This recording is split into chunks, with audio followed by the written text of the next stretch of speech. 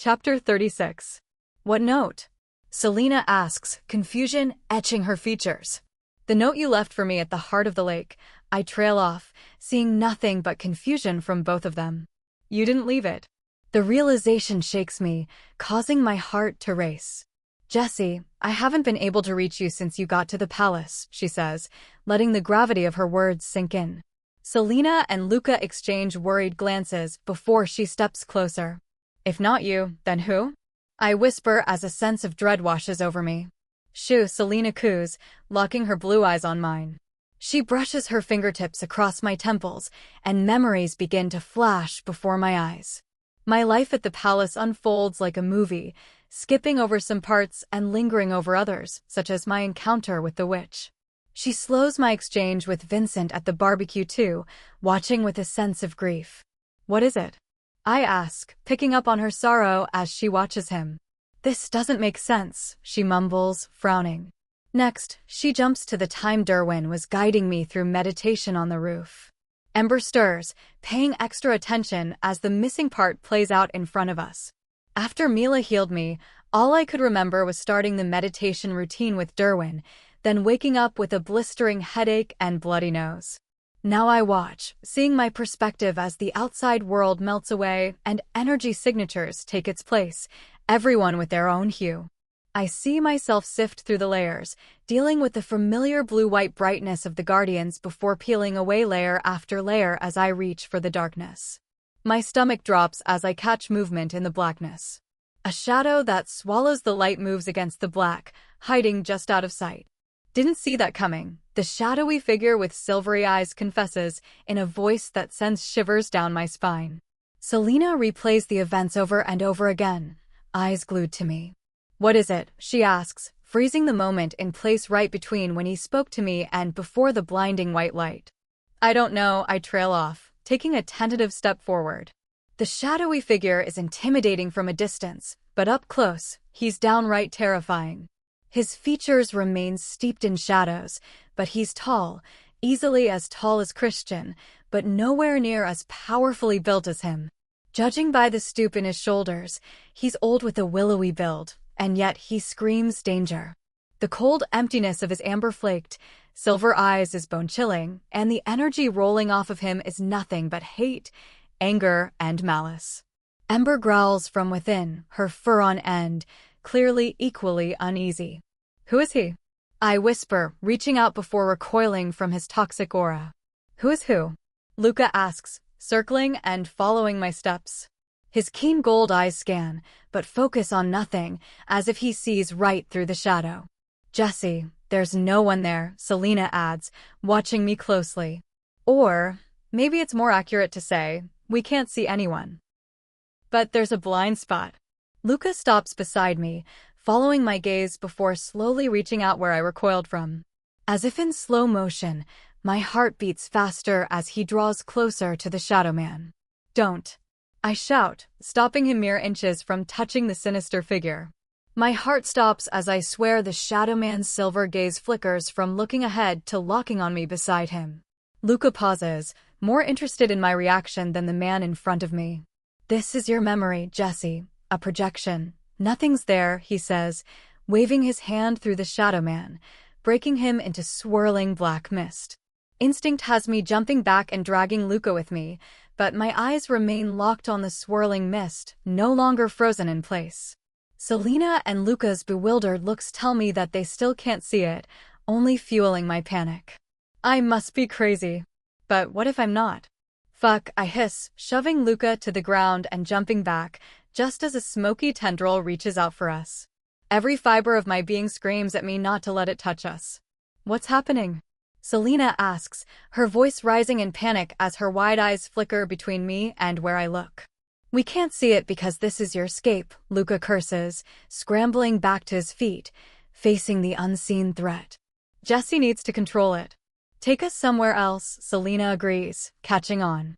I close my eyes and reach out, flexing the dreamscape around us and shaping it into something familiar, my farm. The cricket chorus and scent of hayfields greet me as I focus on forming it all together. Watch out. Luca yells, crashing into me before I can open my eyes and see what's happening. My palms hit the lush grass and we roll out, scrambling to our feet and facing the swirling, smoky mess. The hulking first alpha radiates power and strength as he squares off in front of me, ready to take on the threat now that it's no longer hidden. I spring back, my heart hammering as another smoky tendril lashes out at us. Just short of contact, brilliant white light sears through it, incinerating the smoke before slowly receding to Selena. What was that? I snap, glaring at where the shadow man was. What indeed? Luca growls, turning to check on me. Are you okay? Another day in paradise, I scoff. Is it gone? My gaze sweeps over our surroundings, searching for any sign of the smoky menace. For now, she replies, bending to inspect the grass where it was. Though I suspect it will be back. I wasn't able to kill it, just knock it out. Couldn't you have hit it harder? I groan. No, out of the dreamscape. I don't know how it snuck in here, but it doesn't belong, she mumbles thoughtfully. There are very few that should be able to get in here on their own. Then how did he, whatever that thing is? And why couldn't you see him? I ask, feeling my panic rise once again. That's the question, now isn't it? Luca agrees, standing protectively by Selena. She rises and walks over to me once more, laying a hand on my temple as she sifts through my memories once more. The encounter plays once more in slow motion, his voice echoing in my mind, grating on my senses. Who is he? I ask once more as she pauses the memory and studies him with a mix of shock and awe. I don't know, but I imagine he is involved in whatever keeps the palace from my view, Selena says, pulling her hand from my temple. There's something rotten there, I say with a shudder. When I first arrived, the entire place felt off. Though I just assumed it was culture shock, it's not. There's something fundamentally wrong there, like how bad rogues have an oily feel, there's a tarnish to the place. I have no doubt you will get to the bottom of it, Luca replies with a dry chuckle. The last time I dug around, I found that, I say, gesturing to where the shadow man was. It tried to boil my brain. I can't hold back my wince at the memory of blinding pain as he did something. Thankfully, Mila was able to heal the damage, but the look on her face warned that it was not a light matter. He was able to hurt you because you let him, Selena dismisses. You are in control of the dreamscape, only I have higher dominion here. I let him. I ask, scrunching up my face. You made all of this, your mind shapes and controls it. You have the ability to pull people in and push them out. Whoever he is, he's using a back door to sneak around and was hiding in your memory, Selena explains. So, if it's not real. Everything here is real, Selena warns. That's why you need to remember who you are and what you can do. Fear and panic can cost you dearly, maybe even your life or someone you love, Luca adds gravely. I take a couple of deep breaths to calm my racing heart and replay her words. Everything is real here, and he can only hurt me if I let him. How did I let him? I blurt out, furrowing my brows. Let's a strong word, Luca admits, looking at Selena. You are powerful here, more powerful than even I am. But you have to fully embrace it. Entities like him will undermine, intimidate, and manipulate. That's where his strength comes from. And how did he get here and in my memory? My stomach knots from thinking that a piece of him could still be floating around in there somewhere. I'm afraid I don't know, she whispers, rubbing her chin thoughtfully. But he won't be able to get back into your mind unless you let him again. The blinding light and pain, that was him leaving a piece of himself behind. A piece that is gone forever, but the main entity remains. This is Guardian territory, Luca muses. They've been looking, they can't find him, I reply. Find him, and I think everything will unravel, Selena offers, shifting her blue gaze to mine. I nod, knowing she's right. I felt like he was an essential point before remembering the whole exchange. Now I know he is. His toxic energy carries the same taint, I think, all over the palace, and that's no coincidence. Selena takes my hand in hers, giving it a light, reassuring squeeze as she offers me a sad smile. Be careful, Jessie, she warns. When it comes to fighting shadows, things are never what they seem. Great, I groan. My body begins to feel heavy as I think her push me out of the dreamscape and back into regular dreams, for the rest of my body so desperately needs. Sun streams through the window, heating my skin as Christian sleeps soundly beneath me. The fuzzy content fog of a good night's sleep still hangs onto my mind as I stretch my weary muscles, wanting nothing more than a long, hot shower. "Stay," Christian grumbles, his voice gravelly from sleep as he refuses to open his eyes. I laugh at his childish pout. Usually, I'm the one wanting to sleep in, but right now my grumbling stomach is firmly demanding breakfast. "But breakfast," I whine, running my hand over his chest and lightly raking my nails down it. Christian immediately tightens his arms around me and lets out a low growl. "Keep doing that, and I'll be eating a different breakfast," he warns, locking his darkening gaze on mine. "Rain check," I murmur, batting my lashes at him. With interest, he grumbles, giving me a quick kiss before unwrapping his arms and letting me up. Without any supplies, I brush my teeth with my finger and use mouthwash, then try to tame my hair to look presentable in my sweatpants and hoodie. Not my finest look, but also not my worst. Stepping out into the living room and kitchen, I see Mackenzie and Vincent chatting and smiling together as they make breakfast while Derwin broods at the table, watching the two like a hawk. How easily the two get along tells me there's more there than a professional relationship, and the way Derwin's glaring daggers at him lead me to think past romance. "About time you two got up," Derwin grumbles, though the corner of his mouth tugs up into a smirk. "Never thought I'd see the day my brother would sleep until 10. For a bed half the size I needed, I slept better than I have since I got here," Christian admits as he pours himself coffee. "I had no idea I hadn't been sleeping with shit till that mini coma." With a chuckle to himself, he takes the plates Vincent offers and sets them down in front of us before sitting next to me. "And you, princess?" Derwin asks over his cup. Something about the way he's studying me piques my curiosity. I slept for, the word dies on my lips as last night's events replay, burning the image of the Shadow Man in my mind. I look up to see all eyes on me. "What is it?" Derwin asks, his expression guarded. "We've got a problem." Chapter 37. Christian.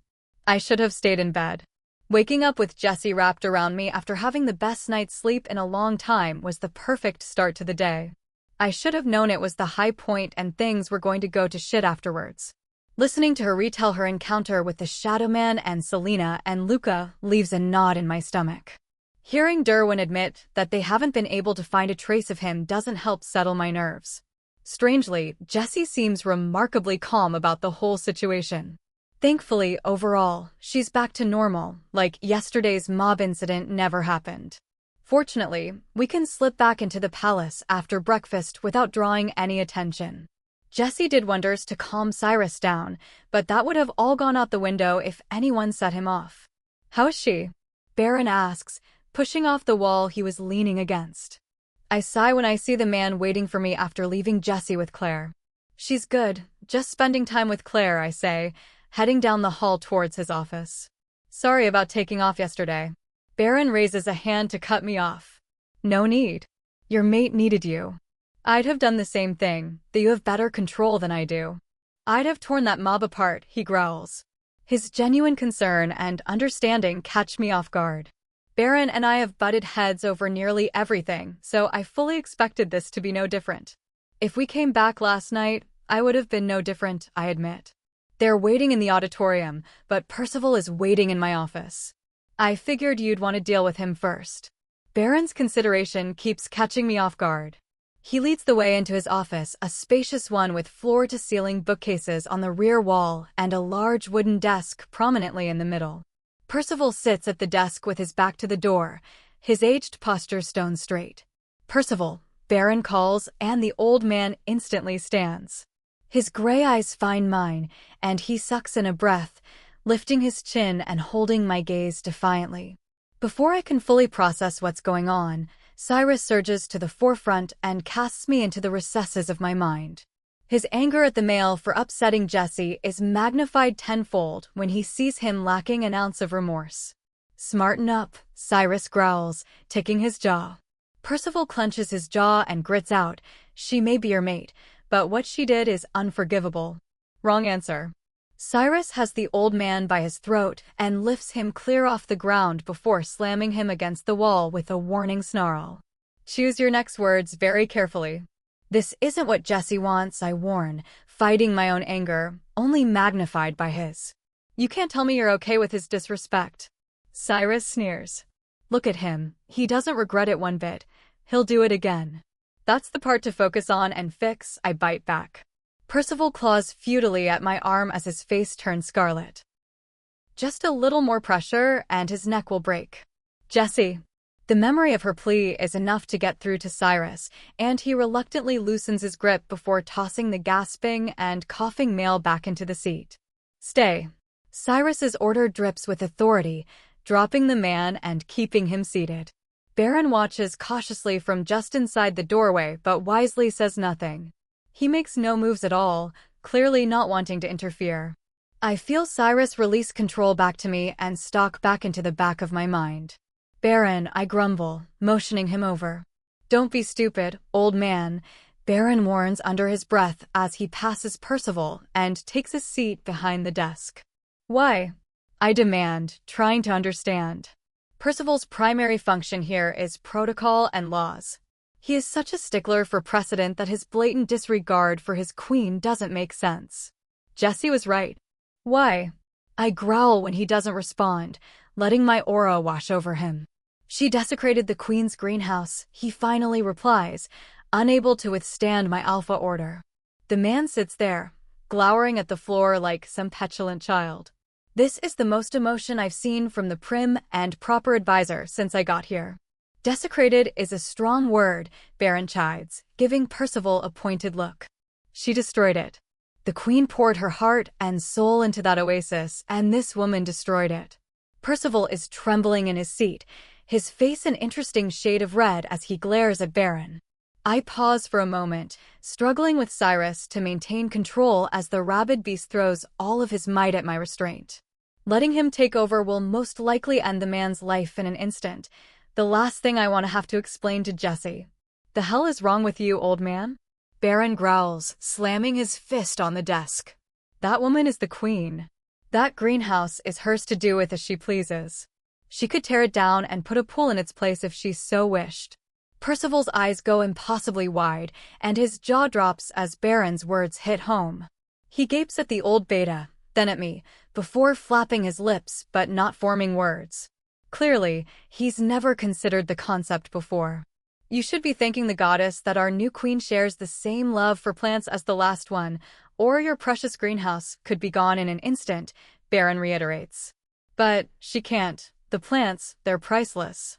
Percival stammers, losing all of his outrage and fire, his color ghostly white and voice wavering.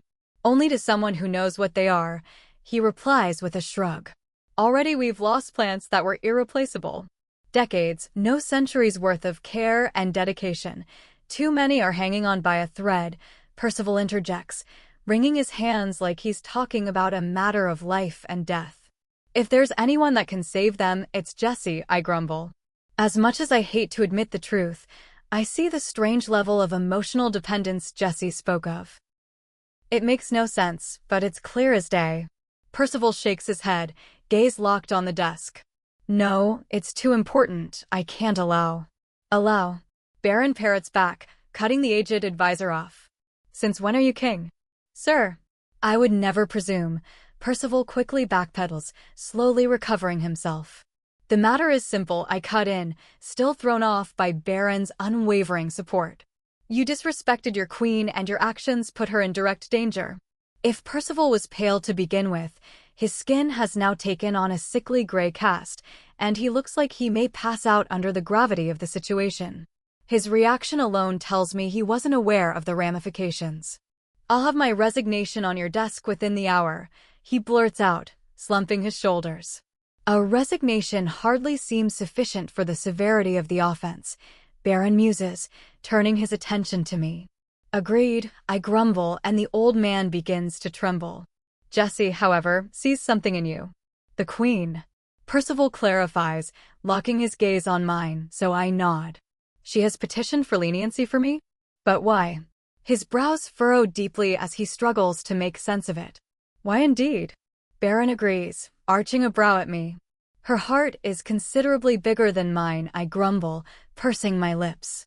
You are by no means off the hook, and if you ever disrespect her, even hint at it, you'll pray I don't find you.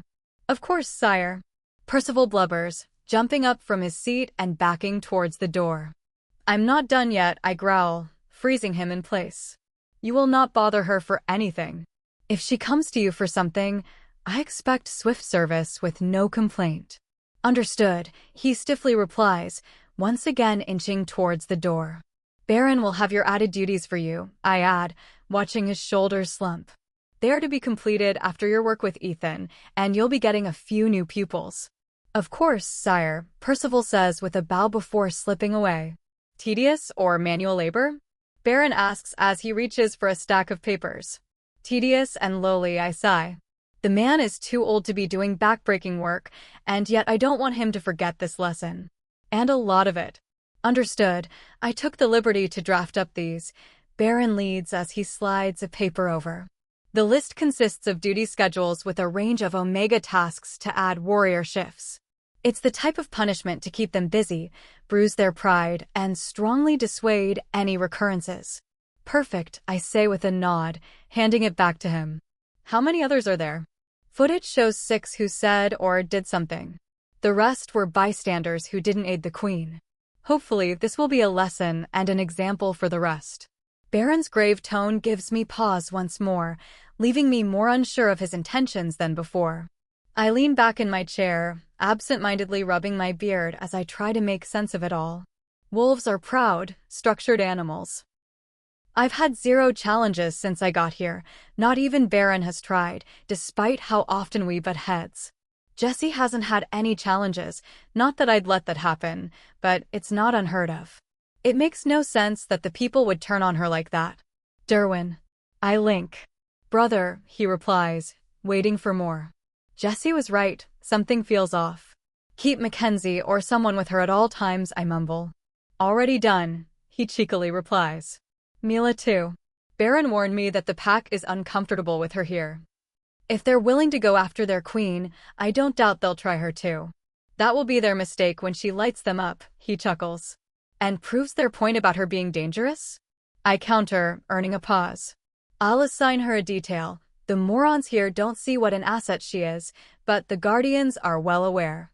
There will be no problem finding volunteers, I'm sure, he assures me. Thanks. Anytime, Your Highness, he teases before closing the link. What's going on there? Baron asks, having noticed me linking. Just talking to my brother, keeping him in the loop, I dismiss. He nods and turns his attention back to the files in front of us. Finances, security reports, and every other detail from the palace operation are waiting for our attention. We could have used Xavier, he mumbles, motioning to the financial report. Although he has been spending most of his time tending to Claire, Xavier has also been combing through the palace finances. The investments are a nightmare, consisting of old, defunct stocks and a few funds that actually carry the place, but overall, they are underperforming portfolios. Land holdings, business investments, and partnerships, everything that has been left in the lurch for a decade. Back at Still Waters, I may have overseen the finances and made the final decisions, but Xavier handled the majority of investments, and Jace even got involved in some. I primarily assisted our pack members in growing their businesses, which in turn helped the pack prosper. Upon reviewing the report, Xavier has significantly revamped the existing structure, completely restructuring the investments and prioritizing lists of properties and businesses for final consideration, acquisitions, and expansions. The result halts the palace's hemorrhaging funds, and he has actually managed to make enough improvements that they are starting to gain a bit. You never fail to impress me, man, I say, looking in awe as I go over the lists. A bit more time, and we'll have it growing like Still Waters, he replies confidently. Really, after you take a look at that list, I'll have more capital to work with. Done, I reply. You've read them over. If you think they need to go or whatever, get it done. Got it. How's Claire? I ask. Doc keeps me informed and says she's doing okay, but getting close, and I know how anxious my friend has been lately. She's ready to meet our little man, and I'm right there with her, he links back, exhaustion lacing his tone. Enjoy your sleep while you can, I chuckle. You're telling me? Xavier laughs. Twins, eh? That's some potent alpha genes you've got there, but Jessie seems okay with it. Getting there, I reply with a sense of pride. Really, things are coming along, Baron muses. Xavier has the books heading in the right direction now that you're here to unlock them. Soraya, Henry, and Nex seem to have finally hit his stride. Jace is finally catching on. You don't like him because of his mate, I growl. Baron sighs. It doesn't matter if I like him or not, and his mate. Well, eventually it will come to a head. I wonder if he can take the job seriously or not. Don't mistake his carefree nature for incompetence, I warn. He is more than capable of the job. You'll see while we're away. And when are you leaving again? Baron asks. I was shocked he didn't try to talk me out of this trip. Instead, he only insisted on adding protection. About 3 days? I reply uncertainly. Judius and Derwin are handling most of the arrangements to help surprise Jessie. After this last incident, I can only imagine how happy it'll make her. It's a short trip, but it'll mean the world to her. I smile just thinking about the look on Jessie's face when we spring it on her. You do know she's had enough surprises to last a lifetime, Cyrus chides. Yeah, but she'll love this one, I reply confidently. Chapter 38. Highness. Eli greets me, smiling broadly as he spots me walking into the Hall of Kings. Despite his intimidating reputation, the Master of Lineage has proven to be the most welcoming person. The soothing hum of the ancient energy of this place helps brush away the rest of the palace. And to what do we owe the honor? I had some free time and thought I'd get more acquainted with history. Maybe you could suggest a book or something? I ask, looking over his shoulder at the towering shelves of books behind him. But hi Jessie, you're in the Hall of Kings, he chides, catching himself and making me smile. There is no better place to learn than here. One is surrounded by history here. His enthusiasm is contagious, much like a small child laughing uncontrollably. You can't help but have your spirits lifted. The vaulted stone room reminds me of a castle, with a rugged interior in comparison to the polished rest of the palace. Much like the central archives, there are rows upon rows of towering bookshelves and scattered glass cases with artifacts. Still, here every inch of the unique walls is covered in portraits of the royal families over the years, and nooks containing personal journals and key documents. I don't even know where to begin, I admit, following his lead as he slowly walks over to the far wall covered in portraits. Well, we could begin at the beginning, he muses, stroking his bristly, weathered chin. Or we could start somewhere closer to home. Eli cranes his neck to watch my reaction and nods to himself. King Robert and Queen Charlotte, the previous royal family, are. With a goal in mind, he moves us to the center where there's a bare spot, then walks over to a portrait of a regal couple. The man stands tall in a black tux with a red and gold sash across his chest and an ornate sword on his hip, his hand resting casually on the pommel. He has a robust alpha build, standing tall with broad shoulders, a barrel-chested physique, and a strong, sharp jawline, complemented by piercing golden eyes. There's a sternness to his posture, despite slightly disheveled, lightly curled chestnut locks that cascade onto his forehead.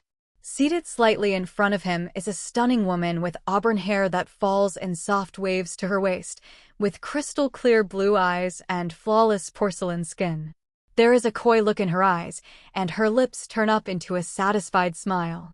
Perfect balance, Ember murmurs. She's not wrong. He radiates power and strength, his eyes scream cunning and determination, while she is the opposite, soft, delicate, and kind.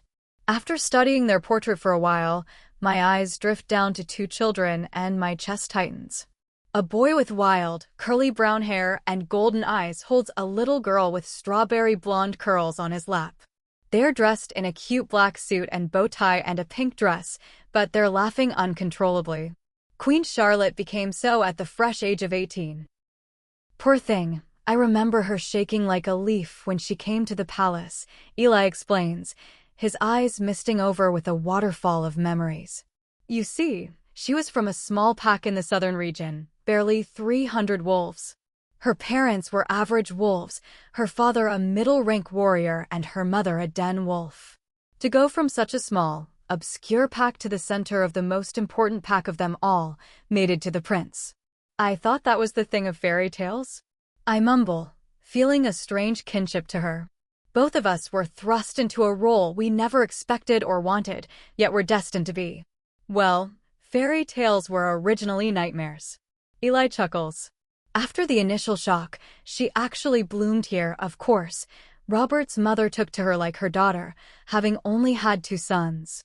She was kind and loving and brought out a softer side to Robert, and under their leadership, the pack and race prospered. She definitely left a lasting effect on people, I say with a shudder, thinking back to the other day when the mob exploded at me for working in the Queen's greenhouse. I miss it, but it's not worth creating a stir right now. That she did, he chuckles. Though I expect you will leave quite an impression too. I seem to be already, though it's not been overly positive apparently, I reply, rubbing my neck. I heard, Eli says, getting suddenly serious. Forgive them, Highness, this place has been in limbo since their loss. Suddenly, it's like the wound is fresh once more. I nod, knowing exactly what he means. I've felt the same, but I'm unsure how to help them heal. The king's brother, can you tell me about him? I ask, shifting topics. Prince Caleb, Eli exclaims, laying a hand on my shoulder to guide me to another portrait. This one features Robert, along with an older version of him and a younger man. He lacks the stiffness of the other two, though his build is nearly equal. Caleb stands with an easy confidence and crooked grin as he trains his golden eyes on the camera. His brown hair is a bit more golden brown, favoring his mother, complete with her wavy curls. Hey kid. I linked with Ethan. Yeah, he links back immediately. You busy? Just finished my lessons for today. He excitedly replies. How quickly can you meet me in the Hall of Kings? I ask. This is his history after all.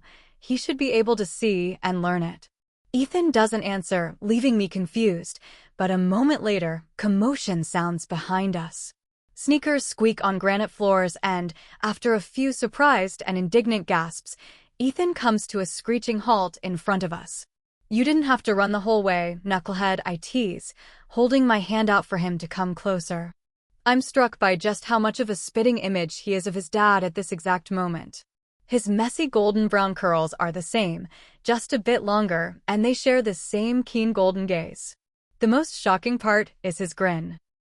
I thought Jace's playboy smirk was rubbing off, but I know now it's his father's carefree grin. Did Derwin ever show you this? I ask, pointing him to the hanging portraits. Ethan pulls my arms around his chest like a security cloak, pressing back as he moves us closer. Your Uncle Robert, the previous king, and his younger brother, your father, Caleb, Eli offers, keeping his voice soft and gentle. Ethan says nothing but stares wide-eyed at the picture, memorizing every detail. I feel his emotions somersault inside of him, excitement, longing, relief, and pride, but also guilt. There's nothing to feel guilty about, I link, trying to assure him I'm okay with this. We will always be there for you, but they were a part of your life too. They loved you and didn't want to leave you. Fate just wasn't kind to them. A moment later, I feel the guilt fade away, replaced by curiosity. Thanks, Jessie, he says quietly, the relief clear in his voice. I have more, would you like to see? Eli asks. Ethan nods enthusiastically, making me laugh. We follow him back to his desk, where he busies himself sorting papers and files before finding the right one. Still more work to be done, but, Eli says, sliding an open file over to us. Unlike the one he showed Chloe, this one was mostly photographs. There are photos of Caleb, dated near his death and spanning back to when he was a baby, showing him playing in trees and ponds, as well as others where he's sparring. Some he's with his brother or parents, and others with a slew of people I don't recognize. One thing is consistent, Caleb's carefree grin is almost always in place, along with a mischievous look in his eyes. Ethan devours each photo, memorizing every detail before moving on to the next. The last photo is of a stunning woman with green eyes and sun-kissed skin. Her thick raven hair is pulled into a side braid as she looks adoringly down at a bundle in her arms. Baby Ethan. Tears welled in my eyes, clouding my vision as a lump formed in my throat. Not only can I not shut out the emotions from those around me, but the sheer amount of love I see in her eyes for him is undeniable. Thank you for this, I choke out, swallowing hard. Of course, Highness, Eli says, taking my hand and giving it a light squeeze. His murky brown eyes swim with kindness as he smiles at us. I am only too happy to help. Speaking of which, this was taken. I pick up the photograph that was recently taken outside the palace. A red wolf turns and looks over her shoulder. Ember. She is the most beautiful and majestic animal I've ever seen. Her fur is a mix of rich auburn and deep mahogany hues, with streaks of black and white accents.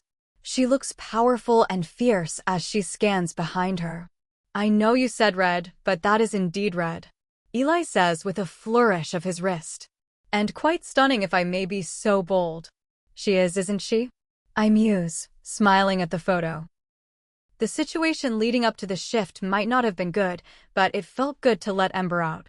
Indeed, and quite unique, he muses. I told you so. Ethan cuts in, taking the photo from me to examine it more closely. And have you shifted yet, young prince? Eli asks, shifting his attention. Ethan nods enthusiastically. Yup. I'm a silver gray. I can practically see his chest puff up as he fills in the details. Your color may change a bit yet between juvenile coat, adolescent, and mature one, Eli cautions. Most never know this, as they shift later on around late puberty. Royal bloodline shifts early, usually in childhood, even occasionally as late as infancy. Really? I ask, eyes wide and utterly fascinated. Like, do we get a warning before it happens, or just poof, you're a wolf? My question comes out before it fully registers, and instantly, I feel my cheeks heat. So bloody ignorant. Eli doesn't seem bothered by my question and laughs before leaning back in his seat. Actually, the earlier a child shifts, the easier it is. The king told me you had an exceedingly late and traumatic shift. I promise your children will not have to suffer through such a thing. That's a relief, I say with a sigh. Granted, my repressed bond with Ember was snapping back into place, but my late first shift nearly killed me. Not to mention it was excruciating and I lost my mind. Much like the average wolf, you'll be on the lookout for emotional outbursts, short tempers and restlessness, that sort of thing, he adds. I got hot and couldn't sleep, Ethan adds, cocking his head as he no doubt recalls. I went to see you, then Uncle Derwin got mad, and the rogues were there. The night I met Derwin was the first time you shifted? I gasp. Our meeting wasn't on the best of terms and ended with me breaking some of his ribs with a garden hoe and him punching a hole in my shoulder and nearly choking me to death. Ethan confirms with a smile before shrugging. It didn't really hurt, more like a mosquito bite. Your skin crawls, then you scratch and feel better, and it's just a little sore after. I was hot and my skin felt like it was itchy all over.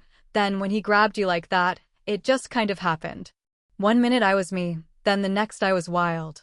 I feel like we should have had a party or something for that, I mumble with a frown. Do they even celebrate first shifts? Wolf mitzvah?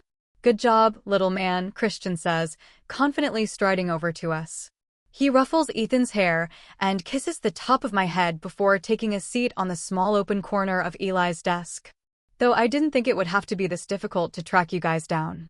And what are we congratulating him on? I ask, trying not to sound as surprised as I feel.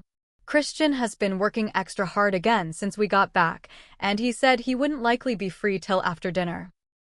Pulling off his part of the plan and not blowing the surprise, Christian says, holding up a hand to high-five him. I can't decide if I want to be mad that you're conspiring or curious to know why. I muse, locking my gaze on Christian. Let's go for the latter, Christian says with a chuckle. Come on, you're mostly packed. We leave in a couple of hours. Leave? I ask, taken aback. And go where? Oma's. Ethan replies excitedly, shifting in his seat. My face splits into a giant grin as his words register. Home. Chapter 39. Wake up, beautiful, Christian murmurs, brushing the hair back from my forehead. I breathe deep, taking in his scent and stretching before snuggling against his side once more. Baby, he chuckles, it's time to get up or you'll be groggy. Fine, I grumble, forcing my eyes to flutter open. Long gone are the late autumn trees holding the last of their leaves from the palace. Instead, a familiar, wide-open rural landscape blanketed in snow surrounds us. Christian looks in the rearview mirror at a sleeping Ethan, conked out in the back seat. Leave him a bit longer, I murmur. He's gonna be on overload soon enough. I still can't believe you set this up. With everything that you've been through this year, the least I could do is to make sure you made it home for the holidays, Christian says with a smile. When I overheard you talking to Oma and apologizing for not being able to make it this year, I could hear how much it meant to you. Well, thank you, I whisper. It does mean a lot to me, and more so to have you guys here with me. So, have you decided if you're going to tell them or not? Christian asks, giving me a sidelong glance. Yeah, I breathe out. They'll be ecstatic. Oma goes nuts for babies and kids in general. Christian still wants to keep my pregnancy a secret at the palace, but is open to telling my human family. I feel the conflict in him. He wants to shout it from the rooftops, but his concern for my safety holds him back. He pulls off the main road and turns into Curtis's farm, driving up to the house as the others file in behind us. As part of the agreement for leaving the palace, we would take adequate security measures. Derwin, Dex, Mackenzie, and Shone are running personal security, with Vincent and his 3 palace guards running the perimeter. Of course, my faithful Gamma Judius and his mate Chloe are here too, rounding out our mini-pack. Curtis, Tim, they're here, Oma shouts, rushing down the steps. Her long gray hair is swept neatly into a bun, and one of her colorful shawls wraps tightly around her to keep the chill out. My spirit soars seeing everyone. For Pete's sake, Ma, let him make it into the house first, Curtis chides. His words fall on deaf ears as she shuffles over to us and wraps me in a gigantic bear hug. Oh, child, you look wonderful, she gushes, pulling back to look at me at arm's length. Christianifer, come, you're family now. That's the only warning he gets before she swallows him up in another bear hug. I can't hold back my laugh, watching little OL Oma hanging off Christian like a chihuahua on a mastiff. She may have caught him off guard to begin with, but he recovers quickly and wraps her in a hug that lifts her clear off the ground for a moment, earning a playful sweat. And where is he?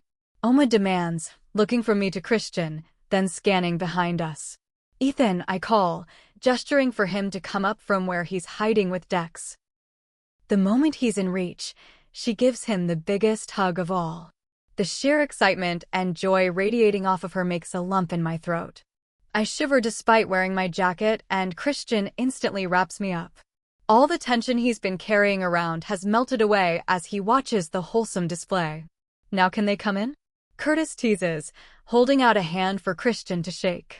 Welcome back, now let's go get you warmed up and fed. By the time we all come in, the house is packed. Tim is down from college for the holidays, Toby and Ethan are off playing, and Jason and Trish even came for the occasion. More than once, I'm overwhelmed by emotion, both mine and those around me, and thankfully, Christian, Judius, and Chloe catch on quickly and run interference. Why don't you guys settle in? Curtis offers, nodding down the back hall. We have Ethan bunking with Toby, and Tim gave up his room to Judius and Chloe, leaving your room for your brother and Mackenzie, so we set you up downstairs. I raise a brow, having been down there before and knowing that the den is nice, but there's nothing else down there. Oma leads the way, flicking on the lights and stunning me. The far end of the den has been walled off, and oversized sliding double barn doors stand open, revealing a cozy bedroom with a Christian-sized bed. Oma, this is too much, I gasp, bringing my hand up to cover my lips. She ushers us in, and I'm struck by how simple yet cozy it is. Rustic furniture fills the space, including a basic but large bed with an old-time steamer trunk at the end of it, but it's the handmade quilt on the bed that catches my attention.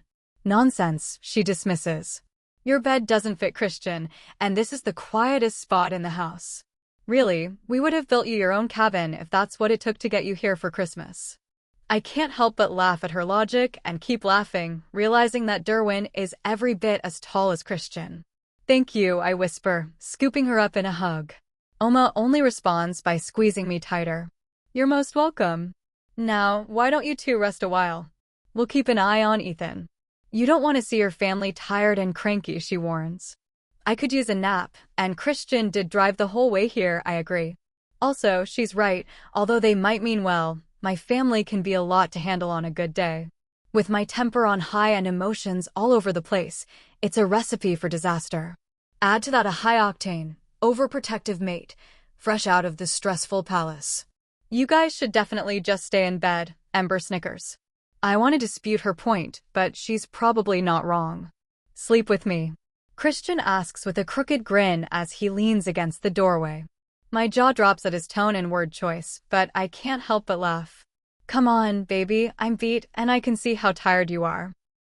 As if to tease me further, he peels his shirt off in slow motion before stalking over to me and lifting my chin for a kiss.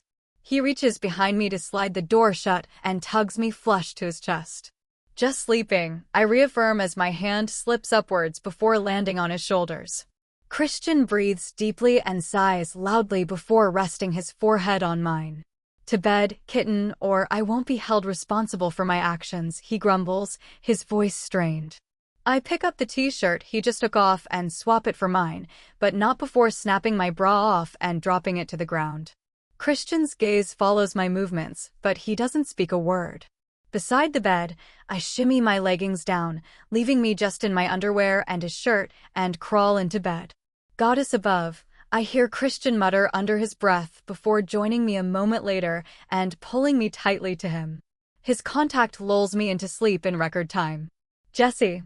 Aunt Caroline gushes when she sees us at her front door. Her wavy blonde hair is held up with a beautiful comb, giving her a vintage movie star look. And Christianifer, you sly dog. Derwin breaks out in a full-on belly laugh, listening to her carry on and call Christian, the king of wolves, a dog. Mackenzie promptly elbows him in the gut, doubling him over without messing up her hair.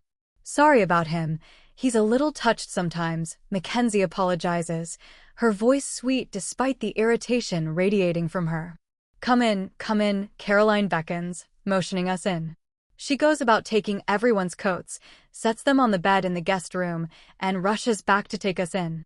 I see the family resemblance, so you must be the brother, Derwin, which makes you the lovely Mackenzie, she says, shaking both their hands. And Judius, I remember from the market, who makes this beautiful woman Chloe. And who might you be? Aunt Caroline appears distracted, gazing at Ethan as if mentally reviewing the guest list. I'm Ethan, ma'am, he politely replies, holding out his hand to shake. Oh, none of that, she grumbles, grabbing him up in a big hug before letting him go. Everyone's downstairs in the den. Go on, get something to drink and eat. I watch everyone file downstairs, and my chest tightens as anxiety begins to bloom in me, and my heart starts to race. Maybe this wasn't such a good idea, I link Christian. What's wrong, baby? He asks, furrowing his brows as he looks me over.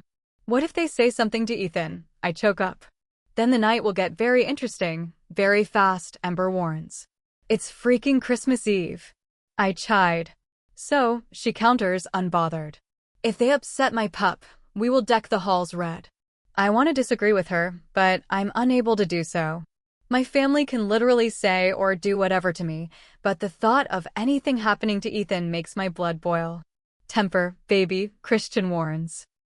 We will cross that bridge when we get there, but I'm sure they wouldn't make a child feel bad, right? I was a child when it started. It's not like they'd do it on purpose. He's already been through so much, I don't want to pile more on, I mumble. Have some faith, Christian reassures me. You okay? Ethan asked, stopping mid-step when we didn't follow him. Yeah, kid, I dismiss, taking a deep breath. Holidays are emotional for me on a good day. Christmas was my mom's favorite holiday, and we always celebrated it for a solid week after having decorations up for nearly 2 months. She was the glue that held our family together and served as the referee when disagreements arose. She would have been so happy to see you now, honey, Aunt Caroline says, as if picking up on my train of thought. And you, she swoons dramatically, patting Christian on the arm. I know, I say, smiling up at Christian. I miss her a lot, so much to tell her. My vision blurs with unshed tears as a tightening in my chest cuts me off. Oh, honey, Aunt Caroline coos, scooping me up in one of her warm embraces. I may not be her, but I'm here for you, whatever you need. Seriously, day or night, you have my number. I know, and thank you, I whisper, carefully wiping my eyes. After a moment, she lets me go, but guides me over to the sofa with Christian in tow. So tell me, what's got you so upset? She asks, taking my hand between hers. My heart flutters as I look into her soft blue eyes, the last of my resolve threatening to break. Growing up, I had spent more time with Aunt Caroline and her family than with any of my other relatives. She was my mom's best friend, and her daughter was a few years younger than me, so we spent many lazy summers by the pool. Mom's passing was just as hard on Caroline, I think, as it was on me and my dad. I'm not upset, I whisper, shaking my head, just emotional. This year. My life has changed a fair bit, and sometimes it's just a lot. Sure looks to be changing for the better, she suggests, waggling her eyebrows at Christian.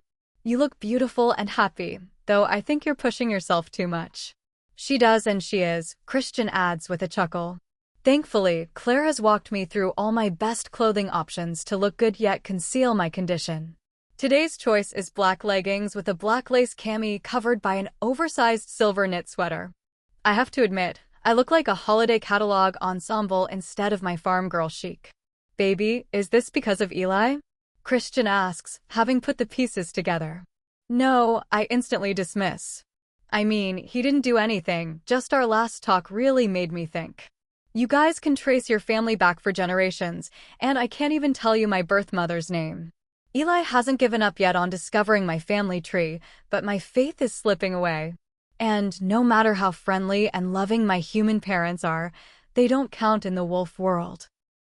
I think a small part of me held on to the hope that he could provide an answer as to why my mother left me to be raised by humans, and no pack ever claimed me. Leanne? Leslie. No, that wasn't it, Aunt Caroline mumbles, tapping her lip thoughtfully before snapping her gaze back to mine. Oh, Liana. I remember thinking, what a beautiful name, when I heard it, but they never found out her last name. Liana. I whisper, testing the name on my lips, and somehow, deep down, I know it's right. How did you? Where are they hiding? My dad calls, interrupting us. Stop hogging them and bring em down. His bellowing chuckle helps me regain my composure and swallow the lump in my throat.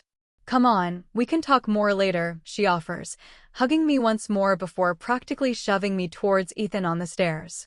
Each step down Aunt Caroline's narrow stairwell from the foyer to the basement feels like a weight added to my shoulders.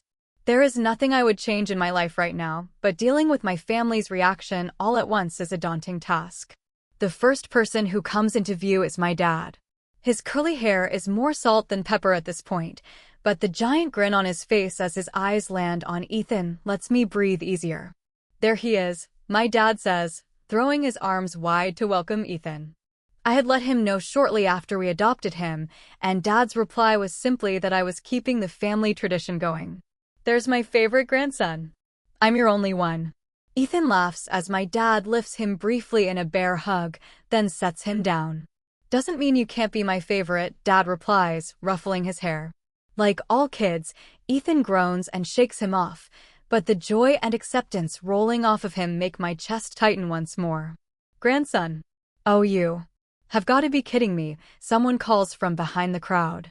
Like a switch flips, I feel Ember dig her claws in, ready to face any challenges.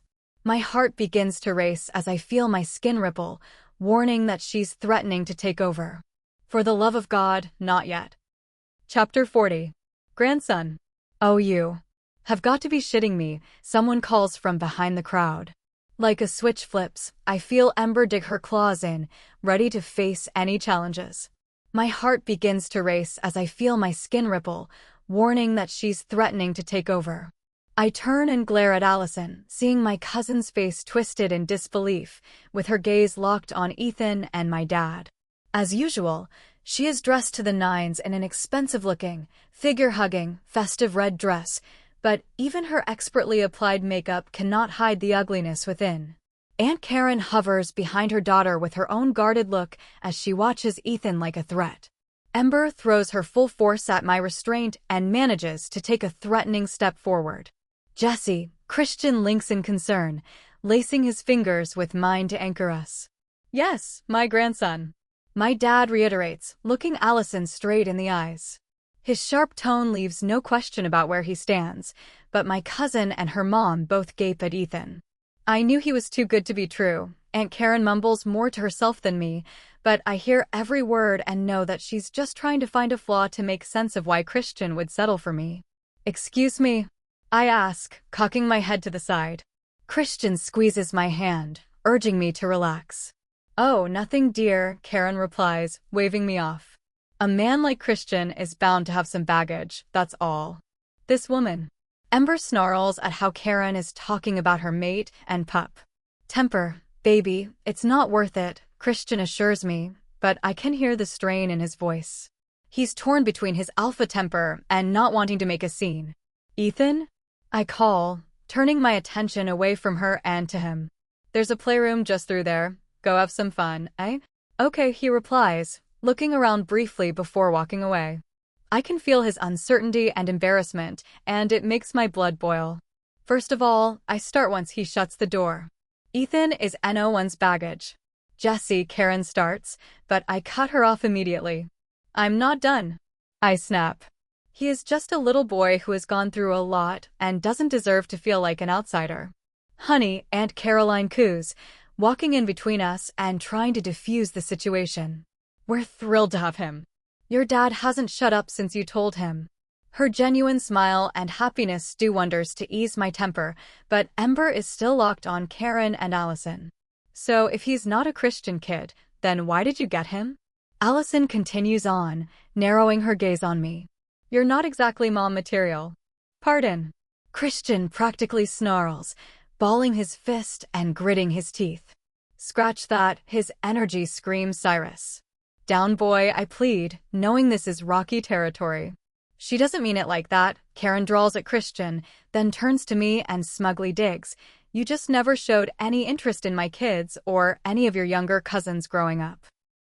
"Maybe because your brats turned her off of kids," Ember grumbles. "Times and situations change," I reply, remarkably calm. "Ethan lost his parents, he needed someone, and we just clicked where he struggled with other people." "But don't you think this is a bit rushed?" she counters. "You guys. Well, you're just so young. Sometimes you don't pick the timeline," I sigh, thinking not only about Ethan, but my own pregnancy. "They don't think I can raise a kid. What will they feel when they find out I'm pregnant?" Here, Derwin cuts in, passing Christian a beer and me a dark glass that I look down at. "It's just pop," he links, answering my unasked question.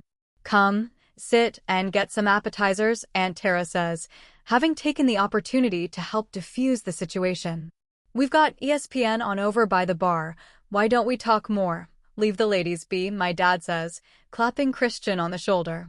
"Go on," I say, knowing that if both of our tempers flare up at once, it won't be a good idea. Mackenzie and Chloe gladly join in and sit on either end of the sofa, leaving the middle spot for me. Aunt Caroline's basement is divided into two main areas, a seating area with couches arranged around a coffee table, and a stand-up bar area complete with a TV that's permanently set to sports.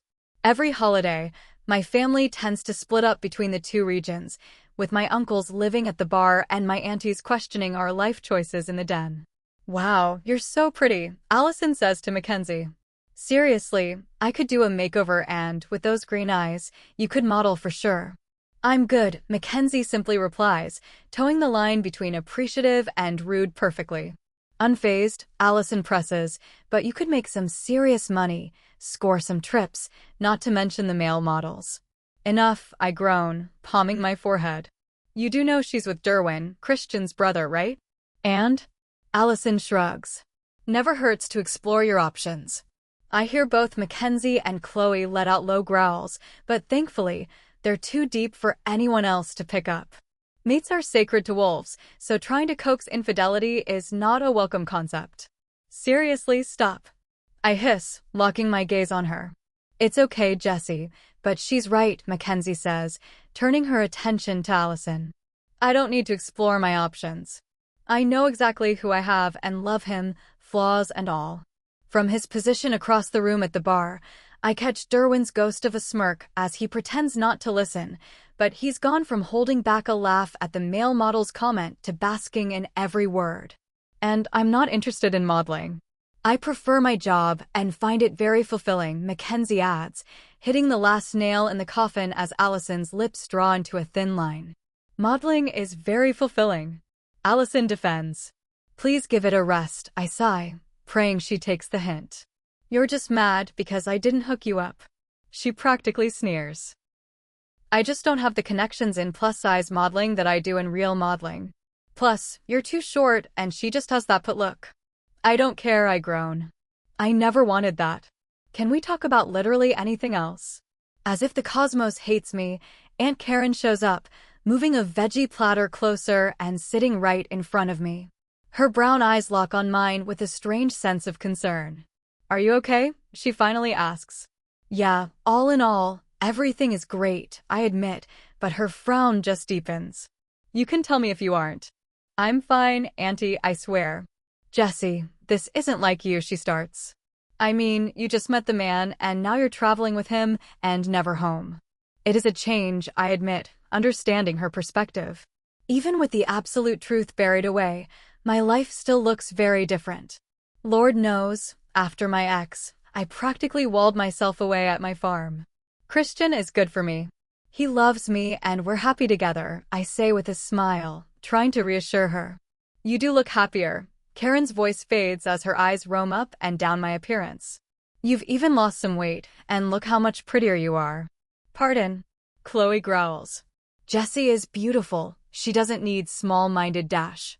Chloe, I whisper, my tone a mix of thanks and a hint of dismissal. I just want what's best for Jessie, Karen replies, lifting her nose at Chloe. Her weight always held her back. She couldn't find someone to settle down with, and now look at you. Her broad smile proves how little she understands. I cut off Mackenzie's no doubt colorful response with my hand, grabbing her arm. I know Christian warned them what my family could be like, and yet apparently not enough. I am very happy with Christian, I reiterate, trying to finish whatever it is she came here to do. Oh, honey, I'm so happy for you. Though it does feel like you're rushing things a bit. Did he rush you into adopting? She asks with a knowing look. But, once again, she's entirely off the mark. No, Ethan was my choice. Honestly, we're very happy and building a life together, I say, struggling to keep my frustration at bay. Her lips pull thin as she lets out a huff, then presses further. I just know your mother would be thrilled Jessie is starting a family with a man she loves. My dad cuts in defensively, both in his tone of voice and physically steps into the conversation. He lays a hand on my shoulder, gives me a reassuring squeeze, then chastises Karen. Honestly, the last time you saw them, you were pushing her to marry him and start a family. Now they are, and you're criticizing that. My heart swells at how he defends Ethan. My dad has always been honest about my adoption, but made it clear that, blood or not, I was his child. He didn't bat an eye when I told him about Ethan. His only question was when he could meet his grandson. Karen raises her hand to her temple and grits her teeth. Their own family, what do they even know about this child? Their own family? My dad parrots in disgust before catching himself, leaning in and lowering his voice. That boy is their own family, and if you can't accept that, then that is your problem. Not theirs or mine. I know all I need to know about him. I grit out and get up, giving her one last glare before turning. I need a bit of fresh air. I'll be back in a few minutes. You good, kid? I link Ethan, worried he's overhearing this. Yeah, Wyatt's teaching me a new game on PlayStation. He links back cheerily. Good stuff. Okay, honey, Dad replies, giving me a sympathetic smile. I'll let Christian know.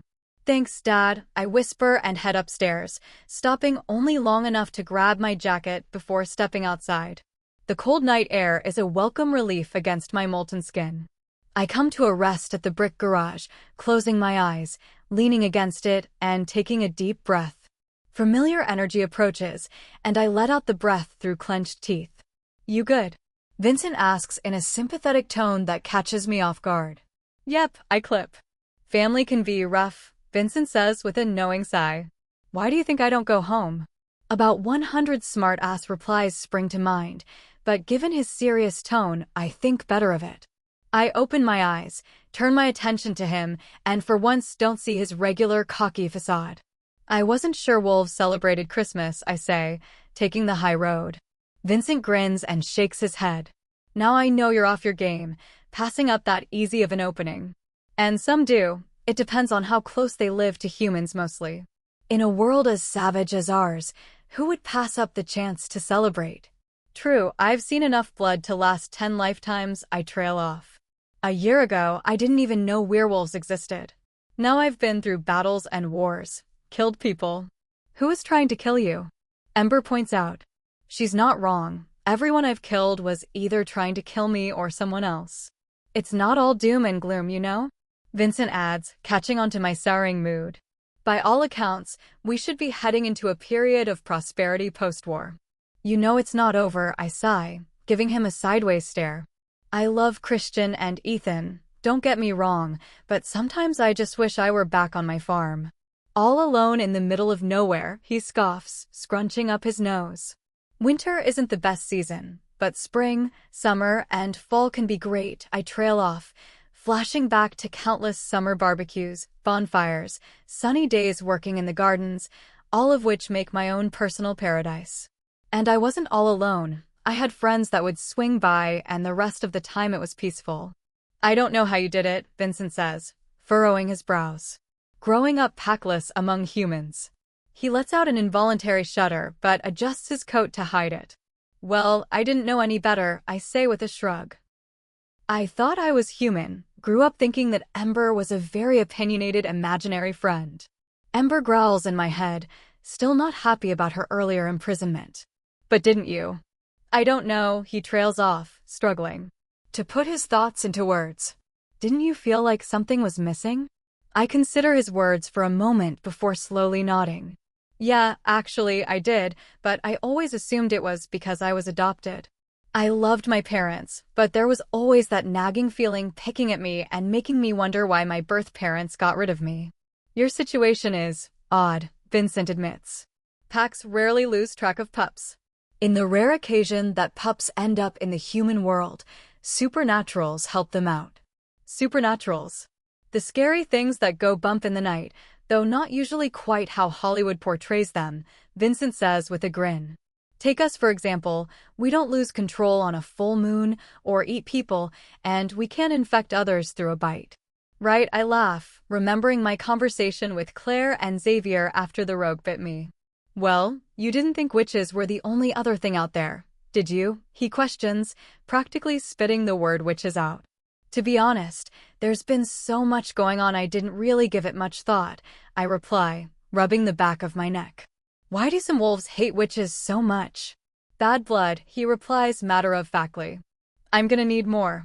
Like all bad blood, it started long ago and the details are mostly forgotten, Vincent says, then sighs as I stare at him for more. What do you know about the royal hierarchy? Assume nothing, I grumble. Fantastic, he growls, palming his face. The reason everyone gets so pushy is because you guys are not only responsible for overseeing the entire werewolf race, but also the entire supernatural world.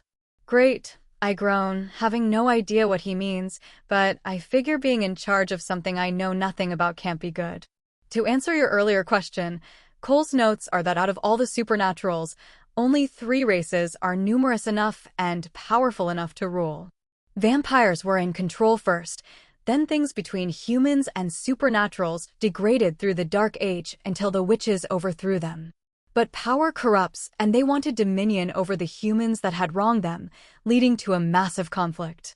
Inquisitions? I ask, strangely fascinated. Among others, but yeah, their numbers were slaughtered, leading to our time, Vincent concludes. And how have we been doing? I ask with guarded optimism. Well, we may infighting some, but overall maintain our structure, thereby keeping the other supernaturals in place. The downside is we have to deal with humans to keep the peace at times, but that's the price of doing business, he grumbles. That doesn't really explain why there's animosity, I point out. When the witches were in power, they treated wolves like attack dogs. Some memories are very long, he warns. Mila's not like that, you know? I know, he sighs. But fear is a powerful weapon. It is. Thanks for the distraction, I mumble and head back to the door. When I turn to wave goodbye, he's already gone, so I shake my head and head inside. Thankfully, Aunt Caroline and Aunt Tara are in the kitchen, getting ready to take dinner down. After helping them plate everything up, I link the guys to run everything downstairs for us and follow them down. My cool down time did a world of good, as everything now seems more relaxed. Dinner is a straightforward affair and conversation is light. Before long, dessert is served, and I catch myself looking over to the kids' table and smiling at Ethan, laughing and joking around with the youngest members of my family. A bonus of becoming a parent is not having to stay until the bitter end of the night so that you can get home for bedtime. Thankfully, the night ends smoothly than it started, and everyone is all smiles when we leave. Ethan conks out 10 minutes into the ride back to Oma's, leaving me and Christian in easy quiet. Everything feels so simple as we cruise the county back roads while music plays in the background. My eyes start to get heavy as I watch the snow-covered landscape pass in the soft moonlight. "Baby, we're here," Christian whispers, caressing my cheek to wake me up. "That was quick," I mumble, stretching out. Christian laughs, undoing my seatbelt before helping me out. "Baby, you fell asleep like 10 minutes after Ethan." "Sorry." "It's okay, come on," he says, wrapping an arm around my waist and guiding me inside. Chapter 41. By the time we say our goodbyes and get downstairs, Jessie is wide awake. She gets to work, digging all the presents out of their hiding places around our room. After the third trip up, I'm beginning to wonder where she's stashed all of this. With my arms once again full of gifts, I look at the overflowing Christmas tree and wonder where on earth I'm going to put them all. Jessie runs upstairs, her face flushed as she looks nearly panicked at the sprawling pile of gifts. Before I can ask her what's up, she snatches a thin burgundy box with a white ribbon from the top of the pile and puts it behind her back. "Not this one," she breathes out, piquing my interest. "No?" I question, setting the rest down and turning towards her. She shakes her head no and blushes brighter as she slowly backs towards the stairs. "And why not?" "'Cause," she blurts out, backing down the stairs and inching towards our room. "'Cause why?" I parrot, playing along. Catching her off guard, I wrap my arm around her waist, keeping her from running away. Jessie's golden brown eyes go wide, realizing she's stuck. Her gaze continues above me, and I look to see mistletoe hanging above us. I grin down at my beautiful, flustered mate in my arms and lift her chin.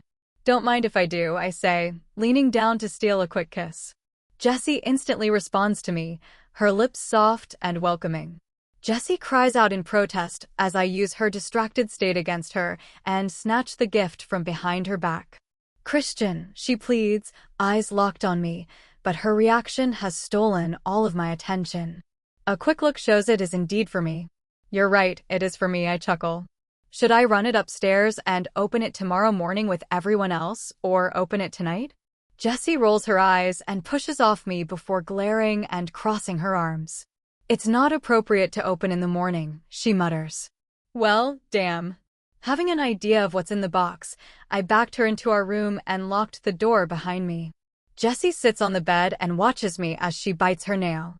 I slip the lid open and peel back the red tissue paper to see festive lingerie before lifting my gaze to Jessie.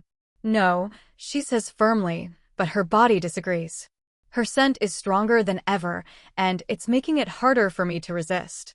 She insists, "That's why I was going to give it to you when we got back." I arch a brow, letting her know how serious I am, before playfully saying, "Show me." "Show me," I reiterate, holding it out for her. Jessie lets out a shaky breath, slowly takes the box from me, gets up, and heads to the bathroom. Waiting is killing me, so I changed for bed, wearing only sleep pants. While I wait, I clean up the room, putting everything back that had gotten pulled out for Jessie's family's gift roundup. Just as I slip the last suitcase back under the bed, I hear the bathroom door open and close quickly. I turn to face Jessie and freeze. Christmas came early. She's standing just inside our room, eyes flickering between me and the floor as she fidgets slightly. The way the sheer fabric sways as she moves catches my attention. "Say something," she whispers, her voice holding an edge of concern. "Holy smokes, Jessie," I blurt out, unable to take my eyes off of her. She looks incredible in the festive attire. The sheer fabric is edged with white fluff, and it perfectly complements her curves. Her hair cascades down in soft waves, just the way I like it. Too much? She asks, shifting her hips to give me a better view. Come here, I grin, beckoning her over. I groan, taking in her natural scent, and she immediately pulls me in closer. Jessie giggles nervously as she pulls back a little. Christian, she moans, trying to stay composed. We can't. They'll hear us. Then you'll just have to be extra quiet, I tease before kissing her cheek. Jessie giggles as I pull away. Jessie and I share a moment of laughter before I sit her down gently on the bed. She watches me as I lean in for another kiss, and we exchange soft, playful touches, keeping things light and playful. Before long, the atmosphere lightens even further as we hear knocks from the other room. Our attention shifts away from each other as we hear more voices approaching. I smile at Jessie before helping her to her feet. Ready for a fresh start to the day? I ask, taking her hand. She nods, and we head upstairs, where we find Curtis, Oma, Tim, and Jason working on breakfast. Ethan is busy talking with Dex, while the rest of our pack looks equally asleep. Now I know why Mom and Dad always took us on a morning run, Derwin drawls, nodding at Ethan. Jessie hums, looking for more. Every Christmas morning, we do a family run, then come back for a big breakfast and presents, I explain, smiling as memories of racing my dad resurface. Can we? Ethan asks, turning his puppy dog eyes on us. Sorry, kid, but we're not in our pack territory, Jessie mutters apologetically. Don't let that stop ya, Curtis cuts in. You know our farm and breakfast are at least an hour away, but does it work like that? He asks, scrunching up his face. If you mean do we need a full moon to shift, then no, I reply with a chuckle. Are you sure it won't weird you out?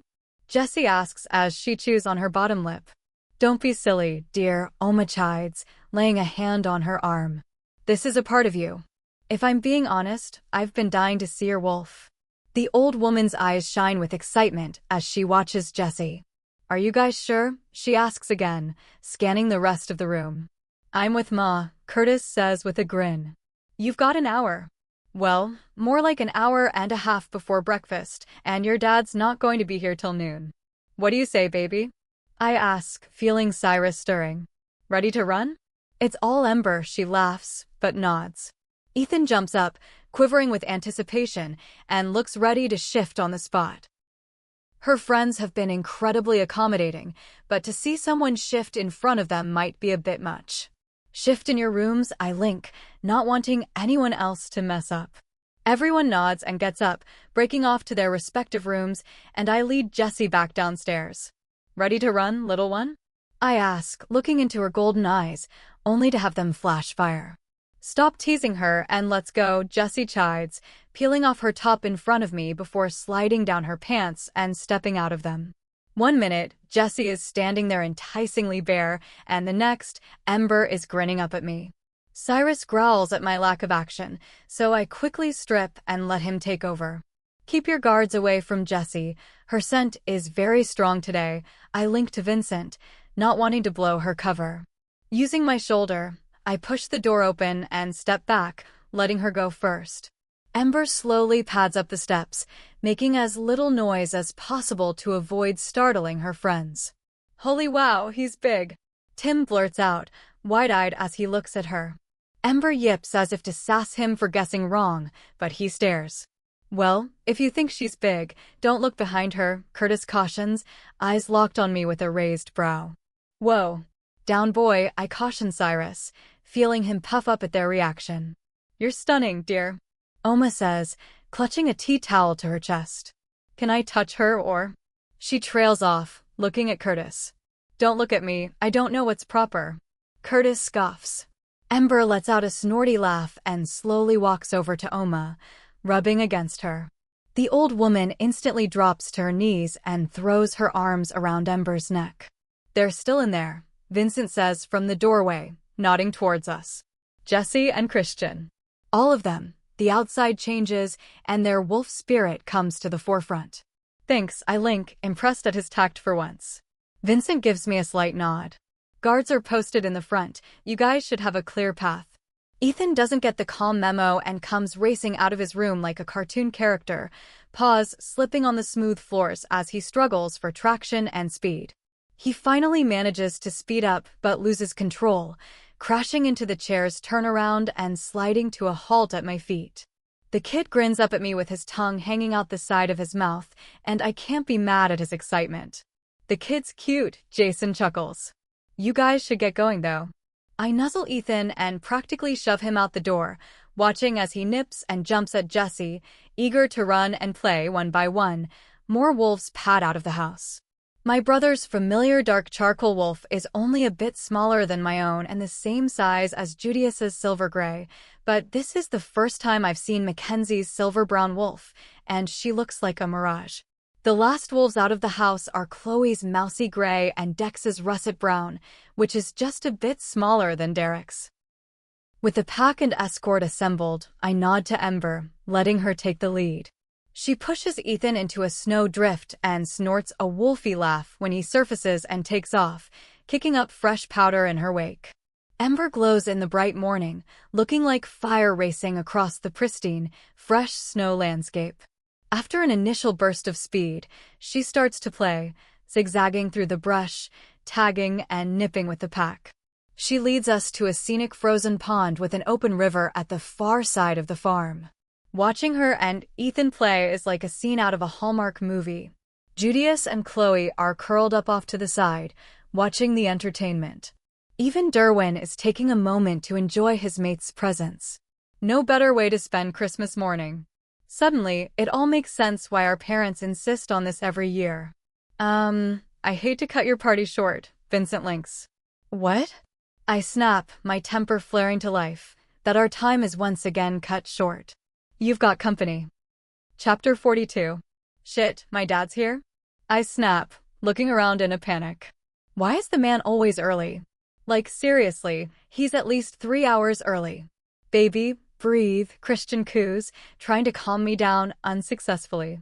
He's at the house, he hasn't seen anything. Pretty sure he's gonna notice a pack of wolves walking into the freaking house. We'll just have to be careful, Christian cautions. Captain Obvious, Derwin snickers, earning a low growl. Maybe he won't mind? I could go first, being small and cute. Ethan offers, full of optimism. My heart breaks to have to shut him down, but my dad is very protective of family and loved ones and a bit of a straight arrow. Explaining werewolves and my situation would be a lot for him to absorb all at once. Cute? That phase is past, dude, now you're all gangly teenager phase, Dex goats. Ethan pounces on him, and they start to wrestle, rolling around in the snow like we don't currently have a huge problem. Focus, I growl. Dex sits up with Ethan hanging off his ear, looking like a scene from a comedy routine. Our room is on the ground floor. We can just slip in, Mackenzie offers, and I know she's right. Tim and I used to sneak out when we were teens. Chloe and Judius can too. Yeah, but there are no windows in our room, I hiss. I could come out and walk you in like my pet dog, Princess, Derwin says with a toothy grin. Really? I growl while Dex and Ethan break down in a fit of laughter. Comedians, the lot of you, I grumble, turning away and padding off towards the house. I'm getting some clothes from the shop. There are coveralls or something, I'm sure. Before long, the farmhouse, barns, and shop buildings come into view. I become painfully aware of how visible my red fur and Christian's black coat are against the stark, snowy background. At least Ethan's silver-white coat and smaller size blend in somewhat. I keep us in the tree lane as much as I can, but eventually, we need to dash to get to the shop. Turn around, kid, I order, waiting for Christian to block his view before shifting, punching in the code, and running into the pitch-black shop. Instantly, I miss Ember's thick, warm coat as I shiver uncontrollably while I look for something to cover myself with. Thankfully, I don't need long to find a moving blanket, offering me a hint of warmth while I flick on the lights and search further. Vincent? I link. Where are you? He asks back. Stuck in the shop with one pair of welding coveralls, I link back. Don't worry, the old lady is coming with clothes while I keep your dad distracted, he links back. After what feels like an eternity, Oma walks in with a bag full of clothes. Thank God, I stutter through frozen lips. Christian child, your lips are turning blue. Oma exclaims, rushing over to me and digging out clothes for me. Christian stays against me the entire time, trying to share his warmth, but the abandoned shop is below freezing, and I have no shoes. Like a child, she quickly pulls a sweater over my head, then holds out a pair of sweats for me to step into. I don't miss how her gaze lingers on my growing stomach, but thankfully, she says nothing. Next, she digs out some options for Christian and Ethan, then turns her attention back to me, wrapping her arms around me and rubbing my back to help me warm up. I told him you took a walk to show Ethan the pond to go fishing later, she explains, helping me with my shoes after pulling a thick Carhartt coat over me. My teeth chatter uncontrollably, and my fingers and toes burn, so I'm eager to get in the house and park myself next to the fireplace. Oma heads back first, and the three of us follow. Ethan seems unfazed by the cold, much like Christian, but I'm a frozen popsicle, struggling to get my legs to work. Halfway to the house, my legs cramp up, and I stumble to the ground. Christian scoops me up effortlessly, breaking my fall and carrying me bridal style into the house. There they are. My dad greets us animatedly, rushing over to us, but his smile fades when he takes in my state. Honey, what's wrong? Cramp, Christian answers for me as I grit my teeth, feeling the knots deepen in both legs. I'm gonna bring her downstairs and get her in a hot shower, so start breakfast without us. True to his word, Christian carries me directly to the shower and sets me down just long enough to strip us both before holding me up in the steaming shower. Once I finally warm up and stop shivering, he kneels and begins to massage away the knots in my calves. As the final one lets go under his skillful fingers, a deep sigh slips past my lips. Keep making noises like that, and we'll be lucky to make it back for lunch, he chuckles. I bite my lip, appreciating his sentiment, but this morning is about family. Christian shakes his head, reaches past me to turn off the shower, then wraps me up in a fluffy towel. We get dressed in record time, and I'm only too happy to sit next to the fire and bask in its warmth. Oma hands me and Christian plates, and I'm only too glad to eat the mouth-watering breakfast. I'm sorry for how they acted last night, my dad whispers as the kids and everyone else unwrap presents. They're grown, it's not your fault. At least they got better after I cooled down, I mumble. Dad lets out a hearty laugh before regaining his composure. You thought that was because you went outside for a moment, he asks, cocking his head. Jessie, the moment you closed the door. It was like the air was sucked out of the room. Christian, in the most polite way ever, told them to take their judgmental opinions and shove it, or something to that effect. He did what? I hiss, glaring at Christian, who is obliviously working on sorting presents with Ethan. I've never been prouder. My dad beams, grinning at Christian. Honey, you might not like it all the time, but his job is to love and protect you. In that moment, standing up to your aunts and threatening to not hold back on your account anymore, it became clear as day just how much he loves you. Instantly, my temper is doused as I picture the events unfolding. Of all the things that are uncertain in my life, just how much Christian loves me is not one of them. Back when I first met him, I knew he was different. He was the one for you if he had anything to say about it. That's why I gave him my blessing, he adds softly. Your blessing. I gasp, hearing this for the first time. You didn't think I'd ask you to marry me without his blessing first, did you? Christian teases, placing a gentle kiss on my forehead before sitting next to me. She said yes, by the way. Of course she did, he responds with pride in his voice. Your mother. She would have loved all of this. Hearing my father choke up and knowing he's right brings tears to my eyes. Christian slides a small box onto my lap and nods to my dad. With the chaos of this morning, the plan to tell my dad about the twins kind of fell by the wayside, but suddenly it's front and center again. Wiping my eyes, I gather my wits and remember the second part of the plan. Kid, it's go time, I choke out. Ethan races to his room and rushes back, crashing into Christian with an identical present. Open them at the same time, I prompt, earning a raised brow from Christian. My dad wastes no time and rips open his gift. The moment his eyes land on the onesie, they go wide and lock on mine. Are you? He gasps. At my nod, he jumps straight up and scoops Ethan into a bear hug. You're gonna be a big brother. The joy and excitement rolling off of him and the others in the room hit me like a ton of bricks. It hits with such force that it crumbles my walls as everyone congratulates and clamors to offer well wishes, leaving me gripping my chair and focusing on not throwing up. Breathe, Princess, Derwin links, having picked up on my state. He lays a hand on my shoulder, having moved closer in the chaos, and lets me latch onto his grounding energy to gather myself. Brother, you forgot to open yours, Derwin points out with a knowing smirk. Christian reaches down to his seat, where he had set the gift, while sharing a moment with my father. He gingerly lifts the box open, tucking the lid on the underside, and pulls out 2 little onesies, one purple one that says Daddy's Princess and a green one that says Mommy's Hulk. Through our bond, I feel the flood of emotions wash over him and spill over to me. My chest tightens with the sheer amount of shock, excitement, and love that is washing over me right now as Christian sinks back into his seat next to me. A boy and a girl, he whispers, desperate for confirmation. I nod and, a moment later, I'm in his arms and pulled onto his lap, his lips locked on mine as he pours all of his love into me through a single kiss. I love you so much. His hand caresses my stomach as his lips capture mine once more before he pulls away and places a tender kiss on either side of my stomach. Oh, this is so exciting. Oma squeals, hugging both of us before dragging Ethan over.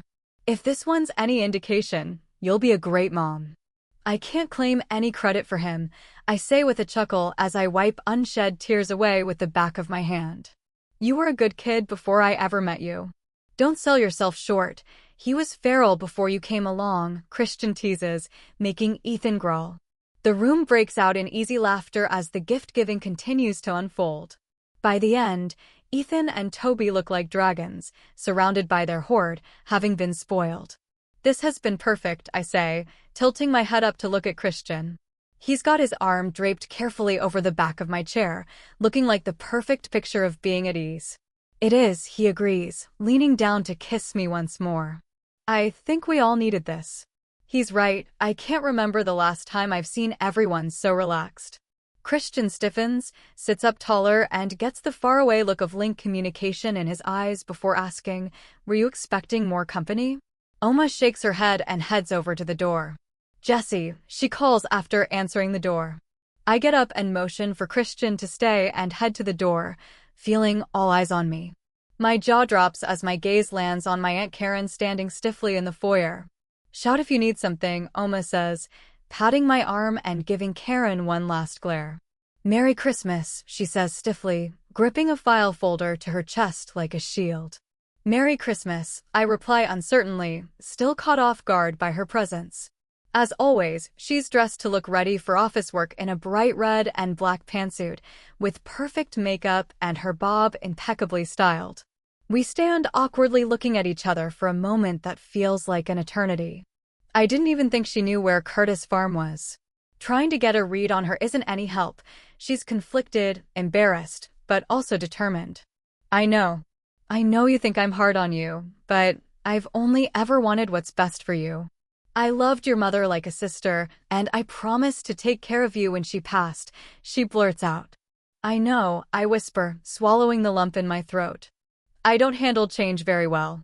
I know I messed up. I'm sorry. I owe you and Ethan both an apology, she admits, straightening her back and wiping away a tear before it can fall. Thank you, I say, shocked by her forward admission.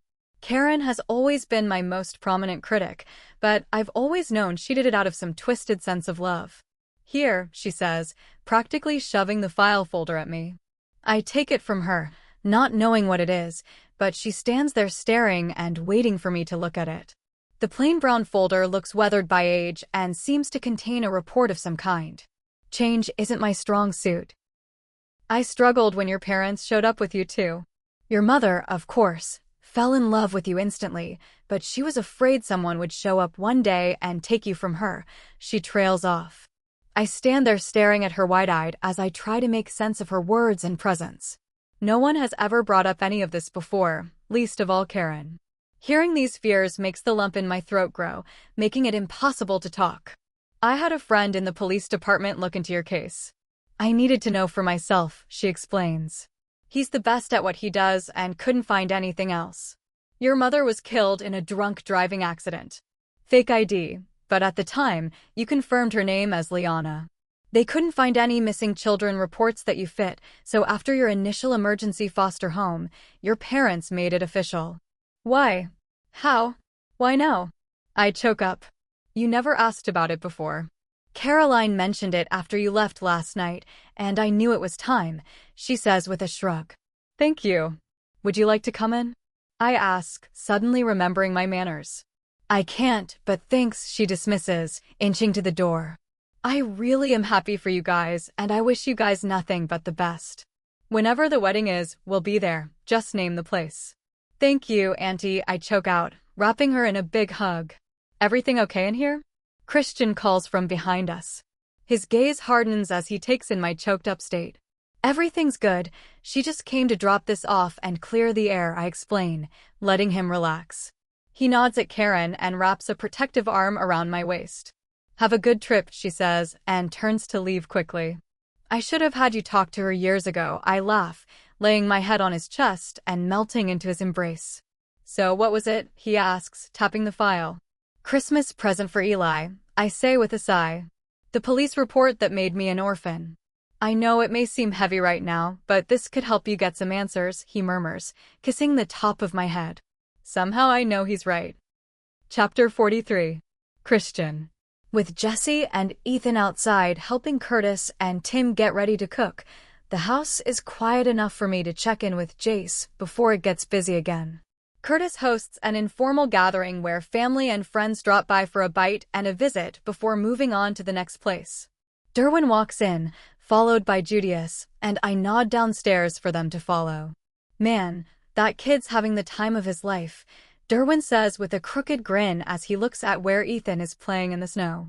Dex might as well be a practice dummy the way Ethan and Toby are cranking him with snowballs, I smirk, remembering teaming up with my brother and pulling the same stunts when I was his age.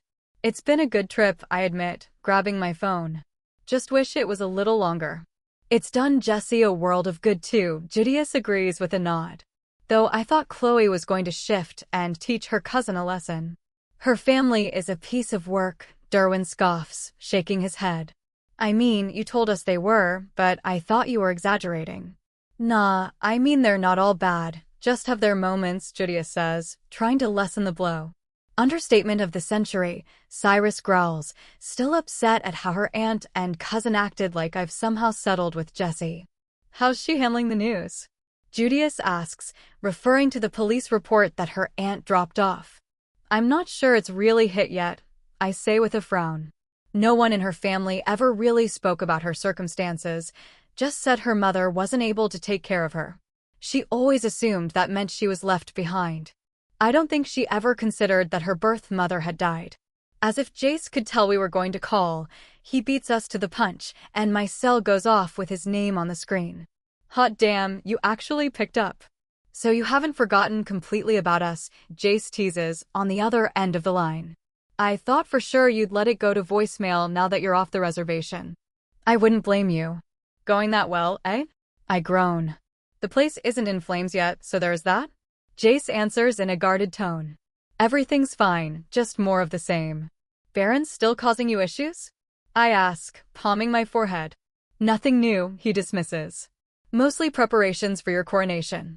Rebecca and Leanna are going all out. His side tells me there's more. What's wrong? I ask, knowing it's big and he doesn't want to worry or upset me, based on his tone. Claire is back on bed rest. She was with Mila, trying to rein the other two in and started cramping and bleeding. He trails off. The baby? I ask, knowing how desperate she is to be a mother. Still going strong, but Doc is adamant she's not to get up or do anything. Xavier's losing his mind. Don't stress out about things you can't control, he warns. Fuck, I mutter under my breath. The worry that man's been under watching his mate suffer with his pup has aged him 10 years, I swear. I can't even imagine what he must be like now. How's Christmas without me? He asks, changing the topic. Tame, I chuckle. He may be my best friend, but he can turn anything dirty. It's definitely not the same without you, but I've got to admit I haven't slept this good and I don't know how long. Makes one of us, he grumbles. Give Jessie the heads up, those two are relentless. If Mila doesn't set them on fire by the time you guys get back, it'll be a miracle. We'll be back tomorrow, I deadpan. If it wasn't for Quinn, the Guardian, I'm sure she would have reduced this place to ash by now. I stand by my statement, he says with a sigh. So enjoy what's left of your vacation. Thanks, I say with a dry laugh. See if you can't keep it together for another day. No promises, he says with a laugh before hanging up. I don't know, Judius muses with a twinkle in his crystal blue eyes. Staying here and raising our pups in the clean country air is sounding mighty attractive right about now. Don't tempt me, I sigh, struggling to come up with a flaw in his logic.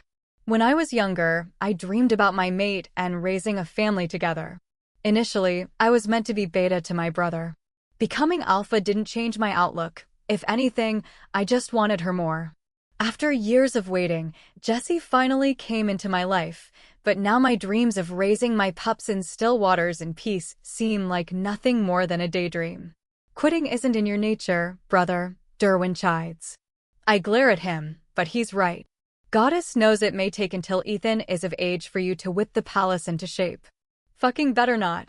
I growl, cringing at the thought of 5 more years of this shit. That is for another day, Judius points out, heading to the door. We still have another day to enjoy. I say we forget all about the palace until we get back. Excellent advice as always, I chuckle, following him out of the room with my brother in tow. Upstairs is a flurry of activity as Oma and 2 other women work to whip up a feast. We say our hellos on our way outside and look for Jessie, Chloe, and Mackenzie. Tim points to the shop where Curtis and Jason are manning the grills and says they're there. A quick look shows 2 of the 3, but Jessie is noticeably absent. They're just putting the tractor away, Mackenzie offers, noticing me looking around. Curtis asked her to plow the driveway so there would be enough room. It sounds like he's expecting an army. Speaking of the devil, Jessie and Ethan walk in, cheeks rosy from the crisp winter air. Jessie is bundled up like a stay-puffed marshmallow man, but Ethan is running around like a feral pup, grinning ear to ear. You missed it, he exclaims, golden eyes dancing with excitement. Ethan, Jessie hisses, giving me a sidelong glance. What did I miss? I ask, narrowing my gaze at her. Nothing. I drove the tractor. And not that little one, the giant green one with the bucket, and we pushed snow, and I made a pile. I didn't hit anything either, he practically shouts, bouncing with excitement. You let him drive a tractor? I gape at Jessie, remembering the size of the one he's talking about. Ethan is smaller than the back wheel, for Goddess' sake. Yeah, we were gonna keep it on the down low, she mumbles directly to Ethan. Jesus, Jessie, that's kind of dangerous, don't you think? I gritted my teeth, struggling to keep my temper in check. Relax, Christian. It's not like I set him loose and turned my back on him, she says, rolling her eyes. I clench my jaw so hard to bite back my retort that I think I crack a tooth. He wanted to come with me, so he was riding with me and watching everything I did. After a while, I let him run the bucket, she says with a shrug like a 13-year-old driving heavy machinery is no big deal. The kid's a quick study. So I let him drive around some and push some snow. It was harmless, and he had fun. I was on the tractor the entire time. Hearing her talk about him driving a massive tractor capable of killing people like it's a Power Wheels toy is dumbfounding. I rub my temples, trying to push my headache back before I say something I'll regret. It's about time the kid learned. Sounds like he's a natural, Curtis says, passing me a plate of smoked ham and maple-baked beans. Having a son close to Ethan's age, I expected him to be more cautious. Instead, he chuckles at my expression. There's not a piece of equipment on this farm that Toby can't drive. By the time I was 6, I was driving the lawn tractor, Jessie adds with a crooked grin. Farm kids learn to drive tractors pretty much as soon as they can reach the pedals, Tim adds. I promise he was totally safe. I could reach and turn off the tractor at any moment. Jessie links to me. I don't have to like him doing dangerous things, I grumble, knowing she would never do anything to risk him. You're lecturing me about the dangers of farm life. Coming from the king of werewolves, she chides, raising a brow. She's got you there, Cyrus snickers. And this was why we were gonna play it off cool, she says, ruffling Ethan's hair before grabbing some grub. He worries like an old woman sometimes. I shake my head, knowing a lost cause when I see it. Lord knows as much as I want to, I can't keep him in a bubble forever. The rest of the day is spent eating and visiting with Jessie's family and friends. News of her pregnancy has spread like wildfire, leaving us a focus of well-wishers. Jessie bears the attention remarkably well, but by mid-afternoon, I can see it's wearing on her. Turning on my alpha charm, I talk our way out of the crowded shop full of festive partygoers and whisk her away to the basement den. You didn't have to do that, she whispers, tucked against my side. But thank you for everything. For you, anything, I admit, lifting her chin for a quick kiss. Not wanting to be completely antisocial, we sit on the couch instead of going to our room and flick on the TV for some background noise and distraction. Oma comes to check on her briefly before heading back to the party. She's so excited, Jessie murmurs against my chest. And what about you? I whisper, brushing the hair back from her forehead. Jessie is silent for a moment, and I feel my body stiffen, afraid I've misunderstood her. I'm still scared shitless, she admits, but the gremlins are growing on me, literally. She gestures to her lower abdomen, which is now noticeably protruding. You're gonna be a great mother, I assure her, kissing her forehead. Time will tell, she whispers to herself, dropping her hand to her stomach. At any rate, I don't think we can hide this any longer. Looking down at her, I know she's right, but that nagging voice in the back of my mind screams to hide her. Jessie is already a target as queen. Carrying my heirs will put an even larger target on her back. Just a little longer, baby, I plead. Much longer, and all the palace will be able to talk about is how much weight the queen has put on, she dryly replies, rolling her eyes. Baby, you're beautiful, I murmur, kissing her temple. Jessie curls up against me, nuzzling my chest, and, before long, drifts off. After watching her peacefully sleep and her tension melt away, eventually her rhythmic breathing drifts me off to sleep too. Christian, Oma calls, gently shaking my shoulder. Time to wake up. Dinner's in half an hour. I yawn and rub the sleep out of my eyes before stretching. Jessie grumbles in protest and nestles against me once more, tucked under a quilt. You were sleeping like the dead. I hated to wake you, Oma says apologetically before straightening her apron. This trip has been a godsend. All that fresh country air and good home cooking, I reply with a grin. Oma flicks her tea towel at me and rolls her eyes, but I see the slight blush to her cheeks. You know you're welcome here anytime. We'll holler when dinner is served, she says before disappearing up the stairs. Wakey wakey, I murmur, caressing Jessie's cheek. Her brows knit, and she scowls like a petulant child, but her eyelids finally flutter open, making me chuckle. Cute. God, I feel like all I ever do is sleep anymore. Then I wake up and am tired again, she groans, struggling to sit up. But if I don't sleep, Then it gets harder for you, I finish for her, pursing my lips. She tries not to let me know, so I don't worry, but I see how she struggles. The pharmaceutical regimen that Doc has her on, all the time, my brother spends with her meditating and trying to help her keep the energies around her at bay. Yeah, she sighs. But you help, like my own personal security blanket. This makes things quiet and lets me rest. Use me however you see fit, I chuckle with a raised brow. Rain check, she laughs, raking her eyes over me. Dinner first. Jessie ducks into our room, layers up, and then puts on her coat before heading outside with me to the party. I laugh and make small talk as the evening wears on, but my mind keeps drifting back to Jace and the palace. All too soon, our happy escape will end, and by this time tomorrow, we'll be back at the palace. The thought fills me with dread, dampening my enjoyment of tonight. Chapter 44. Sleep comes easily when I'm with Christian. Having him close wraps me up in a cocoon of safety and muffles the noise around me. He insisted I sleep on the way back to the palace, so I was well rested when we got there. Our trip may have been short, but not only do I feel well rested and recharged, but I can see the change in Christian. The palace was wearing him down. He wasn't sleeping well, and each day he seemed to worry about me more and more. The greenhouse was the final straw. I don't know what he would have done had we not spent the night at the cabin. As the mountain ranges that protect the valley pass by, the palace feels different this time. The ancient forest still hums with old energy, but it feels slightly cleaner or brighter. Looking around, the landscape has changed drastically since we left. The holdout leaves, with their brilliant fall colors, have finally fallen, and there is a dusting of snow barely enough to cover the ground. Christian pulls up to the front door, but having slept most of the way here, Ethan is wide awake this time and eager to see his friends. My eyes immediately go to Jace, Baron, and Percival as they come outside the front door. So much for a warm welcome, Ember growls, still bitter about the old man's outburst. Jace has bags under his gray eyes, and his golden brown hair is long past Playboy tousled and straight into unkempt, making me question if he has even slept since we left. Both Baron and Percival stand stoically and stiffly, as usual, and wait for us to exit. There's my elf. Jace greeted, summoning energy he didn't look like he possessed. In the blink of an eye, he wraps me up for a quick hug before clapping Christian on the shoulder and whispering, "Thank God." "Highness, welcome back," Baron greets, gesturing for us to come in. I'm only too happy to make my way in and out of the cold.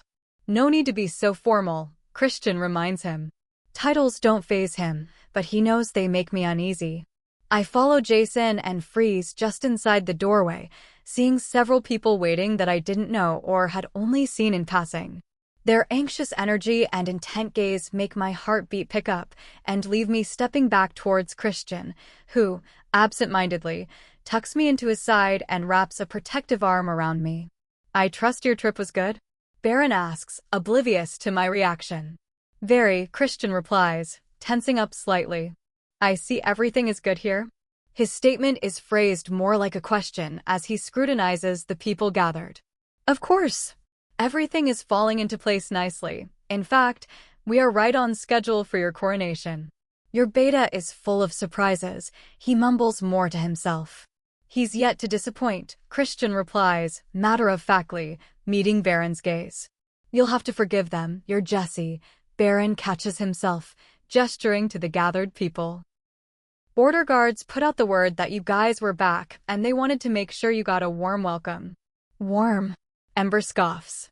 "Thank you," I reply with a far more confident tone than I expected, complete with a smile.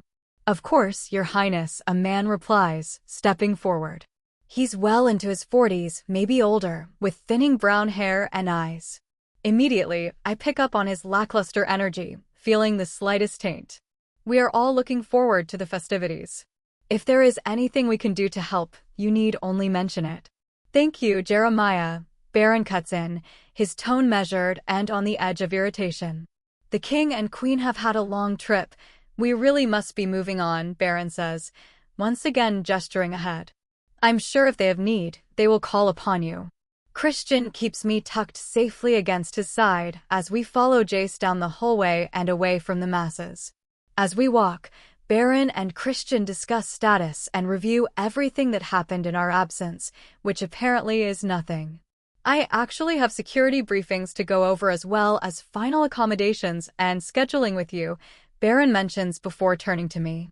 "We've taken care of pretty much everything, just fine details now, speaking of. Rebecca, Leanna, Jenna, Mila, and the Guardian. The one that swears a lot? They're waiting for you in the private dining room. Do I have to?" I groan to Christian. "No, not at all," he chuckles. "But don't be surprised when you wear zebra print." "You're evil," I chide, slipping away from his side. "I guess that's my cue," I chirp, giving Christian a quick kiss before stepping away. "Wait for me," Chloe calls, rushing down the hall towards us and leaving Judius in the dust.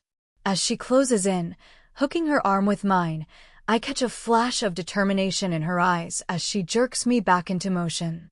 "You are far too excited for this," I scoff, giving her a sideways glance. Her longer legs make my short ones work really hard to keep up. "Something about that woman irritates the heck out of me," she replies, not missing a beat. "I can't have Mila toasting her without being there to witness." "You do know that they are trying to provoke her so that they can play the victim, right?" I chide, pulling her to a stop. Chloe sighs, then skulls, knowing I'm right. As her friends, we need to keep her propensity for fiery outbursts under wraps. You were more fun at the conference, she grumbles, rolling her eyes. Seriously though, I don't know how you keep your temper in check. I was ready to put your cousin and aunt in their place. Talking to anyone, let alone a queen, like that. Chloe practically stomps down the hall like a petulant child. I've had a lot of practice, I scoff, catching up to her. I'm serious. How do you keep your temper in check? She complains, tucking her brown locks behind her ear. Doc says it's normal. Hell, I know it's normal and to be expected, and yet, God, everything is irritating me. I avoid people and I've had too much practice, I laugh. I think that part calms down some. I'm not as hot-headed as I once was, but now it's just the everyday noise. I used to be able to tune out the energy around me fairly easily, but now it's like there's no off button. Chloe instantly sobers, reeling her energy back down. She knows all too well the medication I'm on to help me manage my history of debilitating migraines. I had always wondered what it would be like when Judius found his mate, if his position with me would cause strain or be awkward. Instead of being a problem, I feel like I gained a second gamma with Chloe. She's equally as intuitive and understanding as Judius is. Having met your family, I don't doubt the practice, but I doubt you'll be able to avoid people so well anymore, she replies with a sympathetic look. Meh, it is what it is, I say with a shrug. As for people, well, baby steps. I just need to get through the coronation, and then things will calm down for a bit. Right? Chloe says, opening the door to hide the doubt in her eyes. The heck does it matter? Mila growls. For the millionth time, it's not your coronation. With the doors pushed wide, we enter an Old West standoff. Mila and Quinn are on their feet on one side of the table, with Rebecca and Leanna on the opposite side, glaring, while Jenna and the party planner Anna sit in the middle watching the feuding women. Thank God you're back. Mila groans dramatically, running her hands through her curly red hair. Maybe if you tell them, they will get it through their thick skulls. Our thick skulls. Rebecca snaps, lifting her chin in disgust. You're the stubborn, feral . Enough. I cut in, feeling the tension mount. Can we not just talk about this like civil grown-ups? Fat chance. Quinn chuckles. You're not helping, I grumble directly to her. Are they on fire yet? You're welcome, because they've really been asking for it. Quinn counters with a knowing look. What is the problem? I ask, palming my forehead. The problem is that the moment you left, they tried to take over and change everything, Mila states, crossing her arms over her chest. Don't be so dramatic. Choices needed to be made, so we made them, but no matter what we chose, she chose the opposite. Some people are team players and others belong . Don't finish that, I warn Rebecca with a hard look, leaving no room for dispute. Anna has all of the final options. She can show you, Mila adds with a triumphant look. We really are running low on time, and pipes up. If I could just get a yes or no on these choices, I can get everything else taken care of. Sure, let's see, Chloe says, reaching for the list. My eyes go impossibly wide at the lengthy list, which spans several pages and covers everything from napkins and tablecloths to the flowers around. A quick scan shows she's right. Neither party agreed on anything. Why don't we do the big picture first? I prompt, not knowing where to start. Of course, hi Jessie, Anna replies, grabbing a big binder and opening it to a large glossy mock-up. Drawings and pictures. Feel free to stop me at any moment. So I took our last conversation and ran with it, making a fresh palette. The green, black, and silver one? I ask, earning a giant smile from the woman. She nods so enthusiastically that her strawberry blonde bob makes her look like a bobblehead. That's the one. Now there were a few places that Rebecca thought might look better in gold accent, and trails off with a slight cringe, clearly showing she disagreed. Isn't it normally consistent across the board? Well, yes, and agrees. I'm not one to make waves, I reply. That makes it easier then, she agrees, making Rebecca scowl. Now table settings, hall decor, oh, which centerpieces and flowers did you like? Claire was such a help, but even she wasn't sure of your tastes on those. I flip through the options and am drawn to these airy white flowers with dark green ferns and white puffy flowers, making it look like fireworks or something. White's not usually my thing, but these look nice with the dark, right? They would. Jenna thought so too, Anna says with a nod, quickly jotting down my choice and flipping onto the next point. My father used to bring my mom those flowers for any special occasions, Celeste's tears she called them, Jenna explains, her voice gaining confidence as she continues. She said they were for luck, and I've always liked how they look like stardust. Lord knows we could always use some luck, I laugh, flashing her a smile. After 4 hours, we have finally nailed down every detail. Mila was right. Rebecca and Leanna were trying to change things back to their original vision, and Rebecca was right. Sometimes, Mila disagreed just to be contrary. She chose blocky silverware just to be petty, but I can't blame her. By the end, their whining was grating on my last nerve. I'll have the dresses here for you tomorrow to go over, and we can decide hair and makeup and of course pick which crown you'll be wearing, Anna says as she packs up the last of her stuff. Like there's more than one? I ask, furrowing my brows. Anna laughs like I've made a joke before catching herself. There are several choices. We can go over them all tomorrow, though. Sure thing. Thanks, Anna, I mumble, sighing loudly after the door shuts behind her. The crown jewels are the envy of the supernatural world, you know, Rebecca drawls, knowing full well I have no idea. People have gone to extraordinary lengths to get their hands on them. Whatever crown you pick will be a statement. You just need to make sure you make the right one, Leanna adds. The two of them feel like serpents the way they work together and nudge conversations and events. Steeped in history and protocol? I murmur, playing their game. Both women nod enthusiastically, thinking I took their bait. Looks like I'll be spending some quality time with Percival. I need every ounce of restraint not to burst out laughing at their comical expressions. They sit there, slack-jawed and bug-eyed, yet somehow still manage to pull off a scowl. Thank you, everyone, for your attention to these matters while we were away, but I'm afraid I need to go see Eli, I announce, standing up while giving Chloe and Mila a subtle look to come with me. Neither stunned woman says anything as we stride confidently out with a chuckling Quinn in tow. Once we're far enough to be sure they won't suddenly come after us, Mila grabs my arm to stop me in my tracks. Great exit strategy, but we're not really going up to see that old coot, are we? She asks, a pleading look in her blue-green eyes.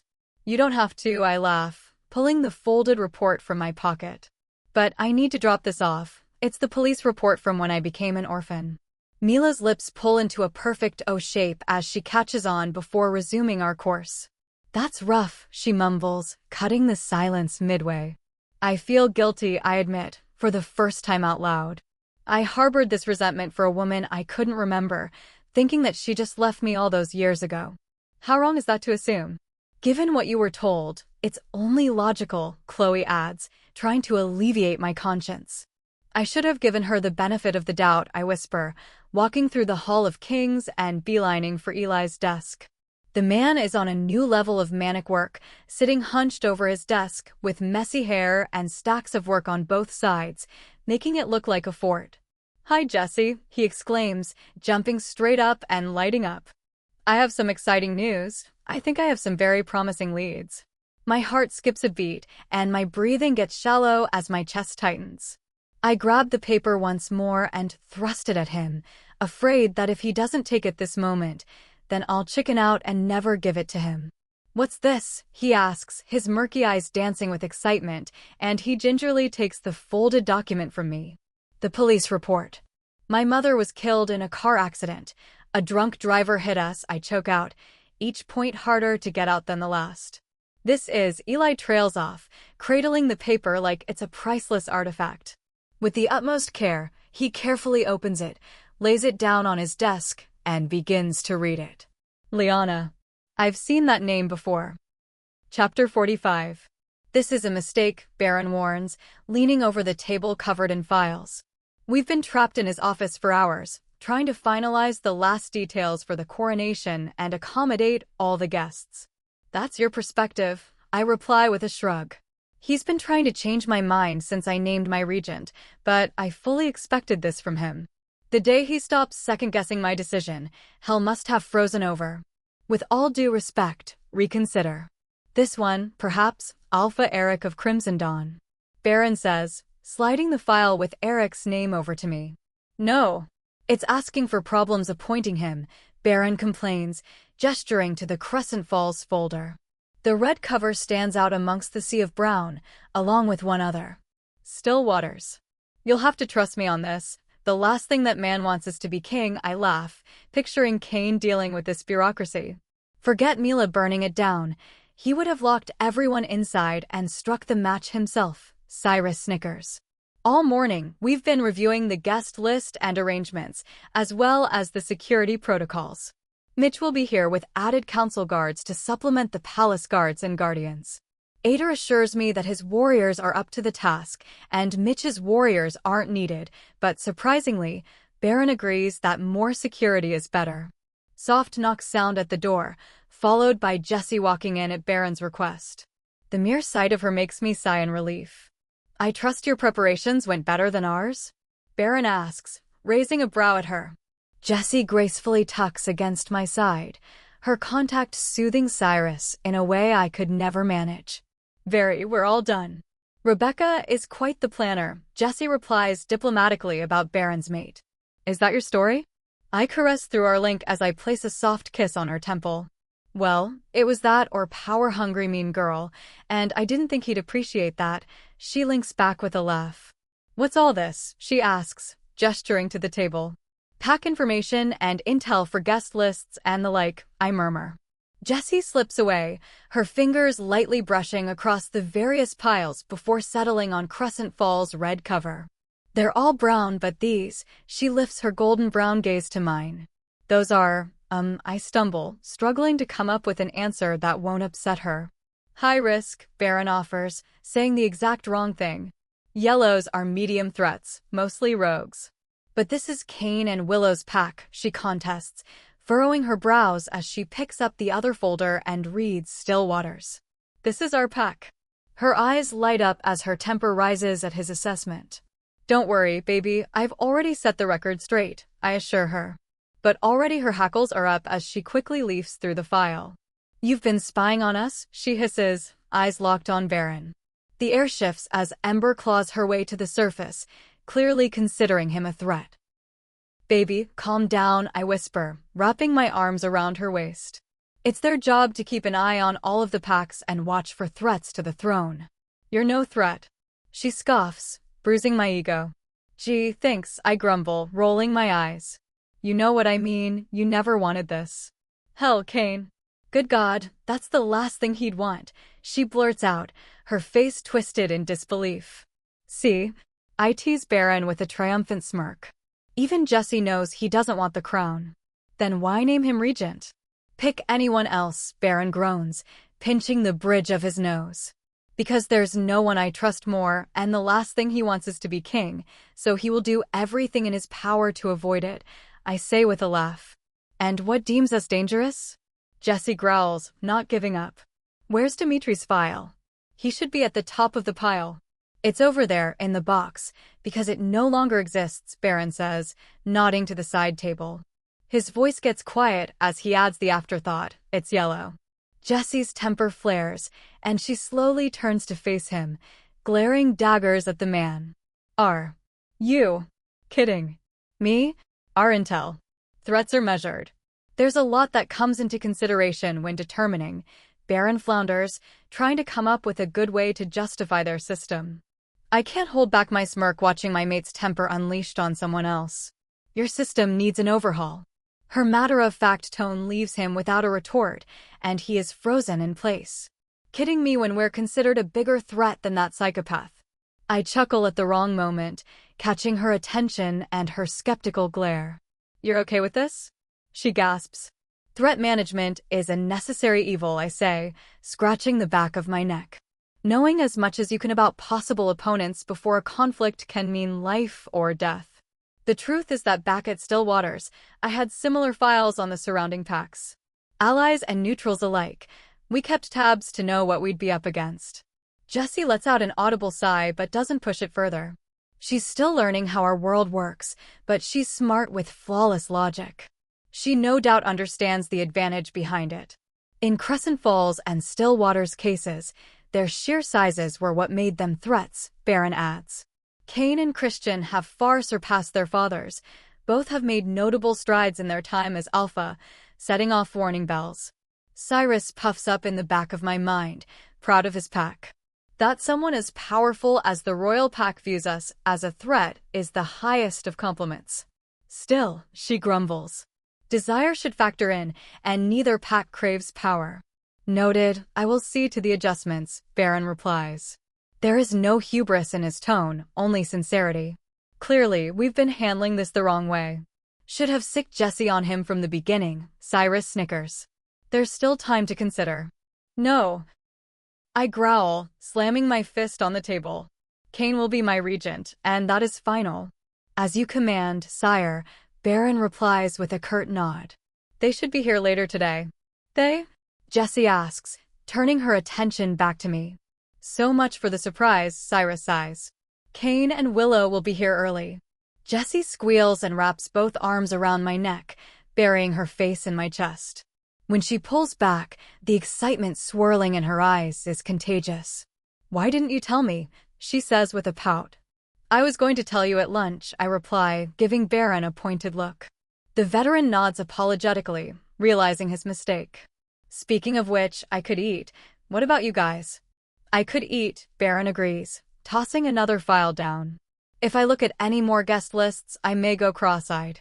Trade you for place settings, Jessie teases, earning a small chuckle from Baron. Jace is right, she is magic, Cyrus muses, watching Baron's demeanor change on our way to lunch. The moment I open the door to the private dining room, raised voices spill out.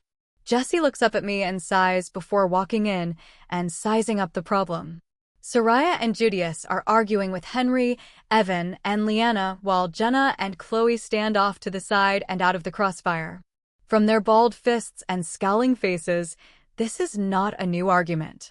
It's reckless, Leanna scoffs, crossing her arms over her chest. Do you want your friends to die?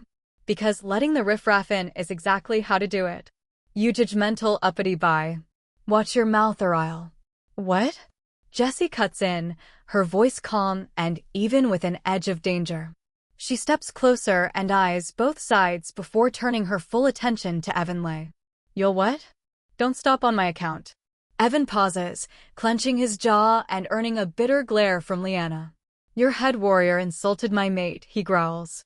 She has that habit, Jessie grumbles, side-eyeing Soraya. Though she's gotten better and isn't usually the first one to throw insults, so what are you fighting about?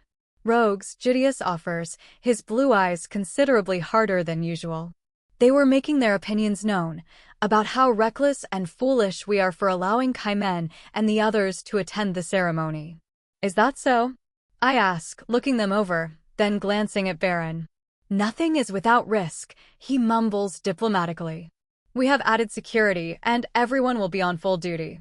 If you are so concerned, you could station some of your veterans around to assist Ader. Maybe I will, Henry grumbles. But do not harass the rogues, he adds, looking back at me.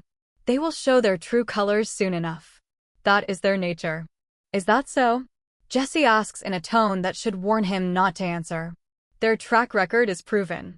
There's a reason rogues are rogues. Any respectable wolf will find its way into a pack, Evan replies when Baron wisely doesn't. Jessie takes a deep breath and rubs her forehead before letting it hiss through her clenched teeth. You do know that both my Gamma Judius and I were rogues till just recently, and Soraya was born one, right? She asks the ignorant man. Evan realizes his misstep, his eyes wide as he tries to recover. Well, but that's different. Why? Because we're part of a pack now. Jessie challenges, not letting the man off the hook easily. All three of us had drastically different circumstances, yet you'd paint all rogues as evil? You're twisting my words, he huffs, refusing to relent even after he realizes he's lost. Just because some aren't bad doesn't mean they're all good. This is pathetic, Cyrus chuckles darkly, watching the man go under. True, Jessie admits with a nod. Just like not all pack wolves are good. Look at Dimitri. He held a position of power and respect and was as evil as they come. Or Silas, the former head of the council. We can sit here and debate till the end of time, but the problem is, I can give you good and bad examples on both sides. I have yet to meet a good rogue, Henry adds. Present company excluded, of course, but you guys aren't really rogues. Jeez. I'll feel easier once they're gone, Evan grumbles, finally relenting. If you give them a chance, you might even like them, Jessie groans, rolling her eyes. Well, your rogues have started to show up already, Baron says with a frown. He has the faraway look of linked communication, as his lips pull into a frown. Kaimen? I ask, surprised he's here this early. No males, Baron replies hesitantly. 2 lone she-wolves with 2 children.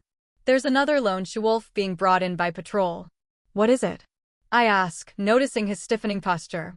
The veteran beta rarely shows much emotion, but something is bothering him. The mother is disoriented and unresponsive. She was found wandering around the town, which means she and her pups slipped past our patrols. His assessment is unnerving. A lone wolf has a chance of slipping past, but 2 and pups? Great, Baron growls.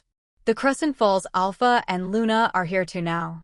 Everyone is at the guard post at the edge of town before the palace.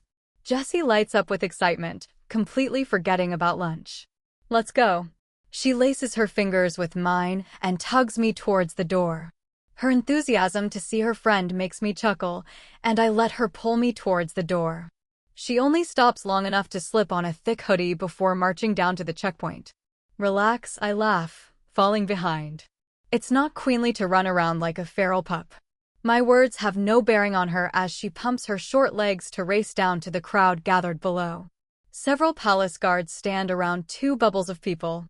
I recognize Vincent and Ader and notice Derwin, Mackenzie, and Shone are already talking with Damon and Kane. Willow watches the second group with interest, cocking her head to the side and walking towards them, her blonde hair fluttering in the winter breeze. My eyes follow hers, trying to see what has caught her interest completely. Her attention is utterly focused on the children and rogue she-wolves that the guards have found in town, more specifically on the little girl. Both children are in dirty, ratty clothes, their dark hair hanging in their faces as they focus on the ground instead of the warriors around them. In an instant, the very air changes as the hair on the back of my neck stands up, urging me to get to Jessie. Time slows down, and Willow reaches for the little girl as Jessie's voice cuts through the eerily quiet air. Derwin, she screams, pointing at the child, posture rigid as her free hand snakes around to her lower back where she keeps her blades. My heart hammers in my chest, knowing something is incredibly wrong, but I don't know what. Shrill screams and cries rip through the air, joined by others all around us, snapping everyone to attention and making my blood run cold. The little girl looks up, her hair no longer covering her face, locking her black, soulless eyes on mine. Chapter 46. Excitement propels me down the path to the guard checkpoint at the base of the palace grounds, where Willow and Kane are waiting. The open hillside, edged by forest on either side, offers a grand view of the palace on its slight hilltop, but at the moment, it feels like a football field I need to cross to see my friends. Christian's warning about people watching me and trying to calm down barely registers, but I know he's right. Reining in my enthusiasm is hard, though. In such a short time, I grew pretty close to Willow, and knowing she's here early lifts my spirits higher. I spot her standing by her hulk of a mate, just outside of their truck. Kane, in truth, is just a bit smaller than Christian, but has the same robust, muscular build and towering height, made all the more noticeable next to Willow and her slight build. As always, her long blonde hair is down in waves, blowing around thanks to the wind, and her pale complexion looks all the more ghostly against the snowy background.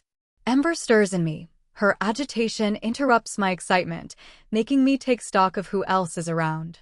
There are basically 2 groups of people, Willow and Kane, who are surrounded by Damon, Derwin, Mackenzie, Shone, and a couple of place guards, and another ring of guards with the 2 rogues and children.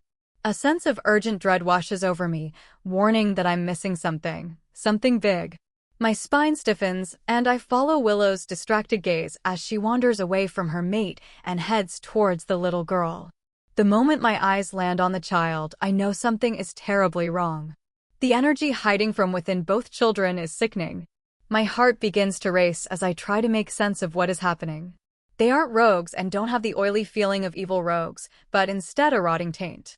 Derwin, I scream, pointing at the little girl who is too close to Willow. I'm too far away and have too many people in between to reach her in time. In an instant, chaos erupts. Shrill screams fill the air, not only from the two inhuman things pretending to be children, but also from unseen places around us. My hand is on my blade at the middle of my lower back, and my eyes lock on the thing as it morphs in front of us. Willow screams as its fingers elongate into jagged claws and sharp teeth peek out from its snarling mouth, as its soulless black eyes look past me to Christian before focusing once more on Willow. With an inhuman screech, it launches itself into the air, arms poised to drive its claws into the petrified woman. The demon girl is so focused on its terrified target that it never sees Derwin's attack that severs its head with his hefty dagger.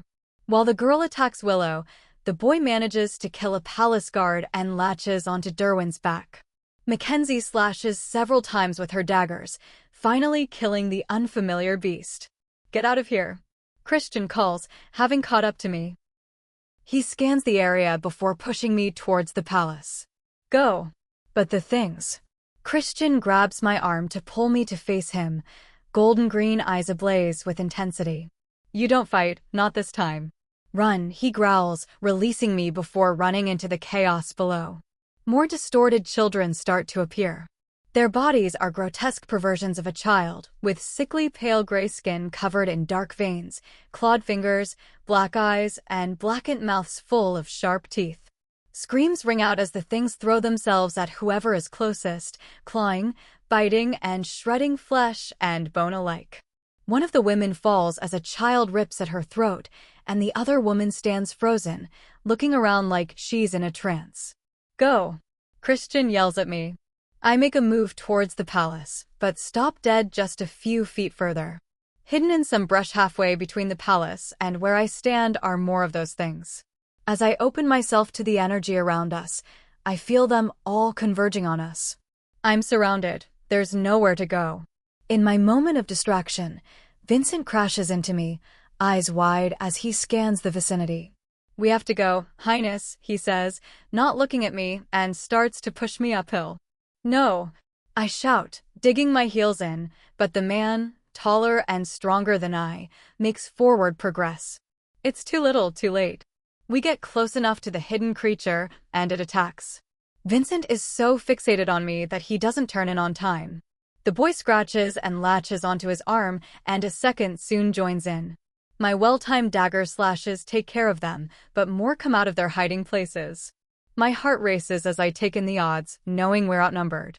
I help drag Vincent to his feet and push the stunned guard back towards the others.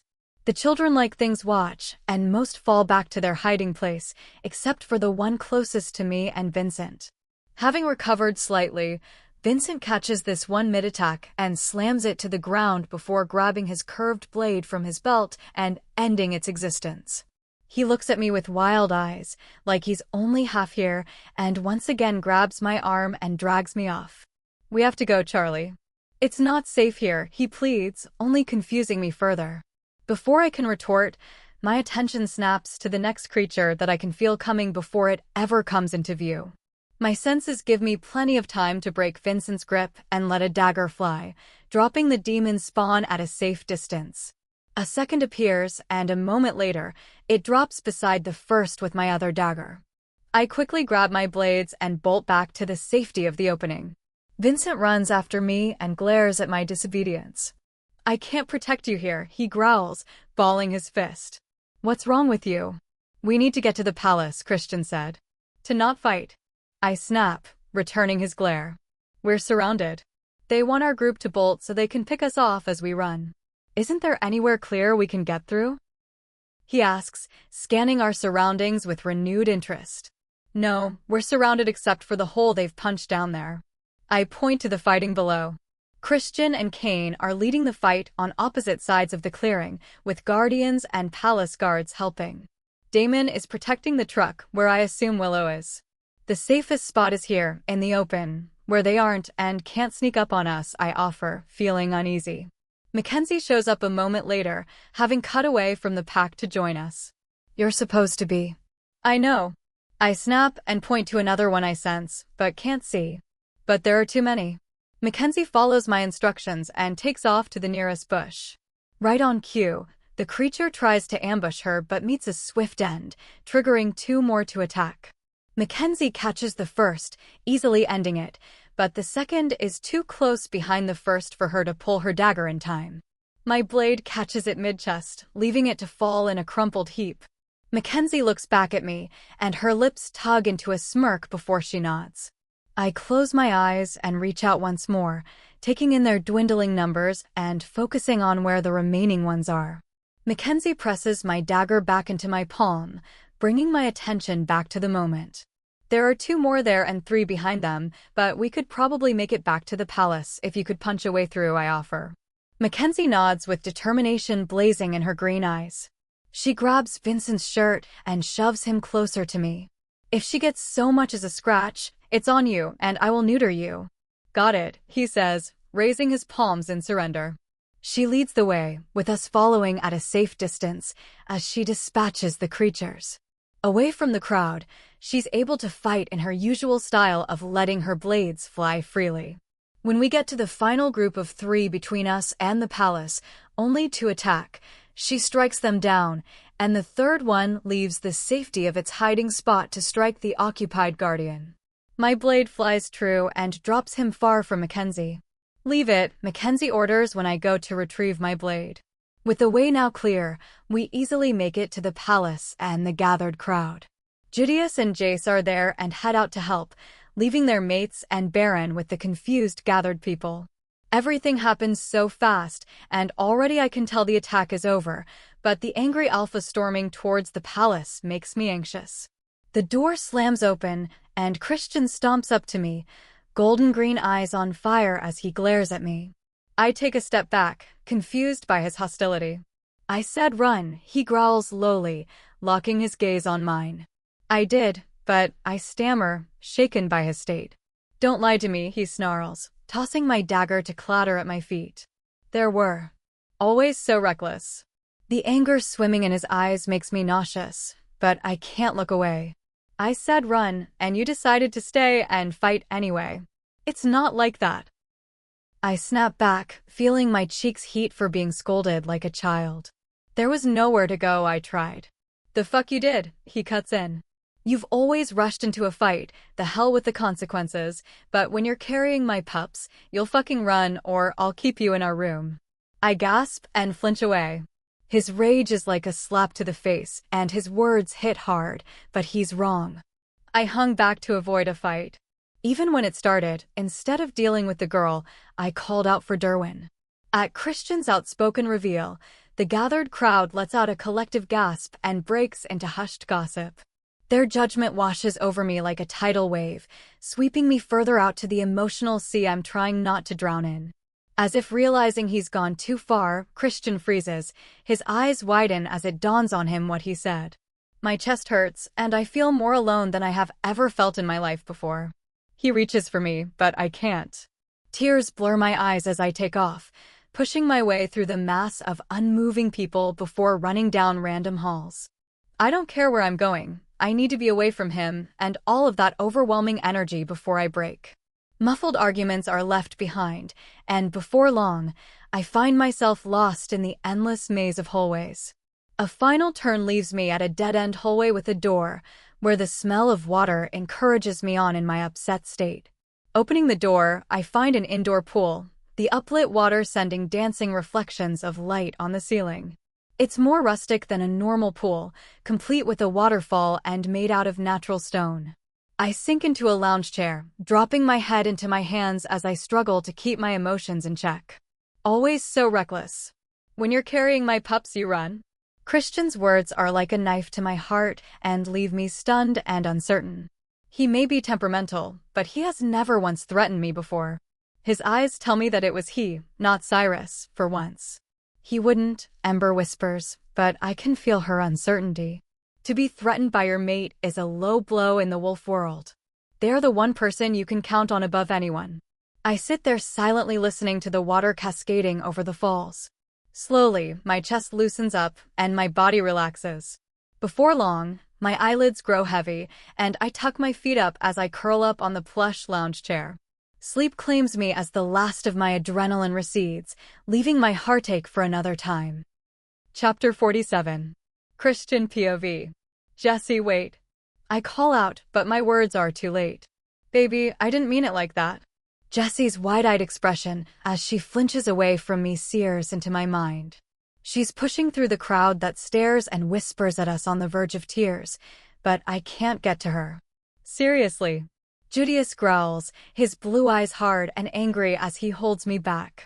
Not now, Judius, I growl back. I need to. Give her some space, brother, Derwin warns, helping Judius to hold me back. Leave her to Mackenzie, we need to talk, I growl, wanting to push him aside and go after Jessie, but he's right, she's safe in here, and there are other matters to deal with. Clear the hall, lock down until told otherwise, Baron booms, scattering the crowd of gawkers. His security orders are issued, and we head outside to try to figure out what happened. Cyrus whimpers in the back of my mind. I feel his longing to check on Jessie, but time is of the essence. At least she's safe in there. What the hell was that? Derwin asks, his brows furrowed and lips pulled into a full-on scowl. I don't know, I admit, looking at the bodies being piled. I've never seen anything like them before. Derwin shoves my shoulder hard, bringing my attention back up to his angry gaze. Not them, you. Nothing, I grumble, shaking his hand off my shoulder. The hell it was nothing, he spits back, not relenting. Brother, you just scolded her in front of everyone, outed her pregnancy, and threatened to lock your maid away. Judius growls next to me, and even Jace has nothing but disapproval in his eyes. But they don't know what it's like, to feel like your worst nightmare is threatening to come true. It wasn't like that. I told her to run, she disobeyed, and fought anyway. I defend, trying to make them understand. She's pregnant. For heaven's sake, she has to think about them before herself. But I can't bear the thought of anything happening to any of them. Jessie was right, you are a temperamental, hot-headed. Watch it, I growl, cutting Judius off mid-insult. She did, Vincent says, walking over to us. I tried to drag her to the palace, and she pushed back, might have even saved my life. She knew those things were hiding up there, waiting to ambush us. Damn, I groan, catching on to my misunderstanding too late. We hung back in the open, where nothing could sneak up on us. Vincent pushes on, making sure I know just how royally I messed up. Only when Mackenzie came and cleared a path did we move. That dagger you found? Jessie threw that from a good 20 feet away. I palm my forehead and run my hand through my hair, taking a moment to get myself back in order. The memory replays in my mind on a loop, looking worse each time. The look in her eyes. Now everyone knows she's pregnant too, Vincent warns, pursing his lips. He has never hidden his disapproval of me for hiding that information, so I'm surprised he's not happy. You announced our mate's pregnancy in the worst way possible. Cyrus yells at me, adding to my headache and guilt. People will think we're ashamed of her or something. Forget them. I spit, not caring about these gossiping fools. You're not the one who suffers from their gossip. He growls, angered by my short-sightedness. I hate that he's right, but he is. No one will say anything to the king, but already I've heard whispers of judgments and criticisms about Jessie. Everyone has an opinion on everything, and these palace rats will have theirs known regardless of whether you want to hear it or not. Sparky, good of you to join us, Derwin greets with a crooked grin as Mila approaches. She, on the other hand, is less than impressed as she glares at him in response. One day I'll just light you up, she warns. Let me know when so I can get marshmallows, Dex teases with a wicked grin. Focus, Derwin chides, his cocky grin slipping slightly as he turns his attention to Mila. Tell me they're not what I think they are. The gravity in his tone leaves me uneasy. Mila grimaces and walks closer to one of the boys, her hesitant steps speaking volumes about the woman who is usually so confident. I squat down next to where she's examining the body. The boy appears to be just a couple of years younger than Ethan, but his flesh looks and smells as if it's rotting off his bones. Black, thick blood congeals along the death blow across his chest, but his soulless, unfocused black eyes send a shiver down my spine. Darklings, she whispers, more to herself as she lifts a trembling hand to his chest, gripping the collar of his shirt but freezing. Taking over, I rip his shirt open, revealing more of his sickly, white skin covered in spidering black veins. My gaze is drawn to the symbol burned into his skin, a downward-facing crescent with a strike through it above what looks like an old knife wound over his heart. The wound is a festering mess and looks to be the source of the black infection. What is it? I ask, furrowing my brows, unable to look away. A dark brand. Myra's hushed voice, combined with the fear in her eyes, along with Derwin's reaction, warns that this already unfamiliar situation is about to get worse. Old magic, Derwin offers, rubbing his chin and looking a million miles away. Dark magic. Huh. Mila scoffs, glaring up at him. That's the understatement of the century. This is the darkest of all magic, and to make so many, she shakes her head, a pained expression on her face as she scans the carnage in front of her. The air starts to hum around us, so subtly at first, but before long, the hair on the back of my neck is standing up in warning.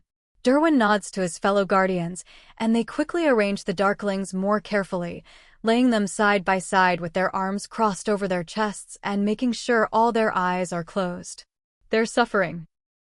So much pain and torment, Mila mumbles, her voice hardening as she regains her feet and moves towards the center of the bodies.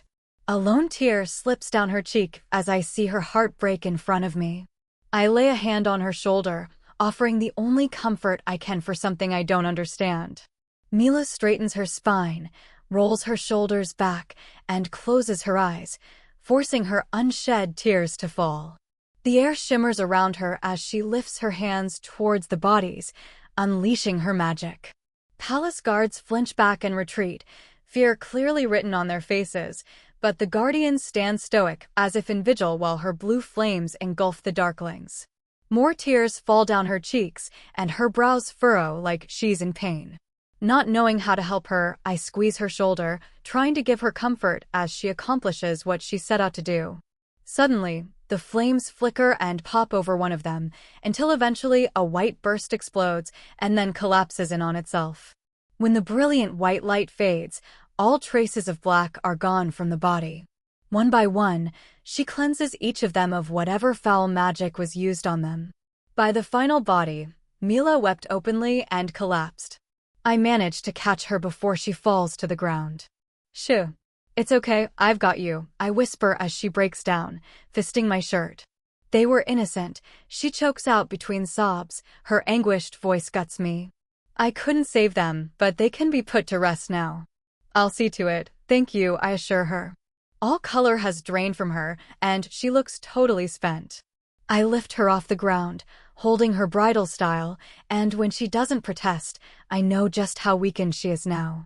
Jace is there a moment later and carefully takes her limp body from me. Mila begins to sob against his chest once more. Not needing to be told, she needs privacy. He turns and carries his broken mate back up the hill towards the palace. I was so distracted by Mila's state that I didn't notice the activity going on around us. Guardians have gotten white funeral blankets and are tending the bodies, wrapping them carefully and carrying them off for cremation. Derwin takes the last wrapped child and follows the other guardians just inside the forest, where Omegas have worked hard to build a suitable funeral pyre. After laying it down, he takes one last look and nods, signaling for it to be lit. How is she? Damon asks me about Mila, a knowing look in his crystal blue eyes. I've never seen her so upset, I admit. Mila is as feisty as they come, not through the war or when her sister was taken. Did she ever show her pain so clearly before? What she did for them, Damon trails off, shaking his head. Dark magic leaves a stain. For someone like her, just connecting with it is like experiencing it firsthand. The firelight dancing off his dark skin only accentuates the worry written across his expression. Damon shudders at the mere memory, which triggers a physical feeling. Not that dark magic is ever good, but making darklings is about the worst of it, Derwin offers, his jaw clenching and unclenching. I've never seen one in person, but I've read reports of children used to infiltrate and assassinate. There are things far more dangerous, but because they're children, He trails off. No one ever looks twice at them. I finish for him. Exactly. They were more interested in the mothers, Derwin says with air quotes around mothers. They, too, were bewitched, the third female? She was looking for her sister, and when asked about the child, she said her sister didn't have a pup. Fantastic, I growl, seeing the larger threat. Brother. Derwin breathes out, then hesitates. Making darklings is no simple feat. They would have to take a child, enchant it somehow, then simultaneously brand and kill it at the same time. To do this many and control them all at once means more than one sister left. I take a deep breath after saying out loud what I've feared for weeks. Supernaturals have coexisted peacefully for centuries since the end of the Onyx conflict. Why now? With the throne unoccupied for a decade, why do they think now is the time to overthrow us? Something doesn't feel right. What are you thinking, brother? I can see your mind going a mile a minute, Derwin prompts. Does this feel a little too obvious? I ask, gesturing to the pyre. Derwin raises a brow, but waits for me to continue. Jessie was attacked and killed the first witch in broad daylight in a crowded town.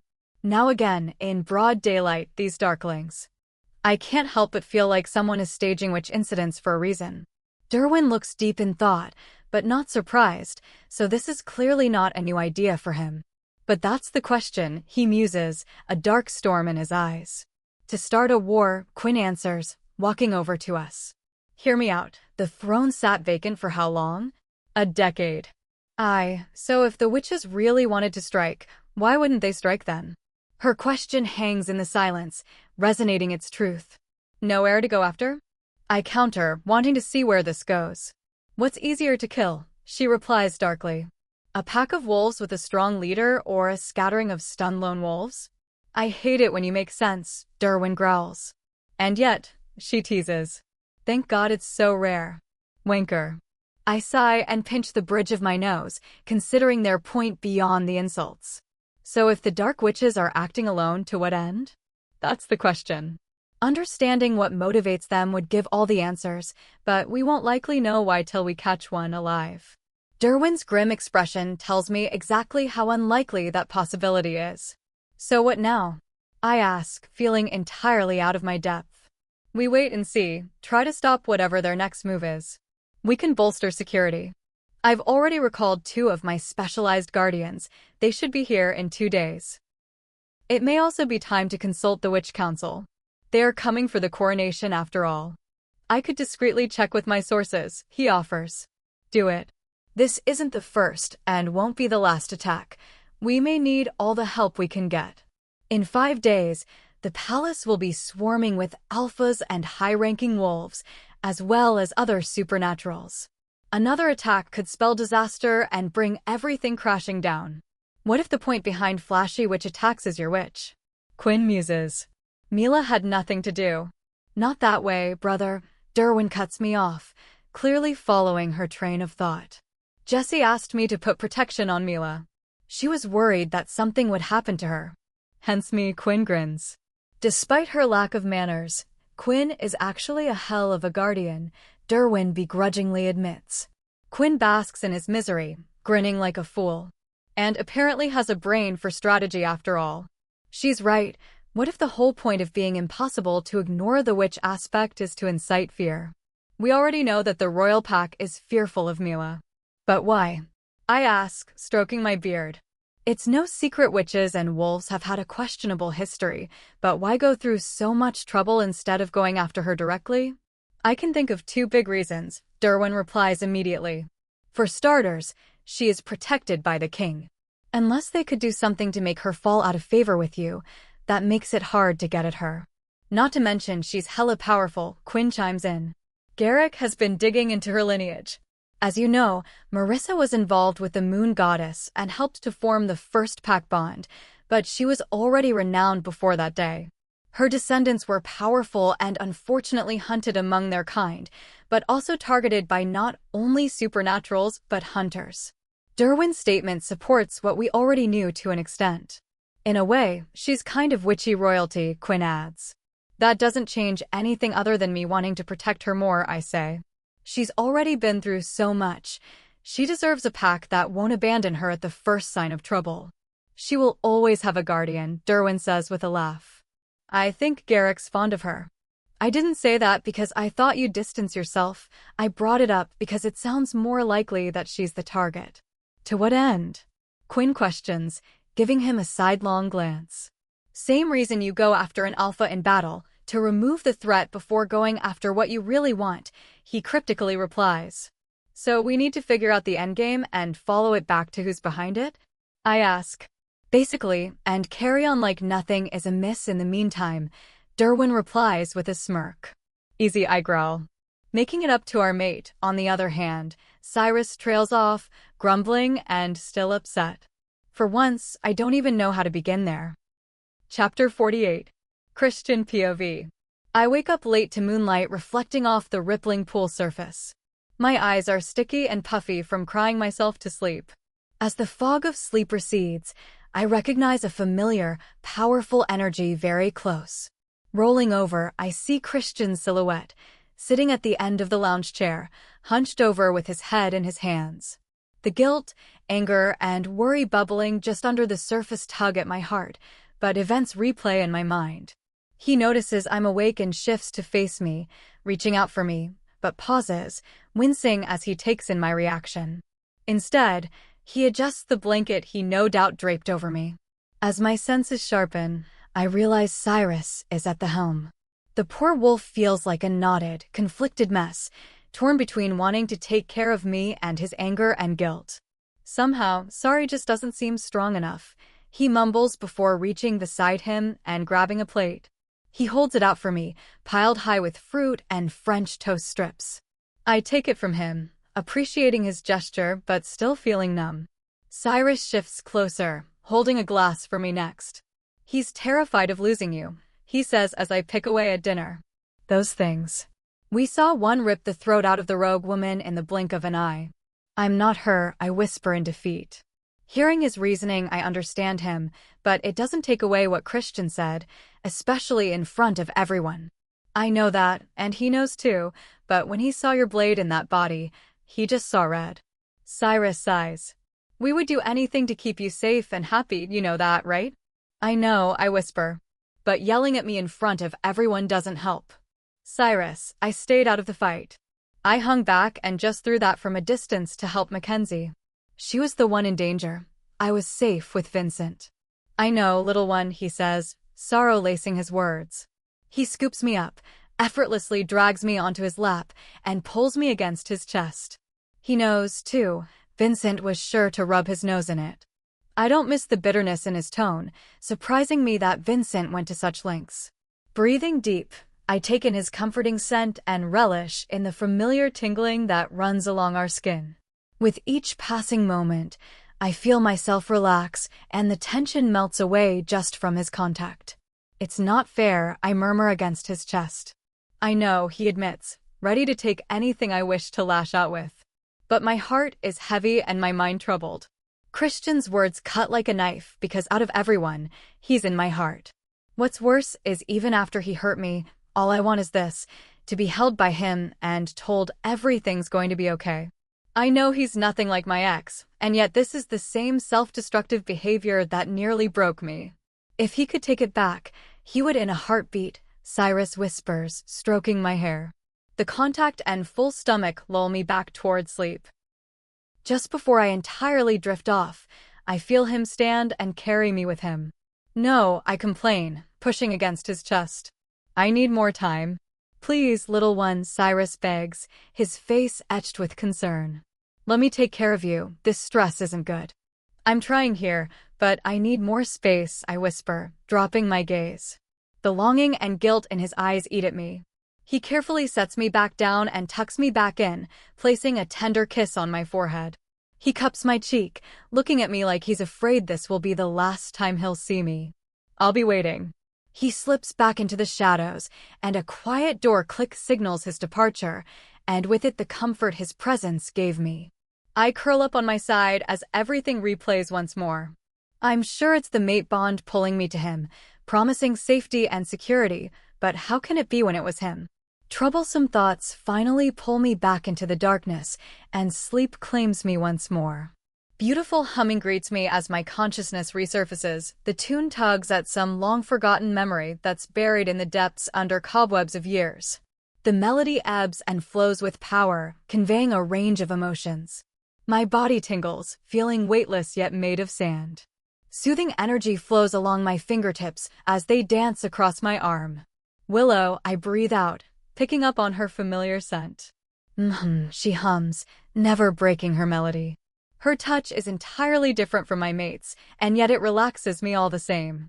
Actually, it's a different way, like soaking away in a steaming bath, erasing every wrong done to every muscle. What a mess, she finally says, having finished her tune. So many layers and knots, it's hard to know where to begin. I murmur, rolling onto my back and feeling boneless. My head rests on Willow's lap, and she brushes a few stray hairs away. I hear congratulations are in order, she says with a soft smile, changing the subject. They are just perfect. So strong, just like their mother. News travels fast, eh? I mumble bitterly. I didn't need to be told. Willow scoffs. Feel that. She guides my hand to my stomach, then feels around until she settles on a spot. Hard to miss it, it grows daily, I laugh. Not that, she says, rolling her eyes, use this. She taps on my forehead. I close my eyes and follow her focus, gasping when I touch it. Hidden under my energy are two new signatures, both a blend of my blue-green energy and Christian sun, but with their unique flavors. See how strong they are, she whispers, caressing my stomach. I can only nod as my eyes tear up. But you need to take care of yourself, this place. It's off, I finish for her. Being fully awake now, I sit up and face my friend, taking her in. She has an added maturity, a wisdom that wasn't there before. Being off is different, though it is that too. It's tainted. Whatever is wrong here sticks to you, she says with a frown. I know, but I don't know how to fix it, I mumble. The Guardians? She asks. They're digging, but they can't find the source either, I admit. There's no visible pattern. Maybe fresh eyes, she counters. This place felt very off when we first came, coming back after Christmas, a little better. This is improved, she cuts in, her face twisted in disbelief. All I can do is laugh and nod. The first thing that happened was I was attacked by a witch and two humans in the town below. Then Mila had to destroy the dark talisman. Then there was the incident with the Shadow Man when I was meditating with Derwin. Suddenly, burning this place down sounds like a good idea, Willow says with a shudder. Okay, Mila, I say, rolling my eyes. Those demon spawn were the latest thing. Darklings, she whispers. So they weren't kids? I ask with a sense of relief. Not anymore. I don't fully understand it, but it has something to do with dark magic. Whatever it was, it took a lot out of Mila to undo. Are we safe here? She asks, turning her big blue doe eyes on me. I want to say we are, but really I don't know, I admit. Willow's eyes harden, and she gives a determined nod. I guess it's a good thing we came when we did, then. I missed you, I say, wrapping my arms around her. Willow squeezes me tightly, returning my hug with equal enthusiasm. I just wish the welcome was less exciting. Don't be, she says, pulling back. Kane's been absolutely bored since the war ended, and you guys left. He's not even an old man yet, and already talking about the good old days. He would, I laugh. Some may say that the war had brought two of the most powerful alphas together, but really, we fell into an easy dynamic at the conference. From the moment I saw Willow alone and scared at the pub before the conference, we just clicked. What am I going to do, Willow? I whimper, feeling more lost than ever in life. Trust your gut. He isn't your ex. You know him better than anyone, she says, furrowing her brows. The Christian I know wouldn't have done that. Hell, when we were at Oma's, I said I wanted to come clean, and he asked to keep it quiet a while longer yet, I say with a sigh. Willow's reply is lost to me as a sense of dread sweeps over me, chilling me to my core. I clutch my chest, feeling it tighten under emotion that isn't my own. Mate, Ember whimpers. What's wrong, Jessie? Willow asks, grabbing my wrist to draw my attention. I don't know, but before I realize I've moved, I'm on my feet and moving quickly through the hallways. Footsteps barely register as Willow follows behind me.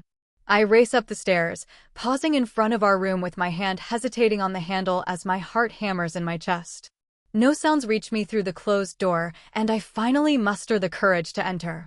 The suite is dark save for the soft moonlight spilling in through the windows. I'm reaching out, and I know the room is empty except for Christian. He's lying in bed, the blankets mostly kicked off as he clutches my pillow for dear life. Even in the soft light, I can see the sheen of sweat on his chest as well as tears spilling out of his closed eyes. The mask of anguish marring his features leaves him almost unrecognizable. Christian, I call out in a shaky voice, taking a tentative step towards the bed. He doesn't answer, grips the pillow tighter. A cold shiver runs down my spine as a familiar taint reaches my senses, like a bad smell that's barely there. I take a deep breath and push my fear aside as Selena's words echo through my mind. Remember who you are. I crawl onto the bed, feeling the taint grow stronger. Mate, Ember whimpers again, sensing something seriously wrong with him. Lacing my fingers with his, I lay back and let out a breath, trying to calm my racing heart. Knowing what I need to do is only half the matter as I try to calm myself to get into the right frame of mind. Be careful, Willow cautions, is the last thing I hear as the darkness swallows me. I focus on Christianity and our bond, following it as I navigate the darkness. The sounds of growls and snarls reach me first, then the world slowly comes into focus. A dark forest where barely any moonlight makes it through surrounds me, as does the smell of iron. Bitter voices and anguish sobs guide me forward into a clearing that's still too dark with barely any blue moonlight. In the center, a hunched-over figure cradles another as he rocks gently, whispering. The scent of blood hangs heavy in the air, making my stomach churn as the hair on the back of my neck raises. You failed. Chapter 49. You failed, an unfamiliar voice hisses from the darkness that surrounds us. She trusted you and you let her down.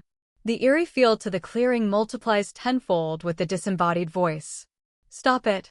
Christian growls, lashing out at the darkness as he curls protectively over the body he cradles in his arms. Instincts scream at me to run away, but Selena's words echo in my mind. Remember who you are. I have dominion in the dream space, not whoever or whatever is poisoning this place.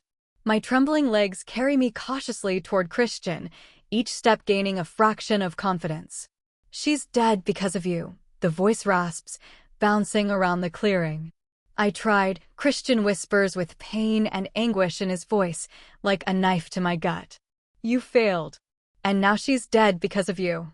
Hisses the response. No. Christian growls, lashing out once more.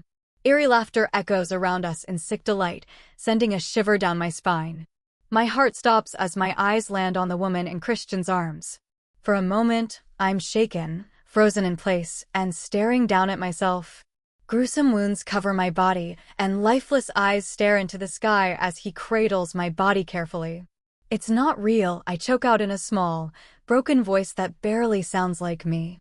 Christian snarls and turns to face me, his face contorted in rage, eyes wide and red with tear-streaked cheeks.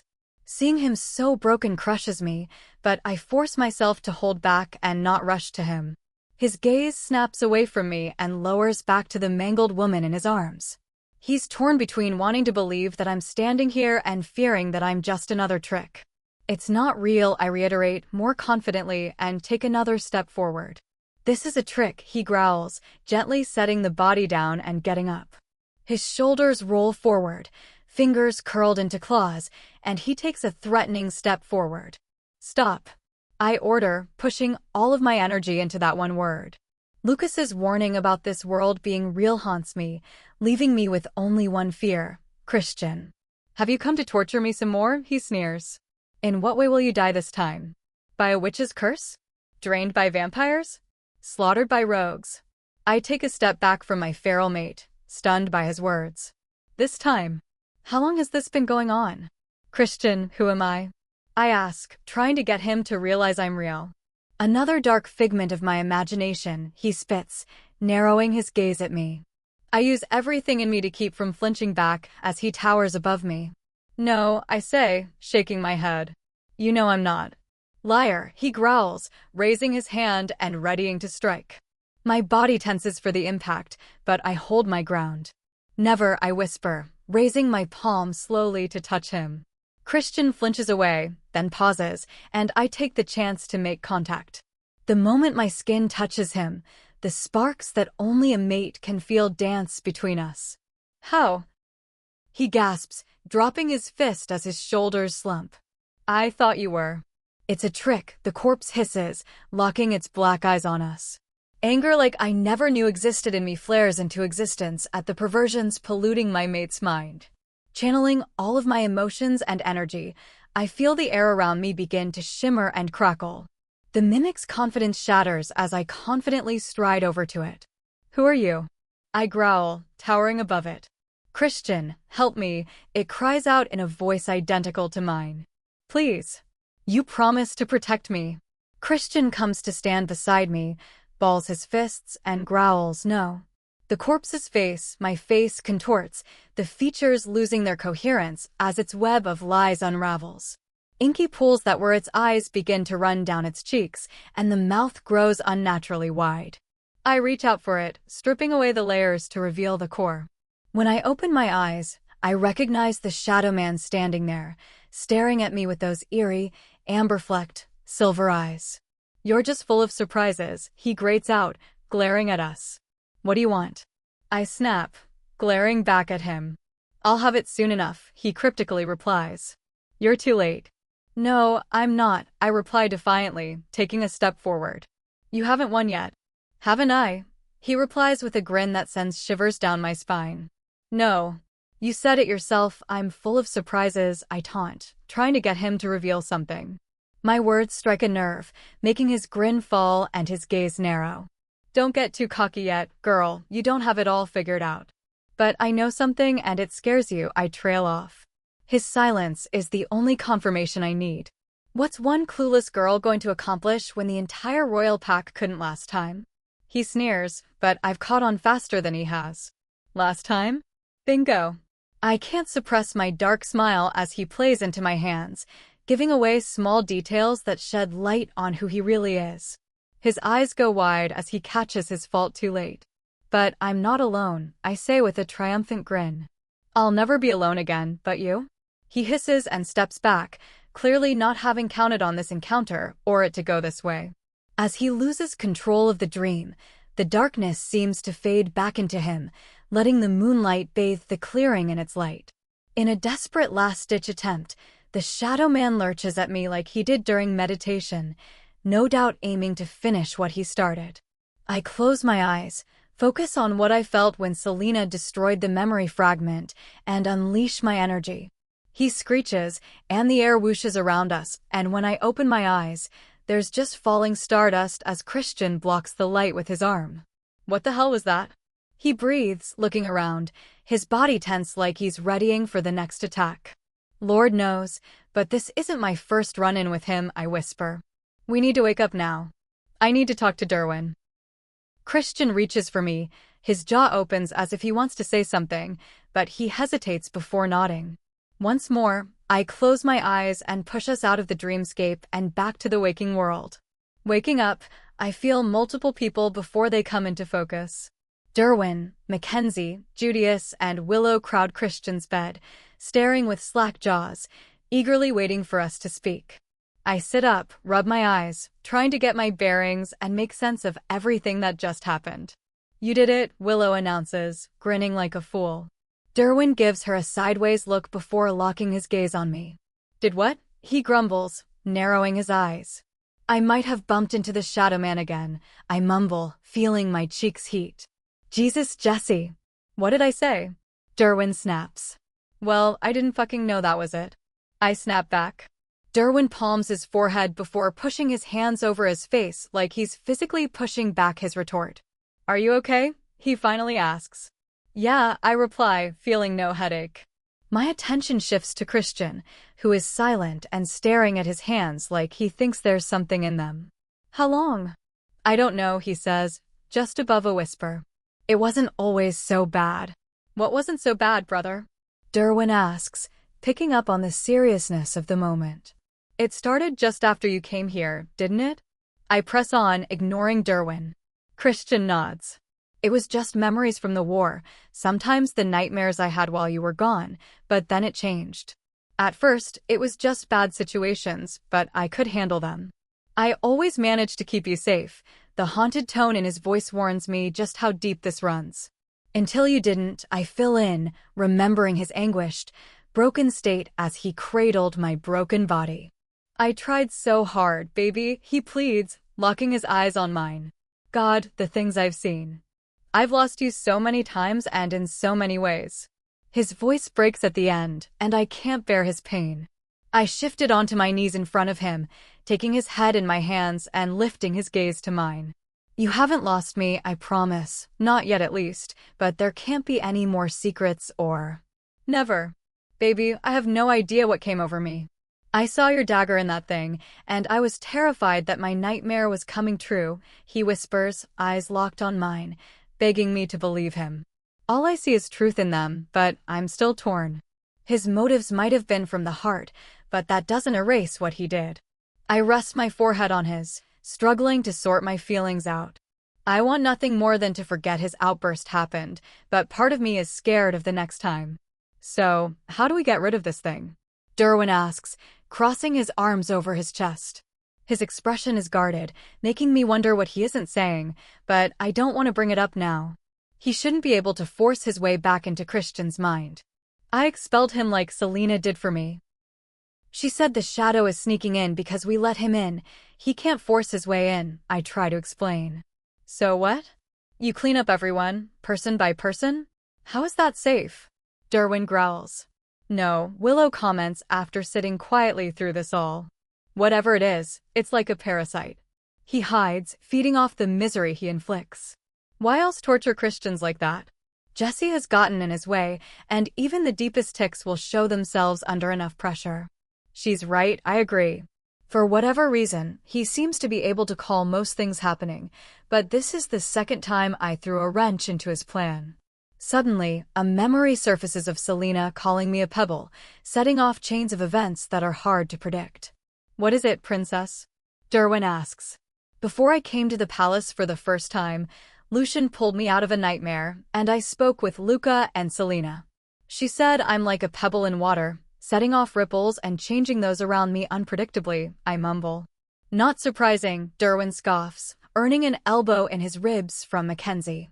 What? Have you just met her? The woman is a magnet for trouble. Hey, jackass, she said you were one too. Christian and Willow, too, I dryly reply. I want to say I'm surprised, Mackenzie says with a sigh. But I can see that being the case, a lot of you are unpredictable. What else did she say? Derwin asks, dropping back into serious guardian mode as all levity leaves his tone. Just that, and that she couldn't remember a time when more people like us were in play at once, let alone all in the same place. 'Cause that's not ominous, Mackenzie sasses, pursing her lips and giving Derwin a knowing look. Maybe it's not all bad? Willow muses. Maybe we're needed? We've already proved what we can accomplish together. I'm not one to gamble, but even I wouldn't bet against us. I can't help but smile at her. Her undying optimism is a fresh breath, and her perspective is entirely different from the rest of us, offering a unique perspective. I like your mindset, I admit, yawning. I'm going with it till proved differently. You need to rest, Derwin cuts in, giving me a stern look before shifting his attention to Christian. You too, brother. We can talk more about this tomorrow. I nod, feeling exhaustion wash over me once more now that the adrenaline is gone. Willow gives me a quick hug before following the two guardians out of the room.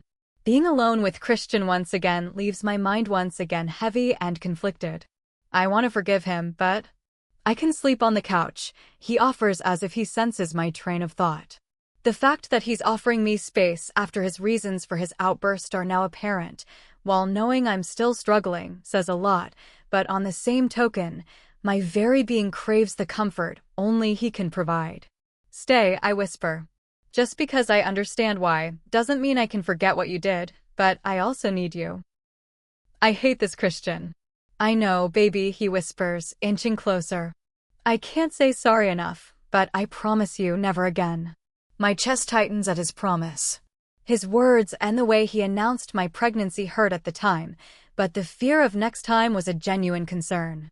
There's no rational reason, no shred of proof I should believe he'll never betray me again, but I know he means every word.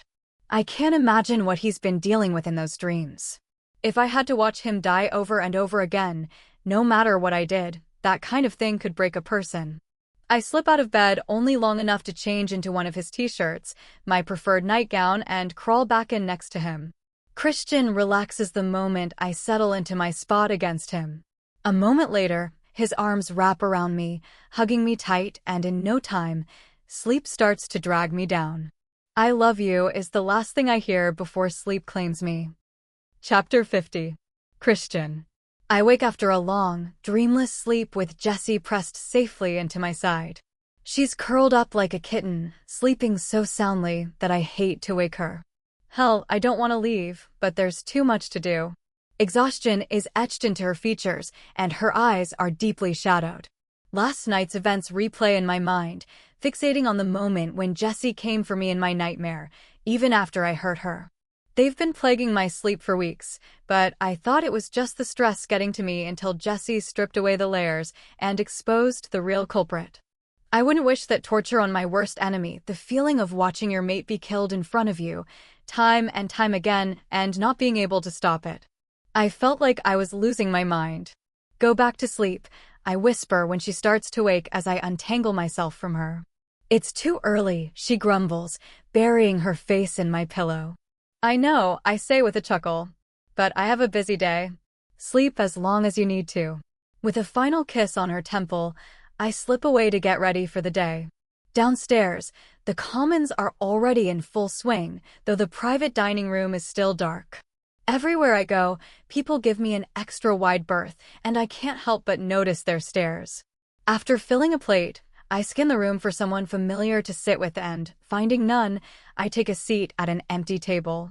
Before long, those nearest to me shovel their food down and then leave.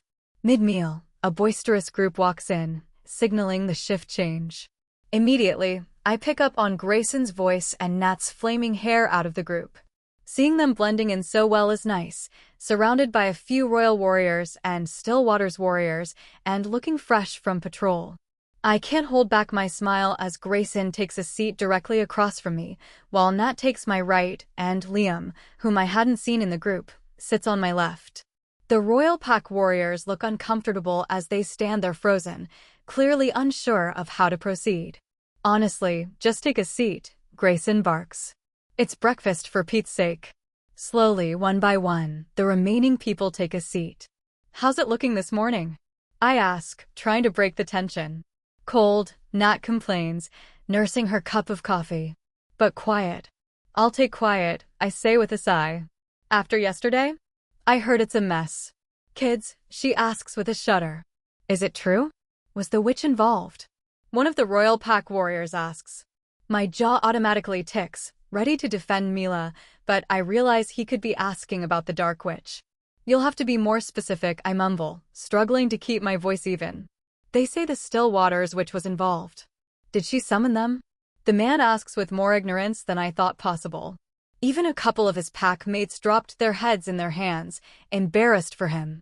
What else do they say about the Stillwater's witch? I gritted out, pinning the man in place with a glare. His eyes go wide, catching onto his mistake far too late. Nothing, he mumbles, suddenly engrossed with his breakfast. Tell me, I say, trying to avoid a direct order. The man shrugs, being sure to keep his mouth full at all times. Fucking Nick, another man grumbles. They're nothing but rumors, sire. Unfortunately, some in the palace have nothing better to do than talk nonstop with little or no actual information. I'd still like to know what is being said, I press, trying not to shut the man down. It's not favorable, he says, pursing his lips, but continues when I don't say anything. Ignorance brings fear, and very few have had any dealings with witches. They know the bogeyman from stories and the darkest parts of history. Unfortunately, I'm well aware of that, I say, turning my undivided attention to them. They say she made those things yesterday, that she cried when she saw they were all dead, another man offers. The look in his eyes shows he's on the fence, but at least open-minded. Fucking small-minded people, I growl.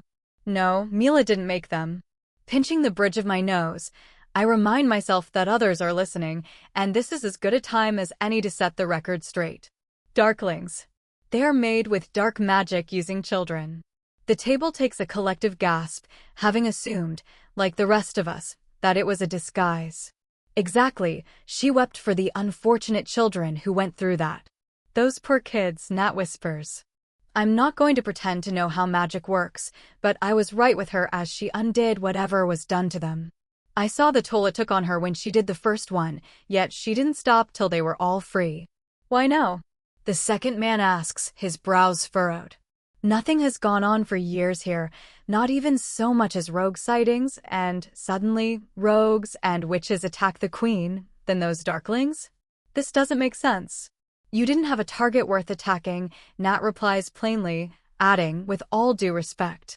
Think about it, after the last royal family was gone, there was no one to fill the role until now. So we should expect more, he replies with a frown. I can vouch that there's never a dull moment with my Alpha and Luna, Nat says with a laugh. As for Mila, you're barking up the wrong tree. She's one of us. But she's a witch? Nick questions. She's actually a hybrid, but I've seen her do more good in a short time than many people do in a lifetime. People always fear what they don't understand. For good reason, he mumbles under his breath, earning a glare from Nat. What? Have you forgotten history? No, she deadpants.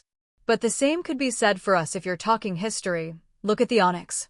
That's not the same thing, Nick objects, cutting her off.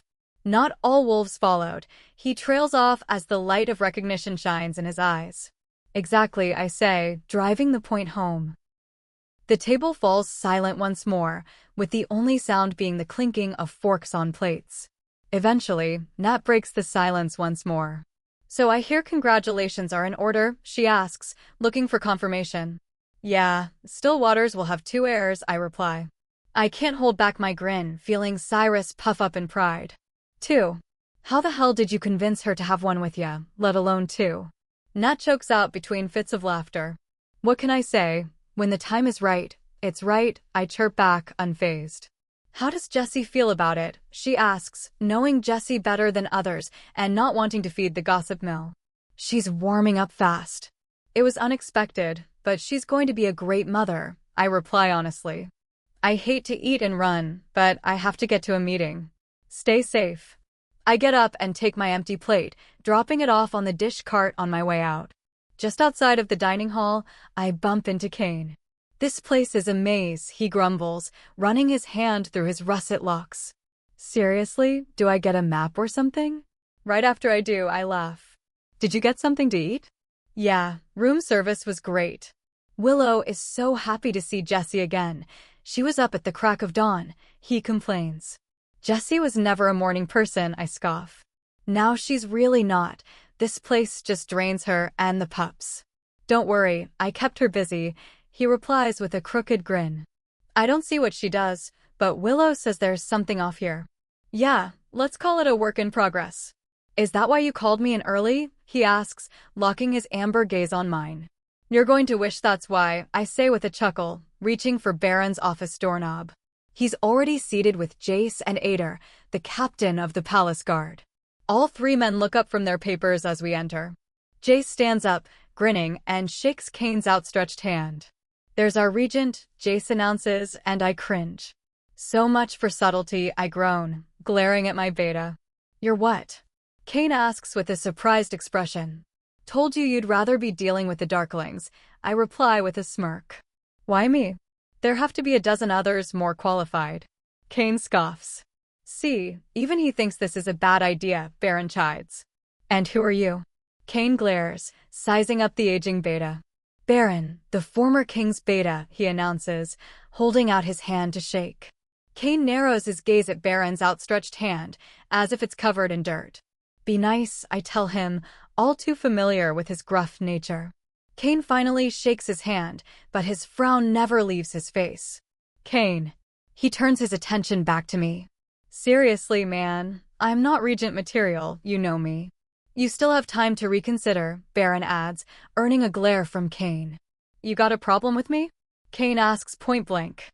I can't hold back my laugh at my friend's frankness and Baron's look at being called out. Not a problem, no, Baron replies diplomatically. But surely you can see the risk involved in naming a powerful alpha such as yourself regent to the king.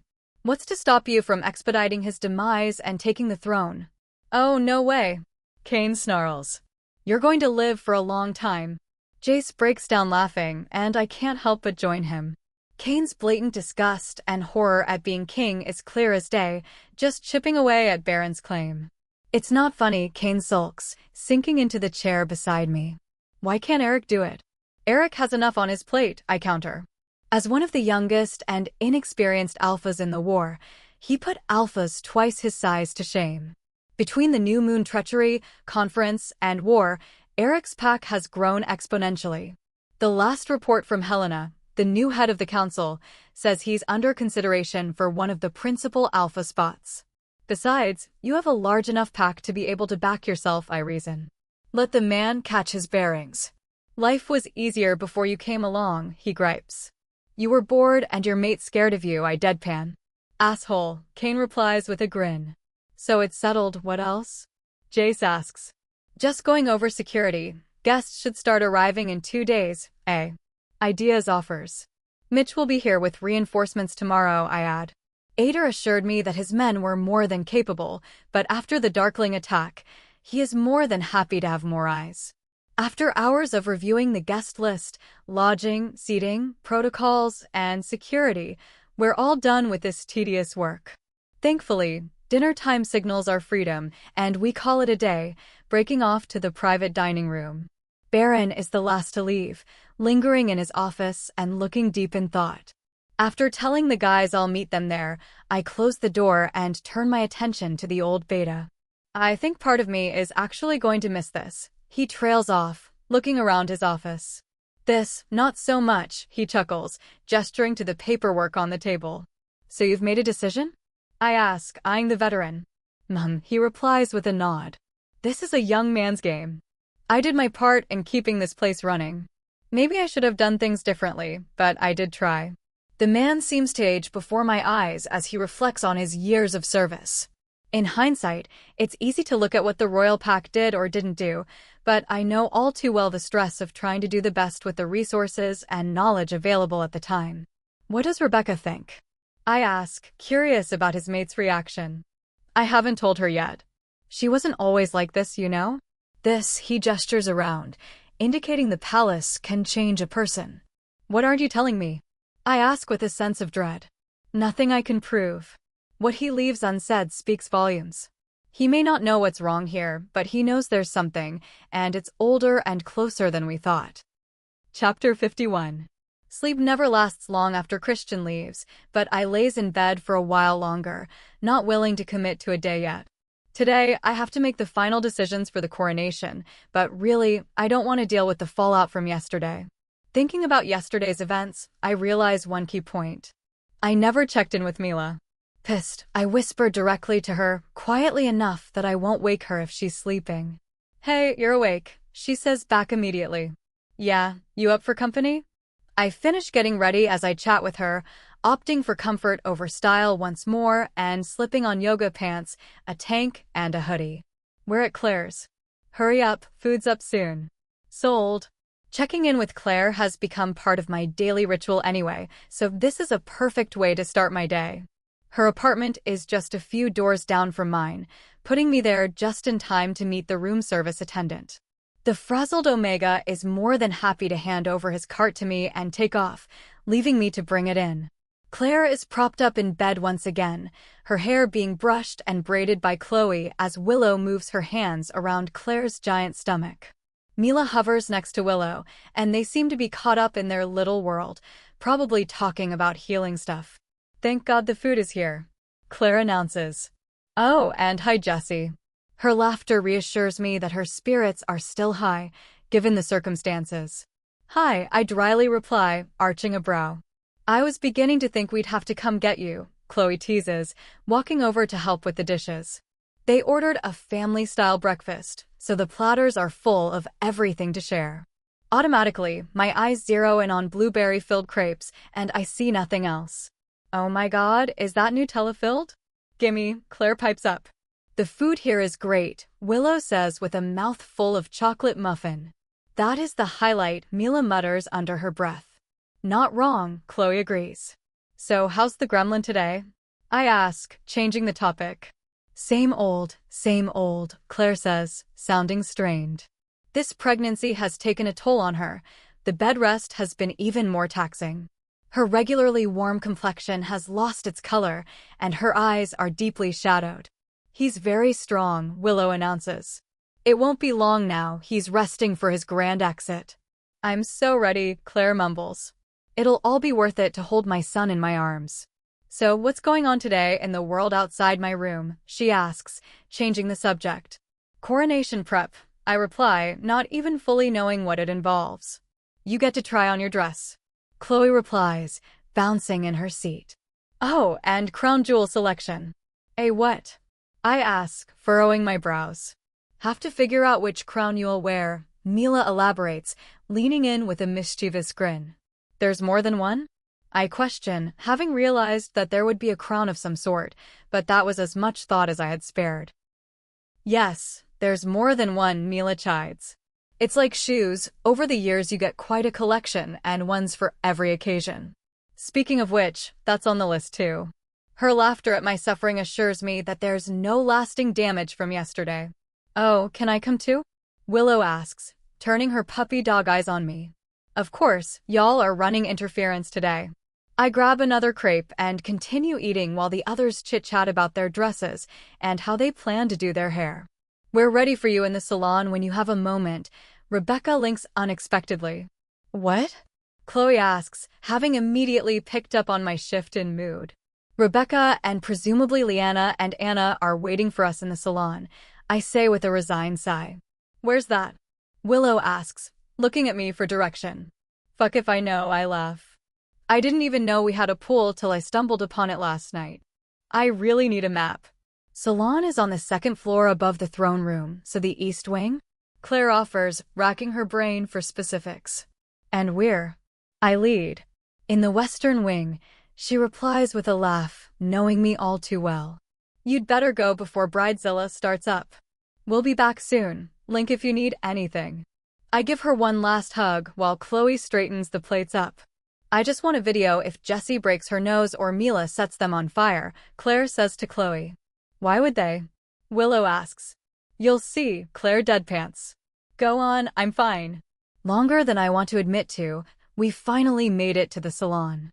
Passing through the sizable double doors, I feel like I'm back in time with the vaulted ceiling, large arched windows, complete with ostentatious artwork and sofas around a mirrored dressing stage. This looks like it should be Marie Antoinette's dressing room. Highness, Anna greets, bowing her head in respect. Jessie is fine, Anna. Sorry if I've kept you waiting. I apologize.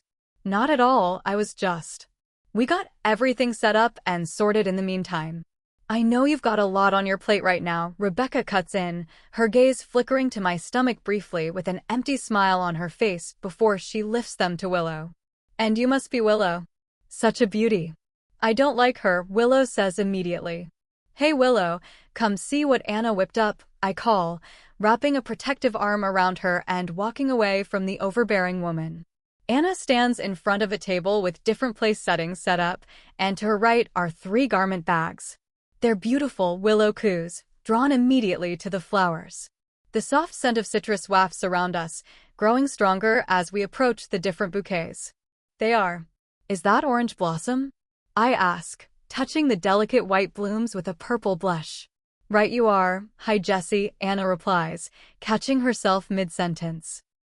The white flowers, arranged in various bunches of different sizes and shapes, each have a unique texture and scent that blends beautifully with the orange blossom. Who knew white could be so pretty? I murmur, running my fingertips across a silky and fluffy hydrangea bloom. It's going to work wonderfully with the color scheme, Anna nods her approval. I just need to know which ones you like and don't. They're all beautiful. Do you have recommendations? I ask, never having done this before. I've always loved flowers, but picked them from my garden, mixing and matching the colors to fit my mood on the day. Well, These would do great as centerpieces, she says, gesturing to a tall, elegant bouquet that I can only recognize as gladiolus, then shifts her attention to a fluffier, shorter one. But these are also good, make an impact without obscuring the view. Roses always make an impact, Rebecca cuts in, walking over to the least interesting one of the lot. I catch Jenna hiding in the doorway, watching us. Which ones did you like? I ask, and she stiffens like a kid called to the principal's office. She takes unsteady steps towards Rebecca, but a hard look from me sends her to an airy sprig of a flower I remember her pointing out before. Does it have to be only one type? I ask, gazing out at the beautiful range of flowers. It's your day, Jessie. It can be whatever you'd like, Anna replies diplomatically. I'm asking you as the planner, is there something you like or don't like, and is there a reason we have to stick with one? Out of all of them, my only request is the orange for the fragrance, but really, they're all pretty. As the planner, I'd say leave it with me and I promise not to disappoint. The smile that spreads across her face is contagious, leaving me excited to see what she comes up with. Though you do have to decide on the settings and dress. Literally walk up to them and pick the one you like best on first impression.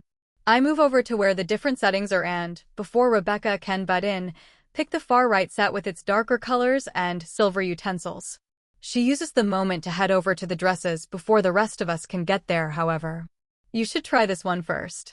Rebecca holds out a green, silver, and black chiffon gown that makes me inwardly groan, but the guarded look in Anna's eyes has me biting my tongue. Sure, I clip, looking around for the change room. We're all girls here, she scoffs. Thankfully, before I snap at her, Jenna catches my eye, pointing off to the side. The gown takes forever to get on and requires Anna to come in and sit me up while I hold my heavy chest up and in place. Looking in the small mirror, the strapless gown is exquisite, though it borders on wedding gown flair and isn't the most flattering on my body type. Anna's pursed lips tell me she sees it too, but to appease the hyenas, I walk out to show it off. Mila chokes on her water and proceeds to laugh, joined shortly after by Chloe. Willow and Jenna have more decorum and cover their mouths to try to stifle their giggles. Rebecca, however, lights up. Now that is a gown fit for a queen. It makes such a statement, she beams. What statement? That her chest is going to fall out if she takes a deep breath. Mila scoffs, rolling her eyes. Maybe we should try a different one on. Anna says, practically shoving me back towards the changing room. A moment later, she returns with a sleeker material. Sorry, at the time I didn't know about your condition. The pained look on her face leaves me feeling guilty. She's just trying to do her job after all. I slip on the second option and cringe. The material hugs all of my curves in both the best and worst ways. I was never small-chested to begin with, and the hormones have only added to what I already had, but the fit makes my chest look obscene. My hips are now in the Kardashian range, but my baby bump is also accentuated. Are you coming out? Rebecca calls from the other room as I exchange horrified looks with Anna. Without warning, she grabs the side of the dress by the armpit with both fists and rips the dress down the sides, leaving me slack-jawed. Oh darn, she says loud enough to carry. Sorry, but I can't let you wear this with that damage. Can someone bring us the other one? I mouth thank you to her, grateful for her save, and she nods, looking as relieved as I feel. Mila opens the door and drops her jaw. Oh hell no, she scoffs, raking her blue-green gaze over me. I mean, you might want to keep it for Christian, but he'd kill every male who looked at you in that. Not wrong, Ember snickers. Anna lights up as she takes the final dress from Mila. There looks to be enough fabric to make 2 more dresses from it, but the green satin and black velvet accents appeal to me the most. This is the one I had my money on, she says, hanging it on the wall and stepping out. I shrug the clingy dress off, put the ample gown on, and open the door to let Anna back in. She goes about doing up the back and making adjustments to make it fit better.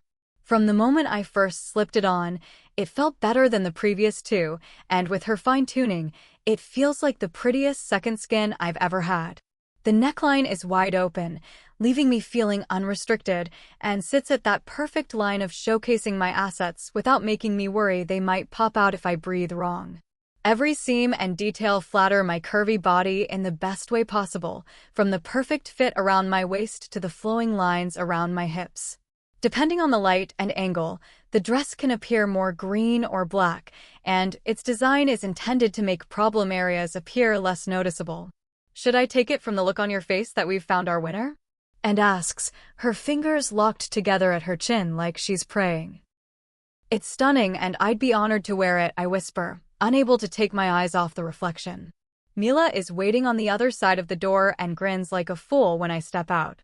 I can feel her gloating behind me as I walk out for the others to see and stand on the platform for Anna to finish her adjustments. It's so dark though, Leanna pouts. Yes, a queen should be seen, Rebecca complains, her face twisted in dislike. Chloe pulls the clips from my hair, letting it cascade down my back and smiles. I like it, she cuts in, staring at the fit. It suits her. I stand there while she fusses with my hair, and Anna looks me over, then I notice Jenna opening the doors from a knock I didn't hear to let Percival and Eli in. The aged king's advisor and master of lineage freeze just inside the doorway, their eyes locked on me as I regard them through the mirror's reflection. The way the men look at me leaves me uncomfortable, like they're seeing me for the first time. Percival recovers first and coughs before bowing. Apologies if we've interrupted you, we can come back later. No, it's fine, I say, straightening up. What can we do for you? We've come to help Her Highness with the crown jewels, Percival announces, his formal tone making me anxious. Right, lead the way. I step down, feeling the dress swoosh around me as I walk over to the men, who are heading to a door on the far left. Percival pulls out a key from his inside breast pocket, unlocking the door with a heavy clunk, and stands aside, gesturing for me to go ahead. The moment I step through the door, I'm floored by dazzling jewels and jewelry displayed everywhere, the likes of Indiana Jones' dreams. I swallow hard, not knowing where even to begin. This way, Rebecca calls, barging past me and walking into the room like she owns the place. Remind me, who is queen again? Chloe growls. Good question. Chapter 52. This way, Rebecca calls as she barges past me, brushing her shoulder against mine with Leanna in tow. The way she walks into the crown jewel room, I'd think it was her own personal stash. Percival humphs and Eli mutters to himself, but Mila is all set to explode, eyes ablaze, until I grab her arm. Her look says, "What the heck?" but she reluctantly simmers down with my silent plea. Jenna, Chloe, and Willow file in last, yet there's still plenty of room. This was Charlotte's, Rebecca coos, reaching into a case in the center of the room with a red pillow and 2 crowns. I've never seen something so elaborate and priceless looking, not to mention flashy. The gold crown features numerous red rubies set with countless diamonds, making it glitter even in low light. She picks it up, and for a moment, it looks like she's about to put it on before she holds it out for me. I hesitate. Something feels wrong about my taking it. Of course, Her Highness is more than welcome to use any other crown, Percival mentions. His energy screams tension, but not specifically why. Is he uncomfortable being around me for the first time since the greenhouse? Is it because he doesn't want me to wear his beloved Charlotte's crown? Or is it Rebecca? How does this work? I ask, glancing at Percival, then Eli, for direction. All of the crown jewels, be it actual crowns, necklaces, rings, earrings, cufflinks, armaments, etc., belong to the throne and those who occupy it, so all of this, Eli pauses, gesturing to the contents of the room, is yours. Excuse me, I gasp, feeling my eyes widen. For as long as you sit on the throne, they are yours, Percival clarifies, like that information should be blatantly obvious.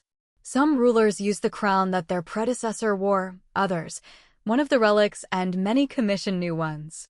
Well, I definitely don't need a new one, and I'd rather not take Charlotte's, I blurt out, somewhat stunned. Really? Why not? It's a beautiful crown, Rebecca presses as she looks at it closer before turning to put it on. Just shy of her head, Percival snatches it and carefully places it back in the case where it belongs, giving the woman a weary glance. Because people already think I'm trying to replace and erase her, I'd rather not add to it, I mutter bitterly, more to myself, but catch Percival staring at me. Well, consider it like accessorizing, Anna offers. If I remember right, you said you prefer silver-colored accents? She does, Mila agrees, pushing past Rebecca. That's no problem. We have several options that are white gold or platinum, Percival offers, making his way over to a cabinet and fishing through it. Systematically, he goes through several locations and piles poor Eli high with boxes before returning to a small table in the center. How often will I have to wear this?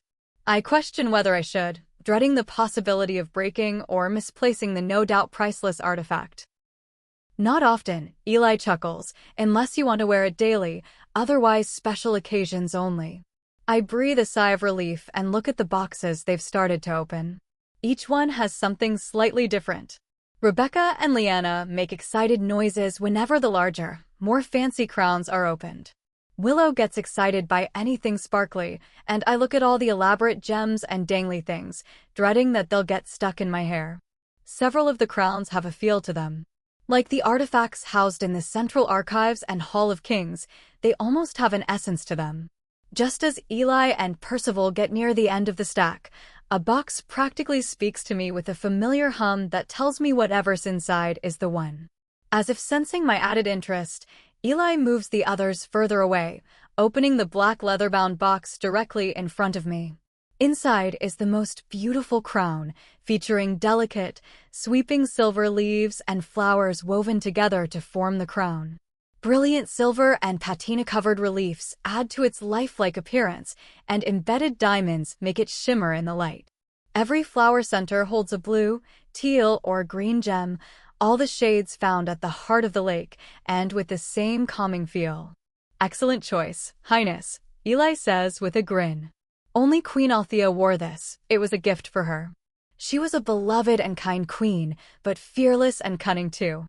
I think it's a perfect fit for you, My fingers trail across its surface, tracing every detail and coming to a stop in the center at a crescent moon surrounding a tricolored gem, a blend of all colors.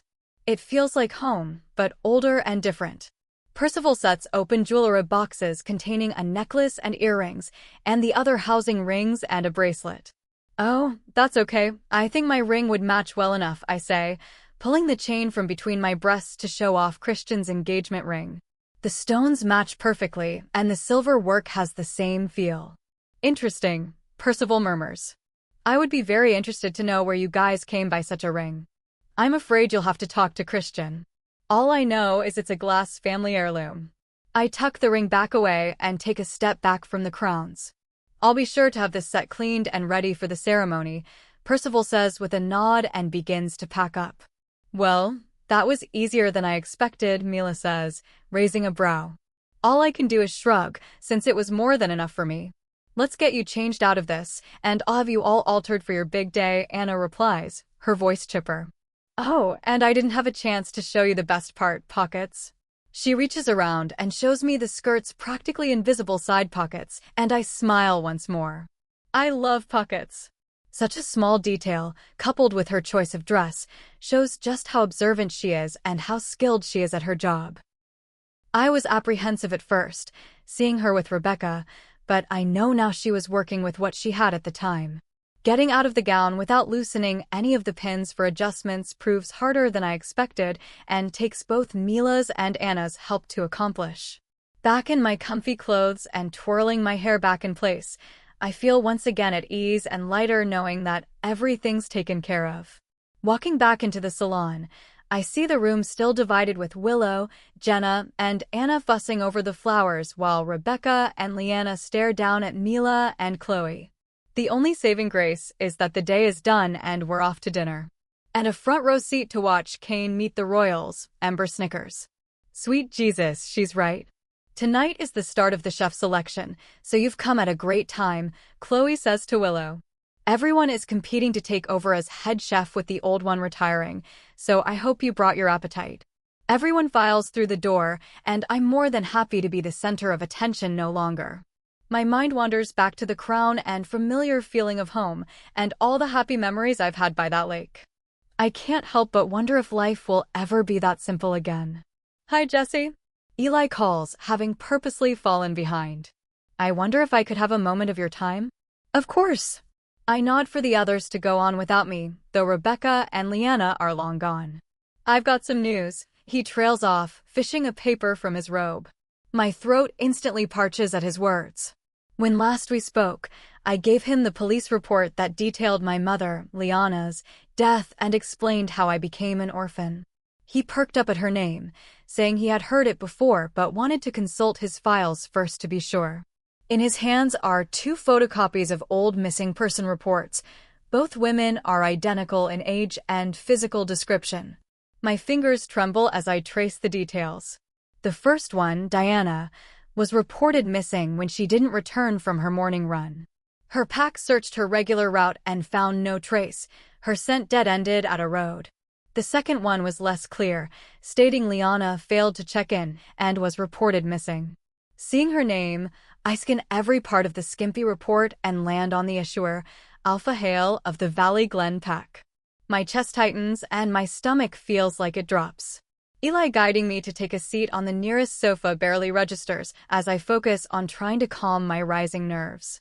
I knew I had seen the name before, but with the police report stating no identification found, I pulled all of the missing females from that time period, removed the found and closed cases, then filtered out the right hair and eye color and was left with 2. Eli explains. Is this her? I whisper, unable to take my eyes away from the paper. I tend to be cautious in these types of cases, but the evidence does point to her, he agrees. We'll know soon enough. I spoke to her Alpha, and he's sending over DNA to compare from an old hairbrush. Suddenly, my head starts to swim, and I feel lightheaded. I lean forward, dropping my head in my hands and take a deep breath, letting it out slowly before repeating the process. After what feels like an eternity, but is just probably a couple of moments, the lightheadedness subsides. Should I get a doctor or one of the healers? Or perhaps the king, he asks, worry etching his features as he gives me a moment. No, I'm okay. It hit a lot harder than I expected. Nothing against your abilities, but by this point in my life, I had just accepted that I would never know, I mumble, feeling stunned still. Fortunately, you have me on your team now, he responds with a kind smile, patting my hand. Another day or 2, and I should have an answer for you. It will be up to you if you want to meet them, of course. Did I want to? There are so many questions left unanswered. I'd be foolish not to meet them, but there's a bitter nagging voice reminding me that they never came for me and left me to make my way with humans. Humans that loved you like their own, Ember points out. And I love them too, but what about you? They made me believe you were an imaginary friend and locked you away. All those years, you should have had free. If we hadn't found Christian, you could still have been a prisoner. Guilt still eats at me for how I treated her for most of my life. Ember doesn't blame me, They say I didn't know any better, but still, if I had a pack, I would have used it. I don't know how it'll go, but I'd like to meet them. I know nothing about my birth mother, having the chance to know something. I can't pass that up, I say, trying to swallow the lump forming in my throat. Very good, Jessie, Eli says with a sympathetic smile. I'll see to it and keep you informed. Alpha Hale was already scheduled to be here for the coronation. Hale. I gasped because the report was dated over 20 years ago. He's still Alpha there? Indeed. He had recently taken over the Valley Glen pack from his father, only 2 years into it, I think. He's actually getting ready to hand over the reins to his son, so I'm sure this closure would be beneficial for him as well, Eli muses. He was very interested when I first called inquiring about additional information on their missing person report, offered to come right away, but I wanted to be thorough. Valley Glen, are they? What kind of pack are they? I whisper, hanging on every word. Small but well-respected, he offers, pulling out another file from a different pocket. One of the most southeastern packs, located far away from humans, deep in the wilderness. It's actually quite a beautiful location, a fertile valley surrounded by mountains covered in old-growth forest. Might explain your affinity for nature, I always assumed that was my adopted family, we were farmers. My mom called us stewards of the land, said it was our job to take care of it, and that it would reward us year after year, a partnership. My chest tightens once more, and my eyes start to water as I think back to all of the time I spent learning from the only mother I knew. It appears as though it was in your blood. He scans the paper and flips it over before turning his attention back to me. They have a similar connection, though more on the medicinal side. Valley Glen's strength isn't in its warrior base, but its healers. More natural-born healers come from there than anywhere else, and they supply some of the most potent and effective medicines used throughout our society. So, they're good guys? I ask, hoping for nothing more. The thought of coming from a pack like Dimitri's leaves me unsettled. Eli smiles fondly at me, as if picking up some of my apprehension. Some of the best. Chapter 53. The short walk to the dining hall feels like it's entirely not long enough to wade through my thoughts. Against all odds, Eli has pulled off a miracle and found where I came from, and that stirs up a brand new batch of emotions I'm not prepared for. I had a pack. I had somewhere I belonged, and he assured me they were good people, but if that's the case, why didn't anyone come for me? What happens now? Will they expect favors or want anything to do with me? Would it still matter if I weren't the queen? Familiar pressure starts to form behind my eyes as my tension mounts. I push all those thoughts away and try to focus on the present moment. Willow and Kane are here and have come to stay for 2 weeks. In such a short time, I've grown very close to Willow and found myself missing her a lot since coming here. Sure, we text, but long distance is no substitute for in the flesh. Boisterous laughter greets me before I even have a chance to open the door to the private dining room. Kane's distinctive bellow can probably be heard a mile away, but the chorus of laughs sounds as though I'm missing out on a great joke. Jessie. Willow announces the moment I step through the door. The sight in front of me is downright comical at the polarity. The royal pack's rank wolves and ours are here, plus Kane and Willow, and the divide is clear. Our people are laughing and talking animatedly, while most of the royals sit and stare with bored expressions, as if they're being forced to eat with the peasants. No one asked them to stay, Ember points out. Not wrong, but leave them to sulk. They'll judge us either way. After the day I've had, I don't care, I reply with a laugh. Just in time, the appetizer rounds are coming, Soraya announces as she licks her lips. All she cares about now is the 3 F's, food, fighting, and fun. I'm pretty sure she's combined all 3 based on the ruckus the other day, Ember snickers. Rounds. I parrot, taking my seat next to Christian as he slides the chair out for me. Head chef selection begins, remember? Rebecca chides, rolling her eyes at me. The heck is her problem? Kane booms in my head. I flinch, having never heard him before, nor such volume. Pretty sure that I exist, I practically whisper back to encourage him to bring it down a notch. Do all the royal pack have sticks up their asses? Or just the ones I've met? He asks with a smirk, making me choke on my water. They're not all bad, just dusty, and the worst are the most vocal, I drawl. Right on cue, several platters are brought out, piled high with all sorts of culinary delights. My eyes automatically land on cheesy garlic bread, and I'm only too happy to take a piece. I could get used to this, Kane says with a grin before turning his attention to Nex. No wonder you never came back. Killian has job security, man. Nex replies with a crooked grin as he drapes his arm over the back of Soraya's chair. I'm a lost cause. God killer, did you neuter him? Kane asks Soraya, his face twisted in disgust. He's so sappy now. Not in time, she grumbles, tossing a mushroom cap in her mouth. Rebecca asks, having picked up on something. No one's neutering anyone, Christian grumbles. He uses his superior reach and puts a loaded potato skin on my plate. A bit late for bribery, don't you think? I chide. Or maybe I'm early? Christian counters with a devilish grin. My jaw drops and my eyes go impossibly wide at his brazen remark about future children. No. I glare at him, but he's unfazed. Instead, he leans in close. That's what you said before, he whispers with a chuckle. My fingers inch towards my butter knife, but Christian lays his hand over mine and kisses my temple. So it's true then? Rebecca asks, leaning in with a guarded look. We're expecting an heir to the throne? Christian stiffens beside me and clutches my hand tightly. He ticks his jaw and straightens, turning his attention to the meddlesome woman. The throne already has an heir, our son Ethan. He grits out before shifting his attention back to me, his gaze and rigid posture softening. But yes, The goddess has seen fit to bless us. I think a round of congratulations is in order, Baron says with a ghost of a smile. He stands and motions to a waiting Omega, who rushes over with several flute glasses and begins to fill them. The poor woman freezes in front of me, but I see Lena come to the rescue with sparkling juice.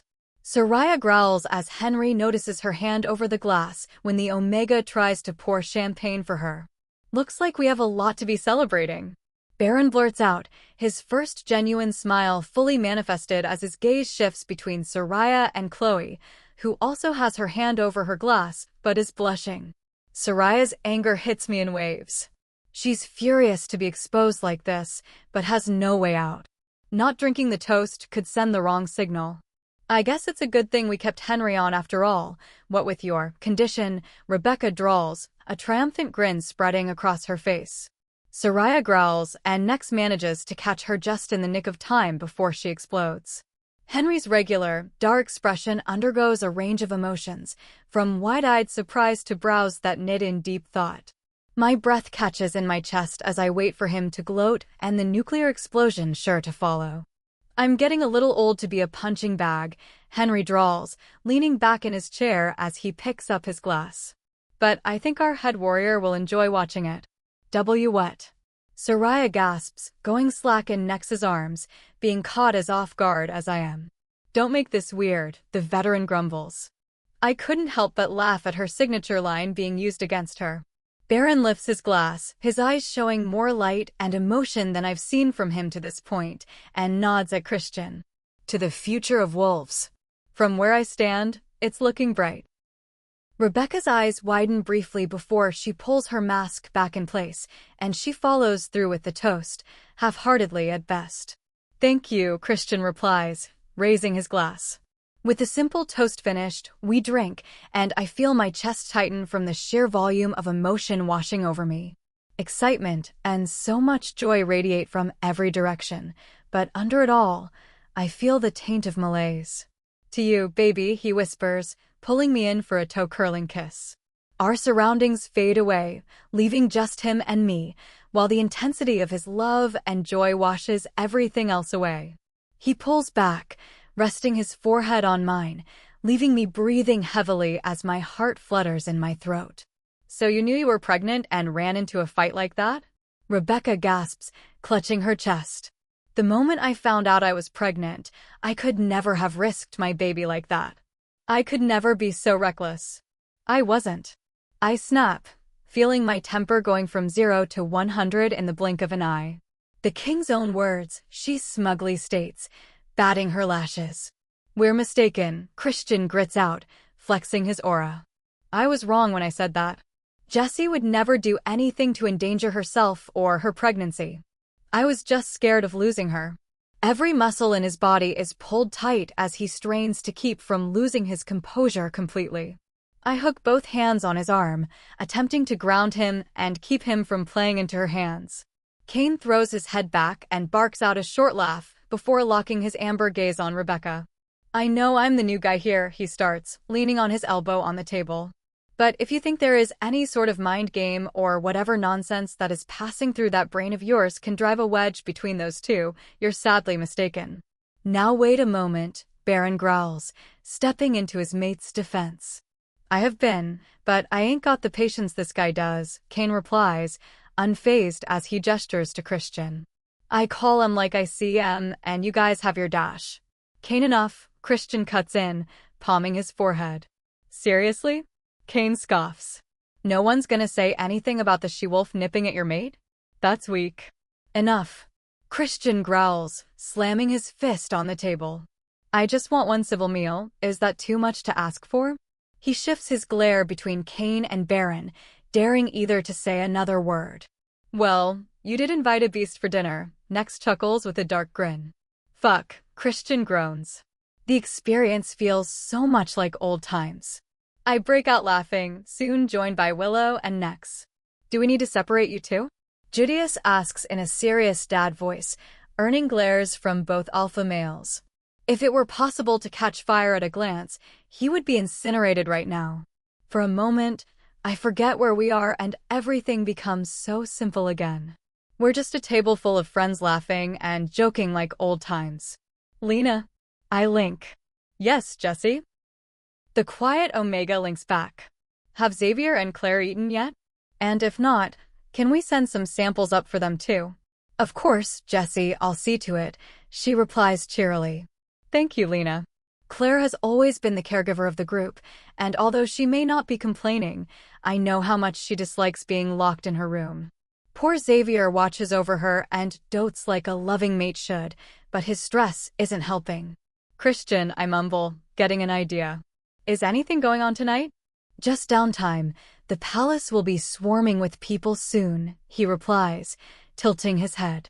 He looks like he can see the wheels turning just by looking at me. What's on your mind? Xavier. Claire said it's been so long since he last went for a run, I mumble. Why don't you guys drag him out and blow off some steam before everything gets crowded? Jace is the first to see my logic. We're down, he says with his signature playboy smirk and looks to Judius. Wouldn't be the worst idea, he admits with a nod. We were going to visit with Claire anyway, so she'll be looked after by the best. I press on, urging him to cave. Sounds like a plan, baby, he concedes. After an interesting start, the rest of dinner is far more relaxed. Most of the conversation is centered around the endless courses set up for us, with everything from filet mignon to veggie skewers and everything in between. By the end, I worry that Christian will have to carry me upstairs because of how much I ate. How long is this going on for? I mumble, tucked against his side as he walks me upstairs. He hums thoughtfully, rumbling his chest, until we pick one, I suppose. Sweet Jesus, I can't eat like this every night, I gape, rubbing my food, baby. I feel like I've doubled in size with one meal. Christian chuckles at my reaction and pauses to look at me. You're carrying an alpha pup, too actually, and they can be very demanding, he warns, gently cupping my face. I don't want anything to happen to you. I'm good, I promise. The love and concern washing back through the bond is heavy. His biggest fear is losing me, something that the Shadow Man used to manipulate him. About what I said at dinner, Christian adds, rubbing the back of his neck and looking like a kid brought in front of the principal. You know I want you to be happy, and already I love our family as it is. We don't. I silence him by bringing my finger to his lips. Through the bond, I can feel his playful energy. Though I knew Christian would be thrilled to have an army of kids, I also knew he was teasing me. Let's see how these two go first, You got it, baby, he says with a giant grin. Go. We're literally going to hide in Claire's room all night. Blow off some steam and make Xavier let loose. See if you can't wear Kane out while you're at it. This is going to be a very long visit for him. I can't hold back my giggle, thinking back to his impression of the royal pack. He's not wrong, but on the other hand, he hasn't seen anything yet. Christian laughs and shakes his head, not disputing my statement in the least. He walks me to Claire's, where Chloe and Mila are already talking and laughing with her. Xavier stands guard like a mother hen worried his precious chick might trip. Go. Claire groans from the bed. Seriously, I will get up and shove you out the door. I'm going, he grumbles, shoulders slumped as he drags his feet to the door. Not even the sight of Christian cheers him up. Instead, he just stalks out through the door. Christian flashes me one last confused look before following him out and shutting the door. Make room. I think I need a nap, I sigh, dramatically flopping down next to Claire. Nap later. Claire chirps, shoving my shoulder. Spill. Chapter 54. Nap later. Claire chirps, shoving my shoulder. Spill. Spill what? I groan, throwing my arm over my eyes.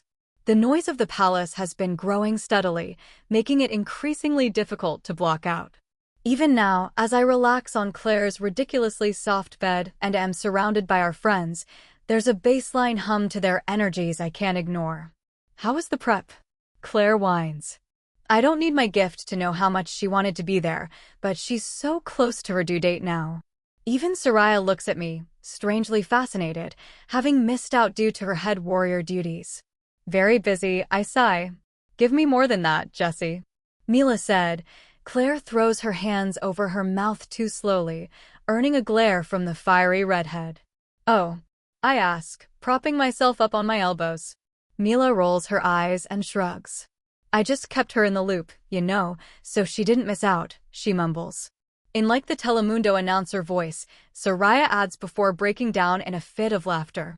I can't help my snort as I picture my day described by one of those Latin soap opera announcers. It's disturbingly fitting, Ember agrees. Are they always like this? Willow asks, tilting her head. Yes, Chloe deadpants. Sometimes more, sometimes less, I muse. They've changed even more since you guys arrived, Jenna trails off. The poor woman tries to shrink into the chair she's sitting on as we all shift our attention to her. What do you mean?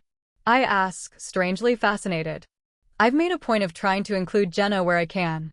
Clearly, Rebecca and Leanna weren't kind to her before, and even less so now that we're here. At first, Chloe was against it, thinking they were using her as a spy, but she has come to see how isolated the poor woman is. I don't know. I shouldn't have said anything. Jenna starts to pick at invisible lint on her pants, and the discomfort rolling off of her makes me nauseous. Jenna, you know we'd never push you to talk about things you don't want to, right? I say, sitting up properly. Jenna nods, but doesn't look up. Something is off here, though, but you know that, don't you? Yes, she whimpers. We will figure it out, but we need all the help we can get. Suddenly, her gaze snaps to mine, and her sudden fear strikes me. I don't want you to go, but it's not safe here.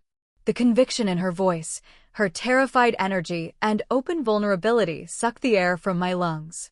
I scooch over to her, taking her hands in mine while she starts to cry. "SHHHH, it's okay," I whisper, running my thumbs over her knuckles. Ember pushes forward in a way I've never felt before and reaches out to the Omega's cowering wolf. The exchange is wordless but profound as she comforts the abused beast. Slowly, Jenna starts to calm down, transfixed by the feeling, and brings her watery gaze back to mine. I smile, trying to reassure her and keep holding her hands, giving Ember the time she needs. They'll hurt you. Like Charlotte, she whispers, her shoulders slumping. There's something this pack doesn't know about us. We're not easy to kill, drive off, or manipulate, I confide with a wink. As one who tried to kill almost all the rank wolves once, I can confirm, Mila says with a smirk. I feel Ember bristle at her statement, even knowing the circumstances. The poor woman had lost her sister and thought Christian was coming to finish what Dimitri started. Don't look at me like that. I tried to kill my mate too, she chides. Why you tried to kill the king? Jenna gapes, her brown eyes impossibly wide. And the Beta and Delta too, but in all fairness, he wasn't king yet, Mila scoffs, crossing her arms over her chest. For her brave front, I can feel her guilt simmering below. Dimitri kidnapped and collared her sister, I clarify. She just thought they were more of his men coming to collar her, too. That's awful, Jenna whispers, softening instantly. She takes one of her hands from me and grabs Mila's hand, squeezing it. The fiery witch's eyes go wide and lock on the contact, as if the little Omega might set her on fire in an instant. Did you get your sister back? I did, Mila replies absent-mindedly as she dwells on the contact. Suddenly, I realize this must be the first time a Royal Pack member hasn't acted like she's a leper or someone to be afraid of. Let's talk about lighter things, I stand up and let her hand go, allowing for space once more. An awkward silence falls over the room as we settle back down. You good? Chloe asks Claire as she passes her a glass of water. Yeah, she sighs. Bed rest is making me antsy. Talk to me about anything else. I love him, but Xavier sucks for keeping up. Eli found them, I blurt out, shocked by my forwardness. Found who? Willow asks, wrinkling her nose. My pack, he found where I came from. The collective intake of breath around me and the silence that follows are only overshadowed by the shock radiating off all 6 of them. I wasn't the only one who didn't expect Eli to find them. Wow, Mila breathes, taking a seat beside me. What are you going to do? Good question. Their alpha is coming for the coronation. Eli's doing a DNA test to make sure, but he's almost positive, I mumble. Saying the words out loud carries a new gravity that wasn't there before. It's suddenly so real now. So you're an alpha's kid? Soraya asks with a smirk. He didn't say. I shrug, feeling an odd numbness come over me. If I were, does that mean anything? Well, you have to be happy to be able to get some answers, right? Willow offers with a guarded expression. Hey, did you want me to get Eli to look into your family, too? I know she struggles with her unknown past as well, something we've talked about many times. Kind of a lost cause, don't you think? Willow scoffs. Willow, he literally had just a police report to go off of for me. He says he lives for this, and I have to say I believe him, I admit, recalling his excitement. You have to have something? Name anything. Ivy, my mom's name was Ivy. I have her journal. She asks with hope swimming in her blue eyes. Worth a shot, right? Willow considers my words before nodding, lost deep in thought. Come on, let's find a good movie or something. Claire insists on getting up and moving over to the couch, but keeps shifting uneasily as we settle in around the living room. Willow plops down next to me and tucks us in with a throw while Soraya and Mila argue over what to watch, finally settling on Pirates of the Caribbean. Are you going to meet them? Willow asks. Your mother's alpha and family? I guess so. I shrug, picking at the blanket. Everything feels like it's coming at me too quickly, not leaving me enough time to process. If for no other reason than to get answers and find out about my mother. I can't remember a thing about her. Guilt gnaws at me for thinking she just abandoned me, knowing now that she died. I owe it to her to try to understand her and the pack she came from. Willow smiles at me and snuggles against my side, half watching the movie and half lost in thought. I'm sure this conversation stirs up memories, and judging from the heartache coming from her, not all of them are good. How are you guys doing? Christian links, midway through the movie. Everything's fine here, you? I mumble, pulling the blanket up over Willow, who is curled up like a cat and fast asleep. Good. You were right, baby. I think we all needed this. If you guys are fine, we might just stay out a bit longer, let the wolves wear themselves out, he asks, leaving the ball in our court. Go, I laugh. We're on the first movie, and aside from Willow, everyone's going strong, have fun. Halfway through the second movie, Claire grows even more restless, shifting positions every 5 minutes. Chloe gets brushed off every time she asks if there's anything she can do, and I feel Claire's frustration bubbling under the surface and growing by the moment. Can you wake Willow? Chloe links while Claire's in the bathroom. I think dash. Her train of thought is cut off as the bathroom door is thrown open. Claire stands there and takes a couple of stiff steps forward before bracing herself in the doorway. Her brows are furrowed, and something is off about her posture. I shake Willow hard and am on my feet in an instant, closing the distance. What's wrong? I ask, feeling my anxiety rise. My water broke. I thought I was just sore from sitting, Claire mumbles, grabbing onto me. Chloe? I yell, entirely out of my element. Soraya stands there frozen, wide-eyed as the color drains from her face. Sit. My aura flexes, forcing Soraya into the chair before she passes out, barely a moment too soon. It's time, honey, Chloe says, tucking under Claire's arm and walking her over to the nearest seat. Christian. You guys need to come back now. I link, trying to keep the panic out of my voice and failing miserably. Fuck, what's wrong? He links back, sounding winded. Xavier's up. We'll be there as soon as we can, but we're far. You've got this, Jessie. Doc's coming with a med team to get her, Chloe announces after her mind-link conversation. If you're up for it, we can meet them downstairs? Claire grimaces, but nods as Willow works her magic on her stomach. Nothing I can do, Willow whispers to me as Chloe and Jenna help her to the hall. He's coming, now and fast. Claire's pace slows down even more as we approach the stairs, and every few moments she freezes completely, her entire body hunched over stiffly while she breathes. Our grand entranceway to the Alpha's wing makes a statement, but looking down at the broad marble stairs with a pregnant woman on the way down looks like Everest. What's wrong? Vincent calls from the bottom. By the looks of his position at the base of the stairs, he was in the middle of checking on the guards, but immediately he zeroed in on Claire hanging between the women and bounded up the stairs. Hang on. With more finesse and gentleness than I thought he possessed, Vincent carefully scoops Claire up bridal style and practically floats down the stairs with her. Doc and his team come running over just in time for Vincent to reach the ground floor. I grip the railing, feeling my heart race as emotions assault me from every direction.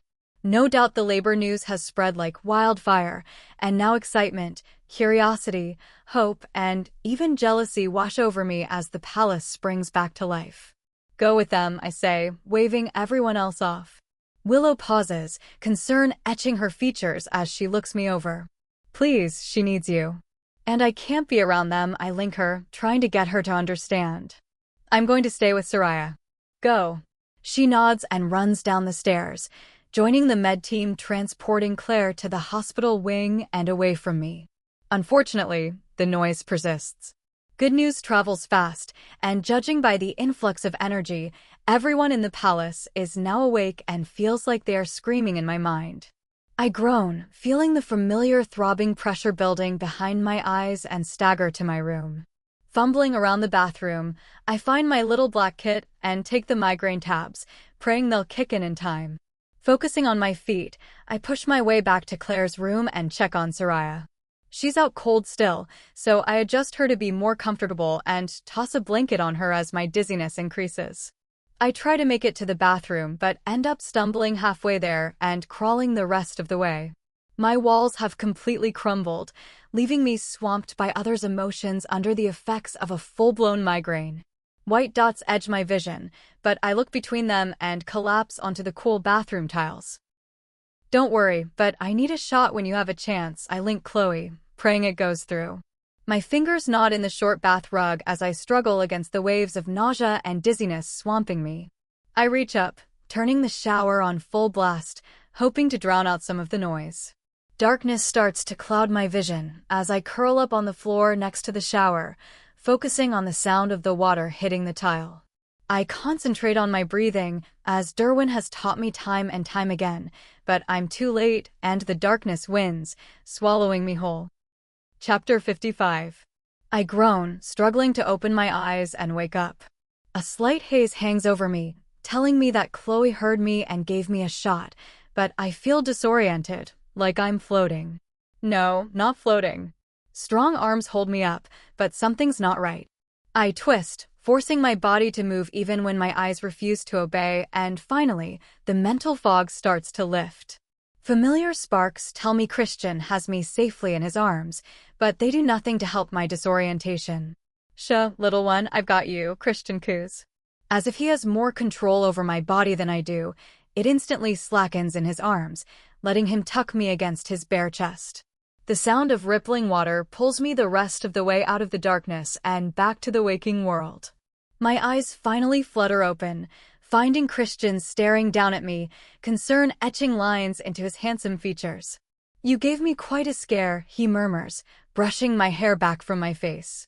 Why are we in the pool? I mumble, sitting more upright on his lap. Because you were in pain and the shot wasn't stopping at all. Willow said water helps, so here we are. Christian guides my head to lie against his chest, and the steady beat of his heart lulls me into a more relaxed state. He's right, this environment has been conducive. All I hear is the rippling of the water, his heart, and our breathing. Not an ounce of unwelcome emotional energy remains, and the silence is bliss. Judging from the look on your face, I made the right call. The relief in his voice makes me instantly feel guilty for worrying him with so much going on. Stop that. One day I'll get you to teach me how to block, I grumble.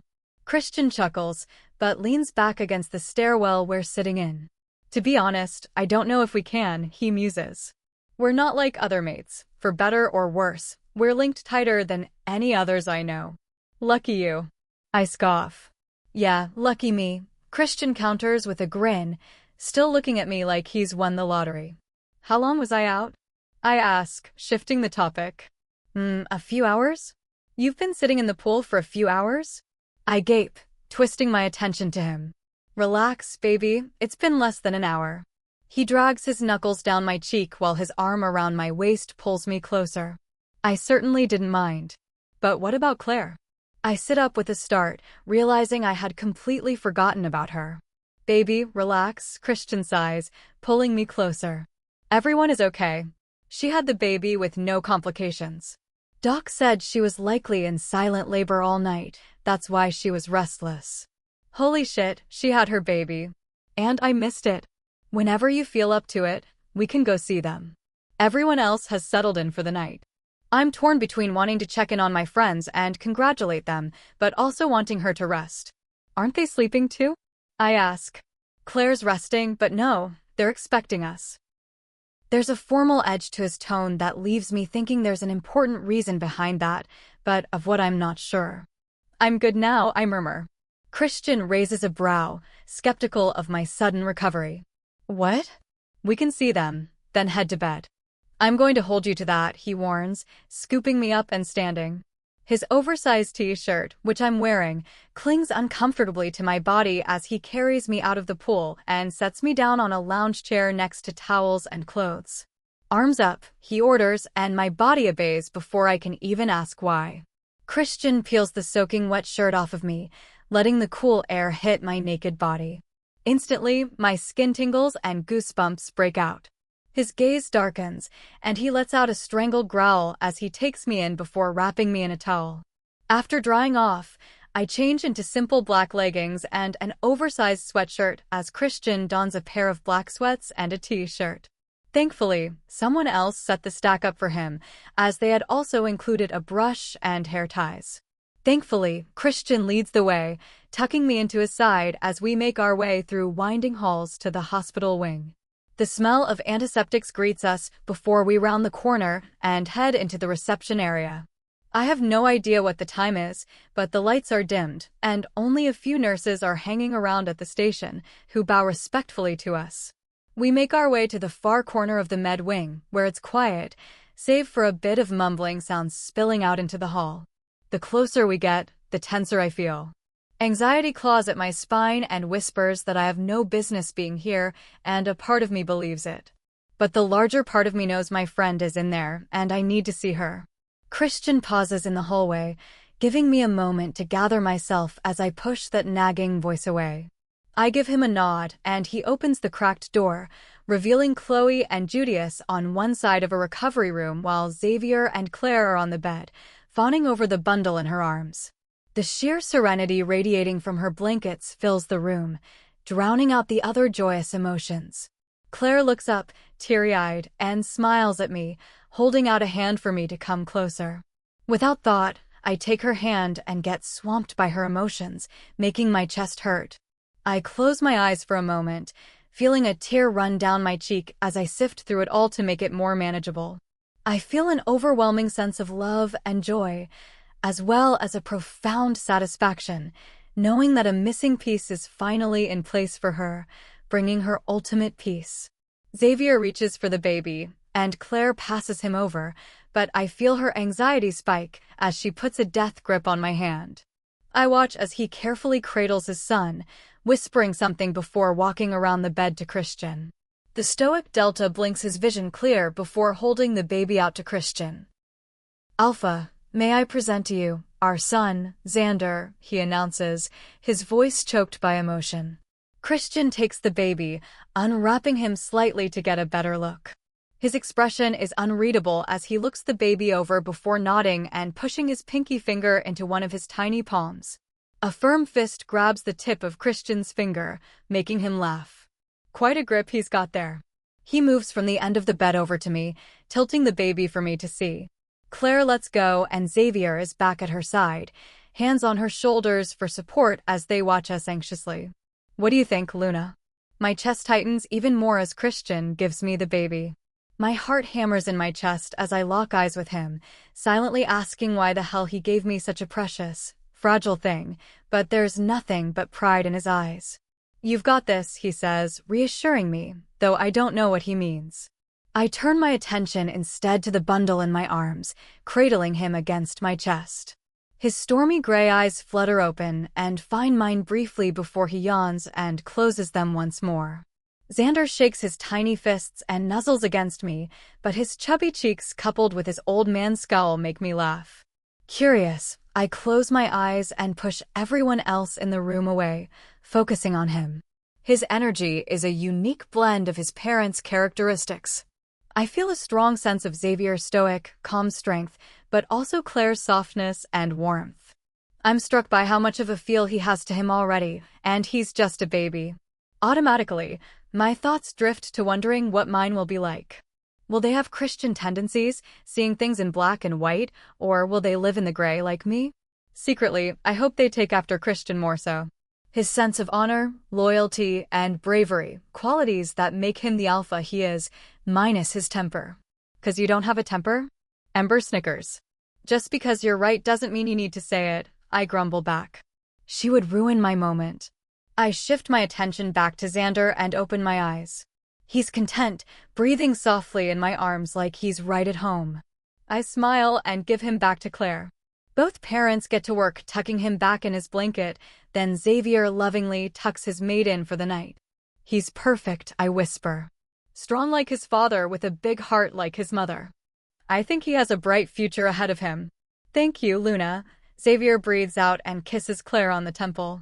The man has been the embodiment of stoicism since I've known him, rarely showing much emotion unless Claire was around, but tonight, he is as raw as ever.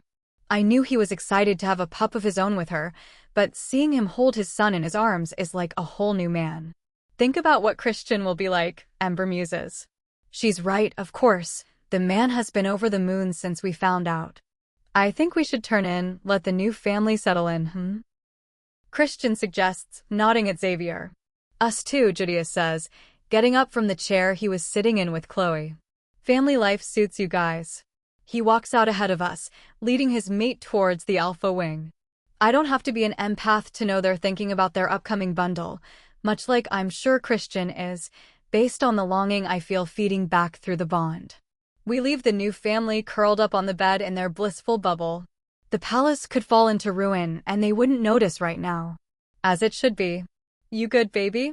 Christian asks as we slowly walk back to our room. I murmur. Just a lot on my mind. Christian opens our door and ushers me in with a hand on my lower back. After closing and locking it, he turns back to me and pulls me to him by my waist. Talk to me, baby, he whispers. It's really nothing. There's just a lot going on right now, I sigh, not wanting to burden him. Christian backs over to the couch and flops down, gently dragging me onto his lap, then covers us up with a throw. I'm all ears, he says with a crooked grin. I relax against his chest, breathing deep and savoring his scent. Moments like this feel too few and far between. I felt him, his mixture of Claire and Xavier.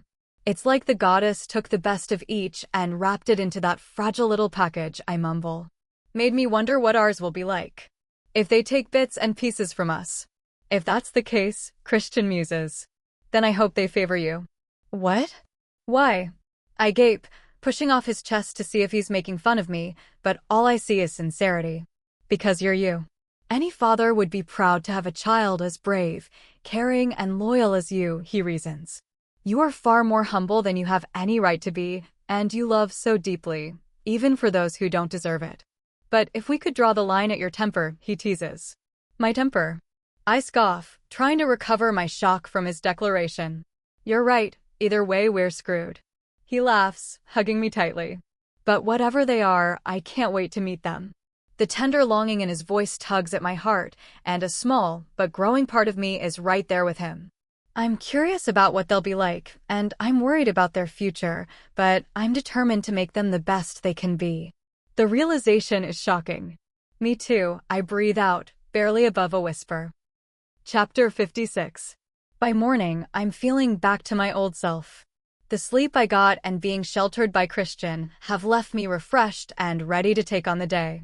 Claire is released today, Kismet guards arrive to integrate into security, and the coronation setup is in full swing.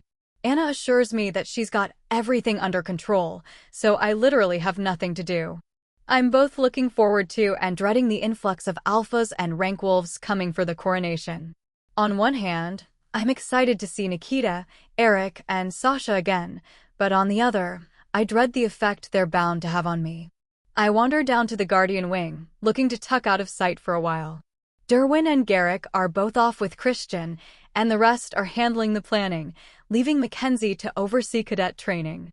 Ethan trains with the other cadets, even though he's more skilled than they are. I prefer watching him spar with kids of a similar size to his own, rather than the seasoned guardians he usually faces.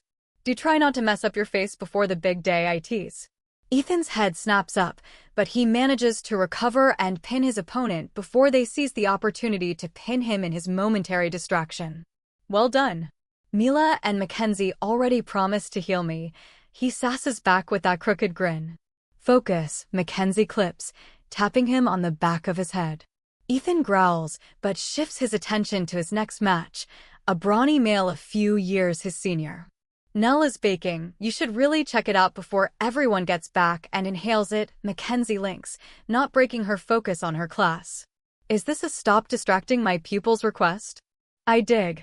No, this is a save me some of the butter tart squares. I can practically hear her salivate in desperation. Fine, I drawl and head back in. I remember the general direction of the kitchen, and soon my nose takes me the rest of the way. My mouth instantly waters as I walk in, surrounded by all sorts of goodies from danishes and tarts to eclairs and cookies. I'm so distracted by my stomach, I miss the woman at the stove.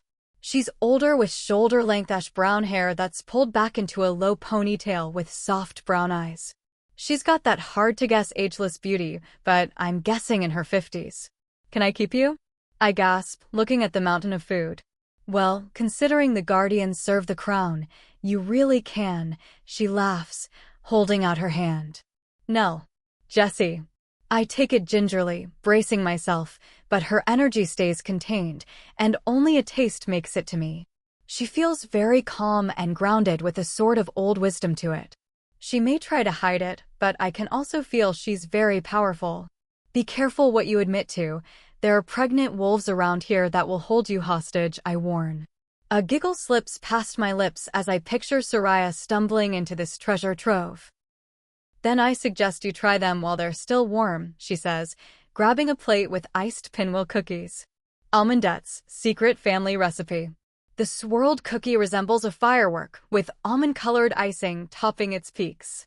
I take a bite and moan, savoring the sweet, delicate flavor, thin outer crunch and fluffy, crumbly center. I need every ounce of willpower not to turn into the cookie monster and scarf the platter immediately. Come, sit. Nell gestures to the seats on the far side of the kitchen island. You can be my taste tester. I've been meaning to talk with you anyway. Oh, I ask, feeling set up.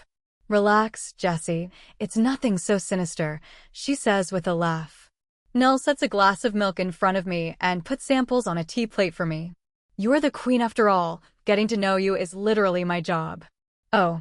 My cheeks heat instantly, realizing that I'm jumping to conclusions too quickly. I pick at a crumbly chocolate brownie that I realize is going to be my new best friend as the first bite melts in my mouth. Is your other job to bake? No, I just like to. There's something very satisfying about mixing a few ingredients and making something so good. Great for keeping unruly guardians in line, too, she replies with a wink. I nod, knowing exactly what she means. Cooking has always been a way for me to de-stress, and something that I'm good enough at, even on the crappiest days, usually turns out right. Food this good should be illegal, I mumble, trying some square tart with raisins and pecans. Oh, speaking of this, Mackenzie told me to save her some. I have a mini batch already set aside for her and Derwin. They can fight over them. Their sweet tooth is well documented, she teases. I'm more interested in hearing about you. Everything is delicious, I admit, scanning the table. Nell shakes her head and grabs her coffee mug before coming over to me. That's not what I meant, and you know it, she chides.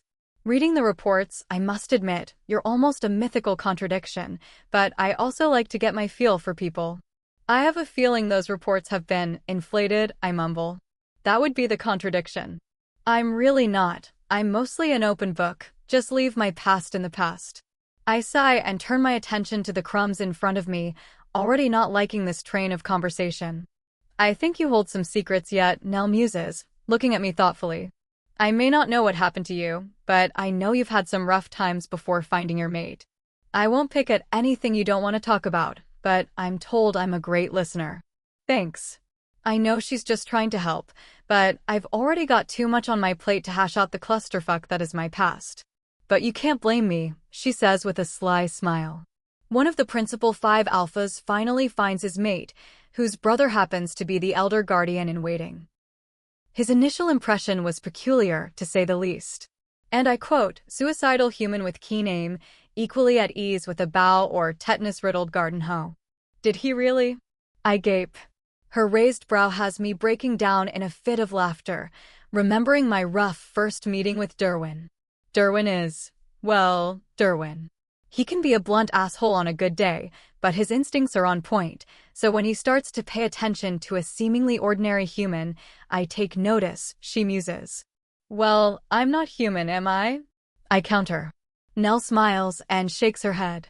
No, and he suspected as much early on, particularly when you could read people, but not being able to sense your wolf, he didn't know what you were.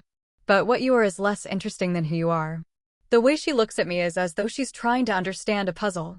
And who is that? A queen. I ask. I suspect that's the least interesting thing about you. She scoffs. Fundamentally wolfless, you've taken on a principal alpha and won a war from behind enemy lines by turning half of their force against them, including his beta. Peter wasn't there by choice. Neither were the packs that got out, I mumble, crossing my arms over my chest. Already, my face feels like it could catch on fire. Humble as the day is long, she continues dryly, giving me a pointed look. You're in a position people kill for, yet you bear it as a cross selflessly. You're telling me if that weren't someone other than yourself, you wouldn't be curious too. Touché, Ember growls. When you sum it up like that, it's unrealistic though. It really does make me sound like some myth, but it wasn't like that, I sigh, feeling my shoulders slump. And what was it like then, Nell watches me intently as she takes a long sip of her coffee. The look in her eyes makes me think that she already suspects an answer, but also that she's almost searching for something. A series of making the best choice I could at the time. Judius wasn't in his right mind to fight Dimitri. I was clear-headed, and he had already written me off as no threat, plus Soraya thought I could win, and she's the first to say I can't do something. I traded places with Ethan because he was a child, not to mention the heir, so going with Dimitri was a no-brainer. And when I was captive, events just played out like the lesser of two evils. I furrow my brows, trying to think of exactly what drove me to do what I did while I was there. I wasn't selfless, I was trying to survive, I admit. Bullshit. My eyes snap wide and lock on the woman as though she slapped me across the face. What you did there wasn't surviving, it was above and beyond. Winning the people over by cooking. We've already established it's to de-stress, plus I couldn't eat what they were forcing me to, and working in the kitchens kept me away from Silas and Dimitri, I counter, challenging her gaze. Right, she drawls as a knowing smirk slips on her lips. Seeing people starving all around you had nothing to do with that decision, Witnessing the misery those people were living in, knowing that just a little effort could take some of it away? That had nothing to do with why you forced yourself to work for hours in a hostile kitchen for the enemy. I glare, feeling a mix of emotions, from guilt and anger to longing that I hadn't done more, but I was so run down, I'm surprised I managed as much as I did. Dimitri gave you your out. Instead, you made sure the other she-wolves were freed before leaving, but that was still just about your survival, right? Nell's expression softens as she gently takes my hand. You may tell yourself that it was survival, but every time you're at a crossroads, you pick the greater good, and that is admirable. My chest tightens, and my vision begins to blur with unshed tears. It's getting harder, I whisper. You don't have to be selfless forever, you know? Nell brushes her thumb over my cheek, the gesture reminding me of one my mother would do when I was upset. You've carried so much for so long, it's okay to let others help. Accepting help is hard, I admit, wiping my eyes. I don't feel like I have a moment just to breathe anymore. There's always something more, and I'm worried something will fall through the cracks. You do have a lot on your plate, though I hope life will calm down after the coronation. The oven timer goes off, Nell grabs 2 baking trays from within and sets them down in front of me. I've already eaten enough sugar to put me into a diabetic coma, but the fresh puffed apple danishes make me forget all about that. That would be nice. I feel like I need a vacation from my life sometimes, I mumble. Nell laughs and scoops one of the steaming pastries onto my plate before drizzling some cream cheese frosting over it. That's literally why vacations exist. Guardians burn out if they don't find ways to de-stress. Vixens are no different. If anything, their work makes them even more at risk. I imagine your gift can make it very hard to function at times. I nod as she hits the nail on the head. My gift is half of my problem right now. The more I used it, the stronger it got, and now here I am with no off button, and it dialed up to max volume. Every time I get stressed out, my walls crumble. When something major happens, like babies being born, same thing. I walk around with a constant headache and feel terrible because Christian feels bad, as does everyone else around me, because they think it's their fault, and it just makes it worse. Having admitted that out loud for the first time, I bury my face in my hands and groan, annoyed at myself for whining about something that is what it is. Nell shuffles around the island and rubs soft circles on my back. Charity begins at home. You really need to cut yourself some slack, she chides. Jessie, we've gone from not knowing we existed to being queen in less than a year. You're juggling a new mate, an adopted son, a large pack full of unique individuals, pregnancy, a gift with no instruction manual, all while trying to process enough trauma for an entire country album. Woman, that you get out of bed in the morning is remarkable. I look up at her, fully expecting that signature guardian smirk, but find nothing but pride and admiration in her warm brown eyes. The conviction in her voice is sobering, and what's more, she's right. I've always focused so much on putting one foot in front of the other that I've never really given myself the time to take a moment and process the stuff I've gone through. There's a reason I'm not a morning person, I say with a dry laugh. And through it all, she has jokes, Nell teases, arching a brow. I do look forward to getting to know you better, Jessie. Keep feeding me like this, and I'm an open book. I laugh. The kitchen door swings open, and Mackenzie races through it, slamming the deadbolt behind her. Her victorious grin says all her intentions, and the way her green eyes light up as Nell picks up her tarts is downright comical. Make him work for them, Nell teases. You know it, Mackenzie agrees with a cat-like grin. I see you two are hitting it off well. Indeed, and sadly long overdue, Nell sighs. I'm still meeting all of the guardians. It's been a crazy transition, I dismiss. Understandable for you. There are no doubt hundreds of people in the palace, but rather unacceptable on my part. The seriousness in her tone throws me off center, warning me that I've missed something important. I really should have met you while you were still in Crescent Falls, but I was otherwise detained. You didn't tell her, did you? Mackenzie chides. Tell me what? I ask, hating to be in the dark. Nell runs the vixens. She's Garrick's counterpart, Mackenzie fills in, frowning at Nell. Realization dawns on me as I recall our many talks about vixens, and I know her specialized skills are being called upon as one. She still doesn't get it. My job is to manage the vixens, their assignments and training, but also their well-being, a job I'm afraid I've fallen behind on with you. I gaped at the two women, utterly confused. But I'm not, I trail off, seeing both women with a knowing smile. Aren't you? Mackenzie counters. Chapter 57. Christian. Alpha Mitch is dropping his guards off in the training yard for inspection. The head warrior, elder guardian, and captain of the palace guard will have an initial inspection done before you get there, Percival announces. Then you have security meetings with Baron immediately following. Afterwards, I need to go over final preparations for your ceremony. I get it, another full day, I groan, cutting him off. I trust one have enough time to finish eating? I raise a brow at the clipboard-toting advisor, willing him to give me a moment's peace. Of course, sire, Percival concedes. I will head out to the training yard to get everyone moving to keep that stop short. We will be waiting whenever you are ready. The old man stiffly bows and heads out of the private dining room, leaving me and Kane to finish brunch. Is it too late to say you won and hand over the crown? I muse, side-eyeing Kane. Fuck that. The broody alpha barks. I have never been so happy to have not won a fight in my life. His wide-eyed, relieved expression is comical aside from the fact that I did win. You mean you lost the fight, I dig, grinning as his face falls into his typical frown. Ass, he growls. Seriously, can you see me doing this shit? That's the first time I've met the man, and I want to drop him down a well. He's special, I sigh, remembering the conflict he had with Jessie. Percival might be old and stiff, but no one knows more about the protocol and politics of the palace and times. This whole process would have been more of a clusterfuck without him. Even Baron defers to him. I swear to the goddess above, if you leave me in this shit, I'll burn it to the ground, Cain warns with a scowl. That's not the plan, but I'm hoping the threat of you on the throne will buy me time to clean house, I admit. We're making progress, but nowhere near enough nor fast enough. Can't you just use the witch? Or what about Jessie and her spidey senses?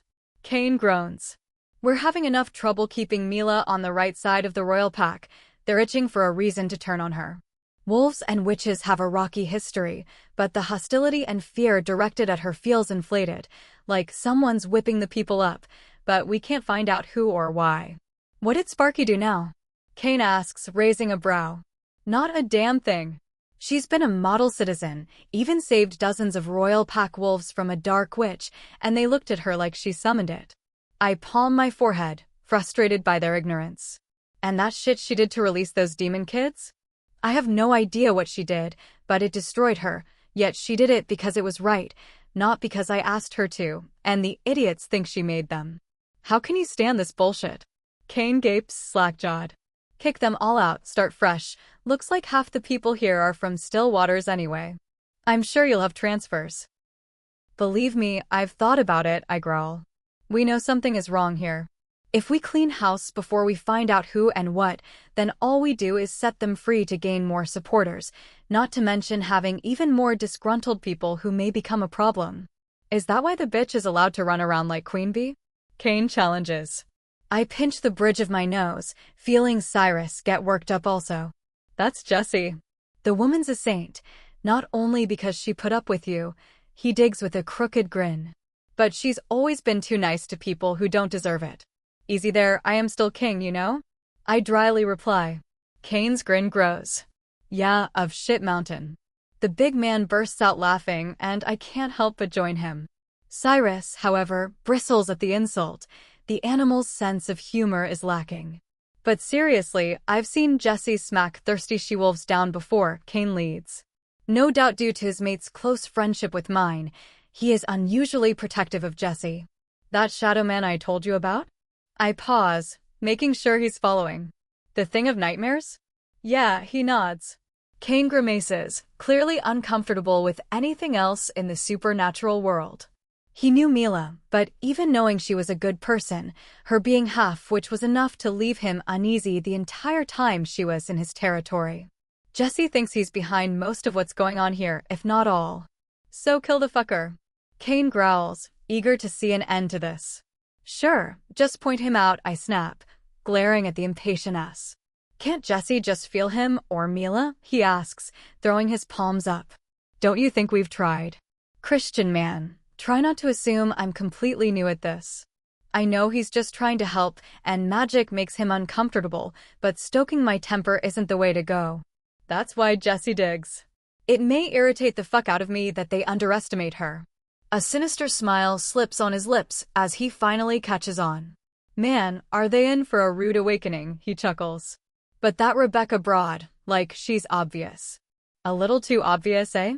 I counter. Cain's lips purse as he considers my words and eventually nods. The timing shit with Jessie being pregnant, but she's convinced we have to stay the course. Why is nothing ever easy with you two? He groans. I ask myself that daily. Come on. We'd better get out there before Soraya and Mitch explode again. I stand up, set my dishes on the cart to the side, nod at the waiting Omega, and head out back. I don't know, I could do with another demonstration, Cain scoffs. That woman could be as big as a house and still take on anyone, I swear. Not wrong. The sight in the training yard is impressive, to say the least. Warriors, guardians, palace guards, and Kismet warriors all stand in ranks for inspection. Soraya and Henry talk, gesturing here and there with Nex and Derwin walking a different row, and Mitch, Ader, and Garrick make their way down the center. Percival and Baron stand off to the side with Jace and walk over the moment they spot us. I don't know, looks a little light, Jace teases, nodding to the assembled army. Did you leave anyone at home? I tease when Mitch and the rest join us. The young alpha looks impeccably polished today, his wavy black hair smoothed back and his gray eyes sparkling in the sun. Mitch grins. We've had enough excitement. I figured overkill was better than skimping. Amen to that, Jace chirps. I dare say we've got more security than any coronation beforehand. I'll work with Garrick and Alpha Mitch to cover all the bases, Ader adds. I was confident in our abilities before this. As it stands, we won't likely need most of our pack warriors. It will be good for them to attend, Baron suggests. I'll leave you to it. Ader nods, and I turn my attention to Baron and Percival, following them and Jace back to the office with Kane in tow. As I listen to them run through tomorrow's whirlwind of arrivals for the main event the following day, I'm struck by the change. Baron and Jace are working seamlessly together as equals. The old beta looks more relaxed than I've seen him so far. I'm sure he's excited to leave, Cyrus grumbles. We have to clean up the mess. Would you prefer we leave it for Ethan to inherit? I counter. Cyrus flinches at the thought of Ethan having to navigate this clusterfuck. I'd prefer for the last pack to have done their job right in the last decade. He's not wrong, but there's no fixing the past. I still think you should reconsider the rogues, Baron grumbles, locking his gaze on mine and pulling me out of my thoughts. Pack wolves are uneasy dash. No, I growl, cutting him off. Once more, he's pushing for something I've made clear is not up for debate. Kaimen and his people fought alongside pack wolves and have earned our respect and the honor of attending. For all his talk, Kaimen is an alpha in his own right, Jace adds. They may function looser than the rest of us, but his people defer to him, and they pretty much stick to their territory carved out in the wilds. If they can get along with Kane, I'm sure they can manage a ceremony. Baron purses his lips, but doesn't press the issue any further. Thankfully, he doesn't bring up Mila either, and I've conveniently left out that her sister is coming and also a witch. We opted to stay for dinner and eat in Baron's office as we finished the last details, which should allow me to focus on Jessie and our guests tomorrow. She spent the day with her friends and helped Claire settle in at home. A selfish part of me hopes that being around Xander will help her relax and get more excited about our own pups. Our conversation last night caught me off guard in the best way possible. I know she struggles with change and has so much on her plate, but to hear that she's thinking about our pups and looking forward to meeting them fills me with hope. When this circus is over, I plan to spoil her properly. Looks like we've lost our fearless leader anyway, Jace teases with a crooked grin, having caught me lost in thought. Sorry, just a lot on my mind, I mumble, rubbing my tired eyes. I was just saying I think that covers everything, Baron reiterates, gesturing to the papers spread all over the desk. Go. I'm sure we can handle anything that comes up tomorrow. Lord knows there are enough of us. Not needing to be told twice, I head out to the dining room with the guys. Mila, Chloe, and Willow are playing cards at the table, using chocolate and candies for chips. Willow runs over to Kane, who tosses her over his shoulder, smacking her playfully as she giggles uncontrollably.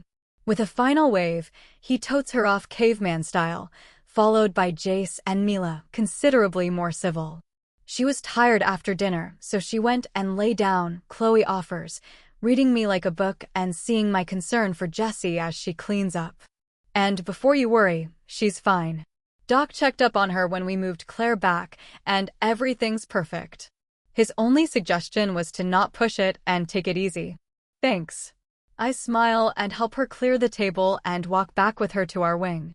Judius is waiting for her at the top of the stairs, his blue eyes locked on his mate, as if I'm invisible. As I walk into our quarters and lock the door behind me, I'm surrounded by soft music and the smell of cinnamon, cherry blossoms, and honeyed milk lets me know Jessie is here. I breathe deep, taking in her scent and instantly feeling the day melt away. Jessie? I call softly, hearing no answer. I walk over to the living room where the lone lamp casts soft light. My breath catches as I round the couch, finding Jessie lying there. She's sleeping peacefully in soft, comfortable attire, looking calm and at ease. I walk over and gently touch her leg, and she stirs, her golden brown eyes fluttering open and meeting mine. Hey, I whisper, my voice full of admiration as I take in how serene she looks. Hi, she murmurs, her face lighting up with a smile. I gently lift her, letting her rest against my chest. We whisper, enjoying each other's company, and I feel my exhaustion melt away. In moments like this, I feel the world outside slow down, and everything falls into place as it should. I love you, Christian, she murmurs, looking up at me. I love you too, baby, I reply softly, holding her close. Chapter 58. Christian. The first rays of sunlight haven't even broken over the horizon, but I'm wide awake. Jessie is sleeping soundly, tucked against my side with her head on my chest. I miss waking up with her draped across me like a blanket. Her touch is addictive and leaves me wanting more, but with her growing belly, she can't sleep like that anymore. In such a short time, her body has undergone significant changes.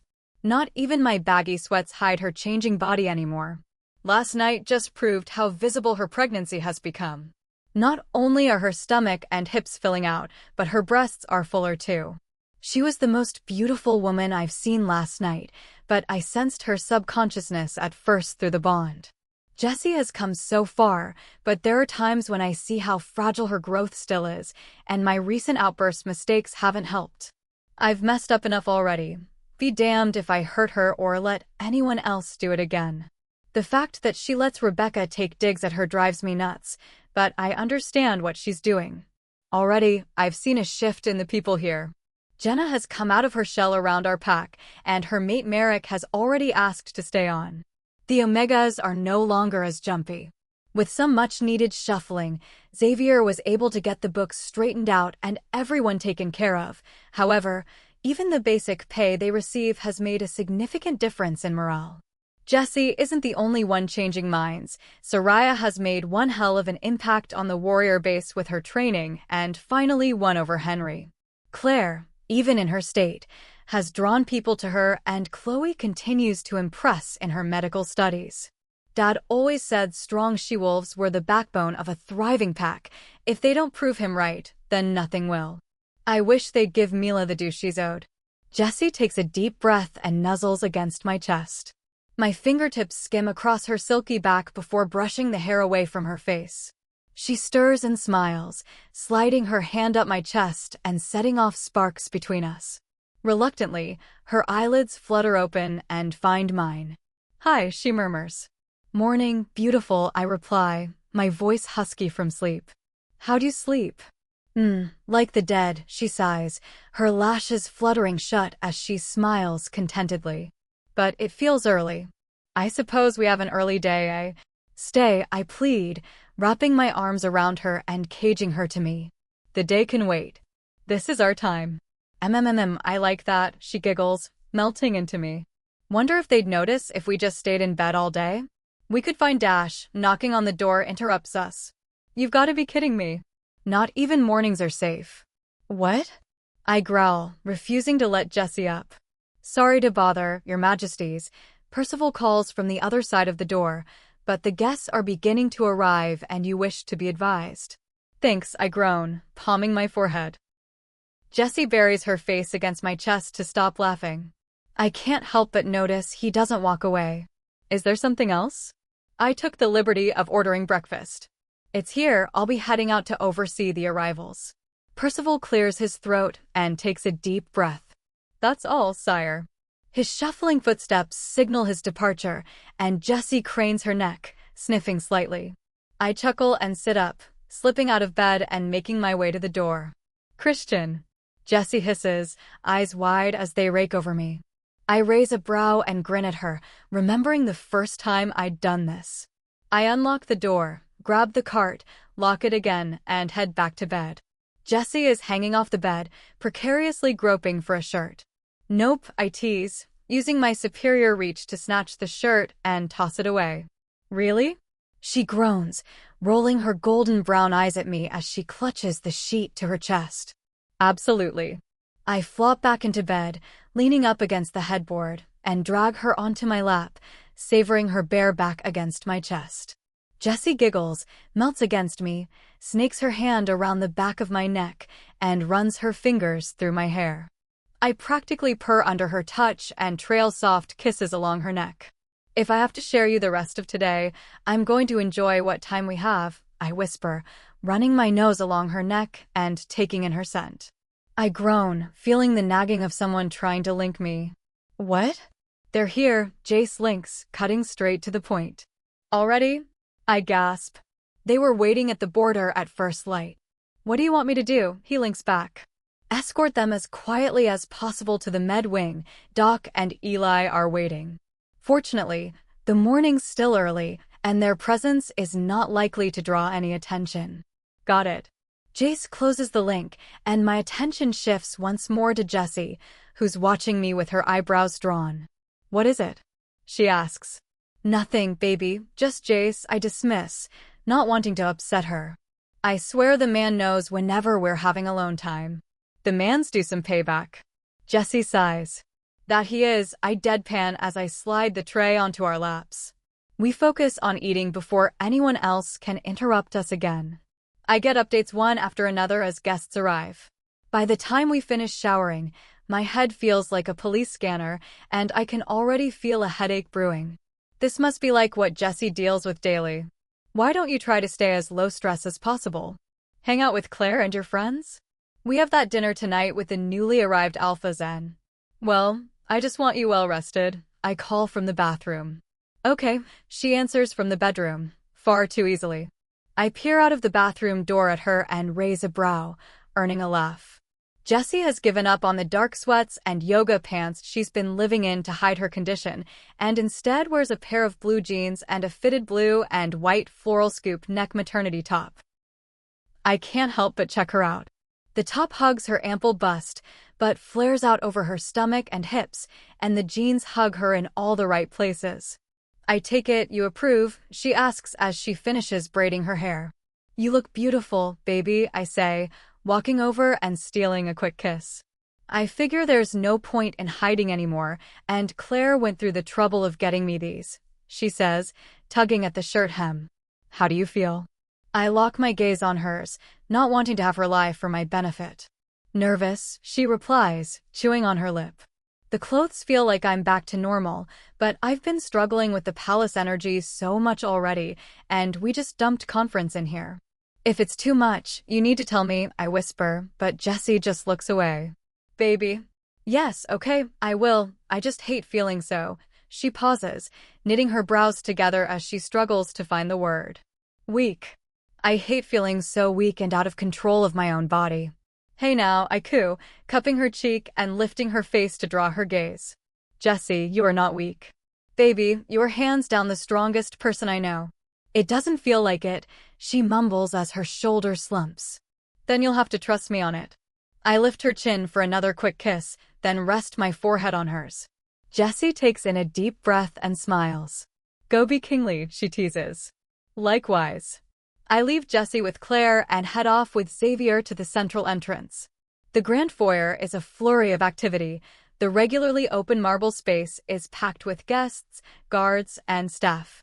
Percival, armed with his clipboard, moves among the masses offering aid as he goes, while Evansley, Merrick, Jace, Baron, and an army of Omegas sort everyone out. Highness! Eli yells as he runs over to me. So much for subtlety and slipping in unnoticed, Xavier chides. I'll jump in, good luck. I nod to my Delta as he slips away into the chaos, while the eccentric old man fights his way through the crowd. Not that Eli's ever well-groomed, looking more like a mad scientist than a royal official, but today is next level. What is it?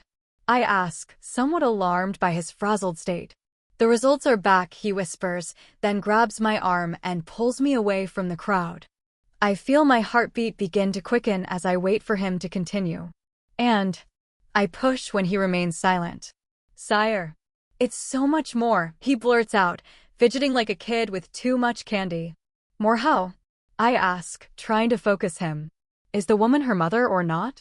The woman, he asks, furrowing his brows and bringing his murky gaze to mine. Liana. I prompt, cocking my head. The man can be excitable, but this is a bit much for even him. Oh, that woman, yes, of course, but I was already certain. DNA just confirmed it. He grins, having caught back up on our conversation. I groan and palm my forehead before running my hand through my hair. Maybe start from the top so I'm on the same page as you? I sigh. Of course, sire, apologies. We were certain of her mother, Goddess keep her, DNA test was just due diligence, but we got a bonus, he announces with an impossibly wide grin. A bonus? I parrot back. Can he not talk in riddles? Cyrus growls. Yes, sire. He looks at me with excitement in his eyes and clicks his teeth when he realizes I'm not following. What is better than knowing where you came from and establishing parental links to a deceased one? My eyes shoot impossibly wide as I finally catch on. This isn't even me he's referring to, and I feel my stomach drop from the gravity. Establishing a live one, I trail off. Exactly, he says, clenching a fistful of air and moving in close. I've triple-checked the tests myself, there's no doubt. Fuck, I breathe. Jessie, having living relatives, hadn't really crossed my mind.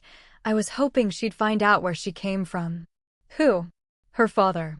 Before I have a chance to respond, excited squeaks break out, echoing in the vast space.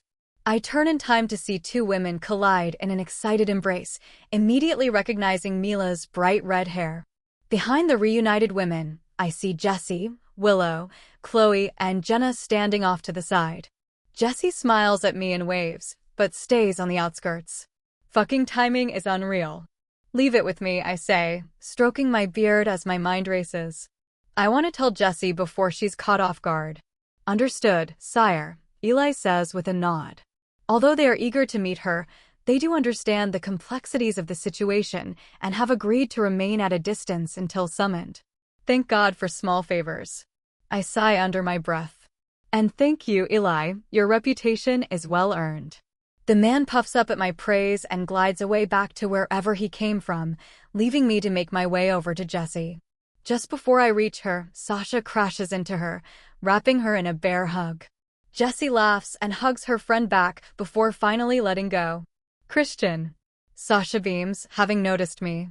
Her black curls and caramel skin are a stark contrast to Mila's pale complexion and flaming hair, but there is no mistaking the familiarity of the sisters. Sasha, about time you got here, I tease. We'd have been here sooner, but the traffic and security are unreal, Eric answers, finally making his way over. The young, chestnut-haired alpha is really coming into his own now. The war made him grow up faster than anyone would like, but he took it in stride, learning everything he could. Unlike other alphas, particularly the young ones, who are full of pride and false confidence, he has worked alongside more experienced alphas, gleaning everything he could. That experience and Eric's relaxed nature are paying off, as his pack prospers under his guidance, more than tripling in size over the past year. He's on track to become the youngest principal alpha at this rate. Good to see you, I say, shaking his hand. Eric grins, his eyes shining with excitement as he looks around. I wouldn't have missed this for the world, he replies, awestruck. I still can't believe how things have changed. You're telling me, I muse, shaking my head. Look what the cat dragged in. Kane walked over and clapped him on the shoulder. Congratulations, man. What, no more pup jokes? Eric wryly replies. And what am I getting congratulated for? It wasn't announced yet, numbnuts, I growl at Kane. Whoops, he chuckles. What wasn't announced yet? Eric asks, narrowing his gaze at Kane, then shifting it to me.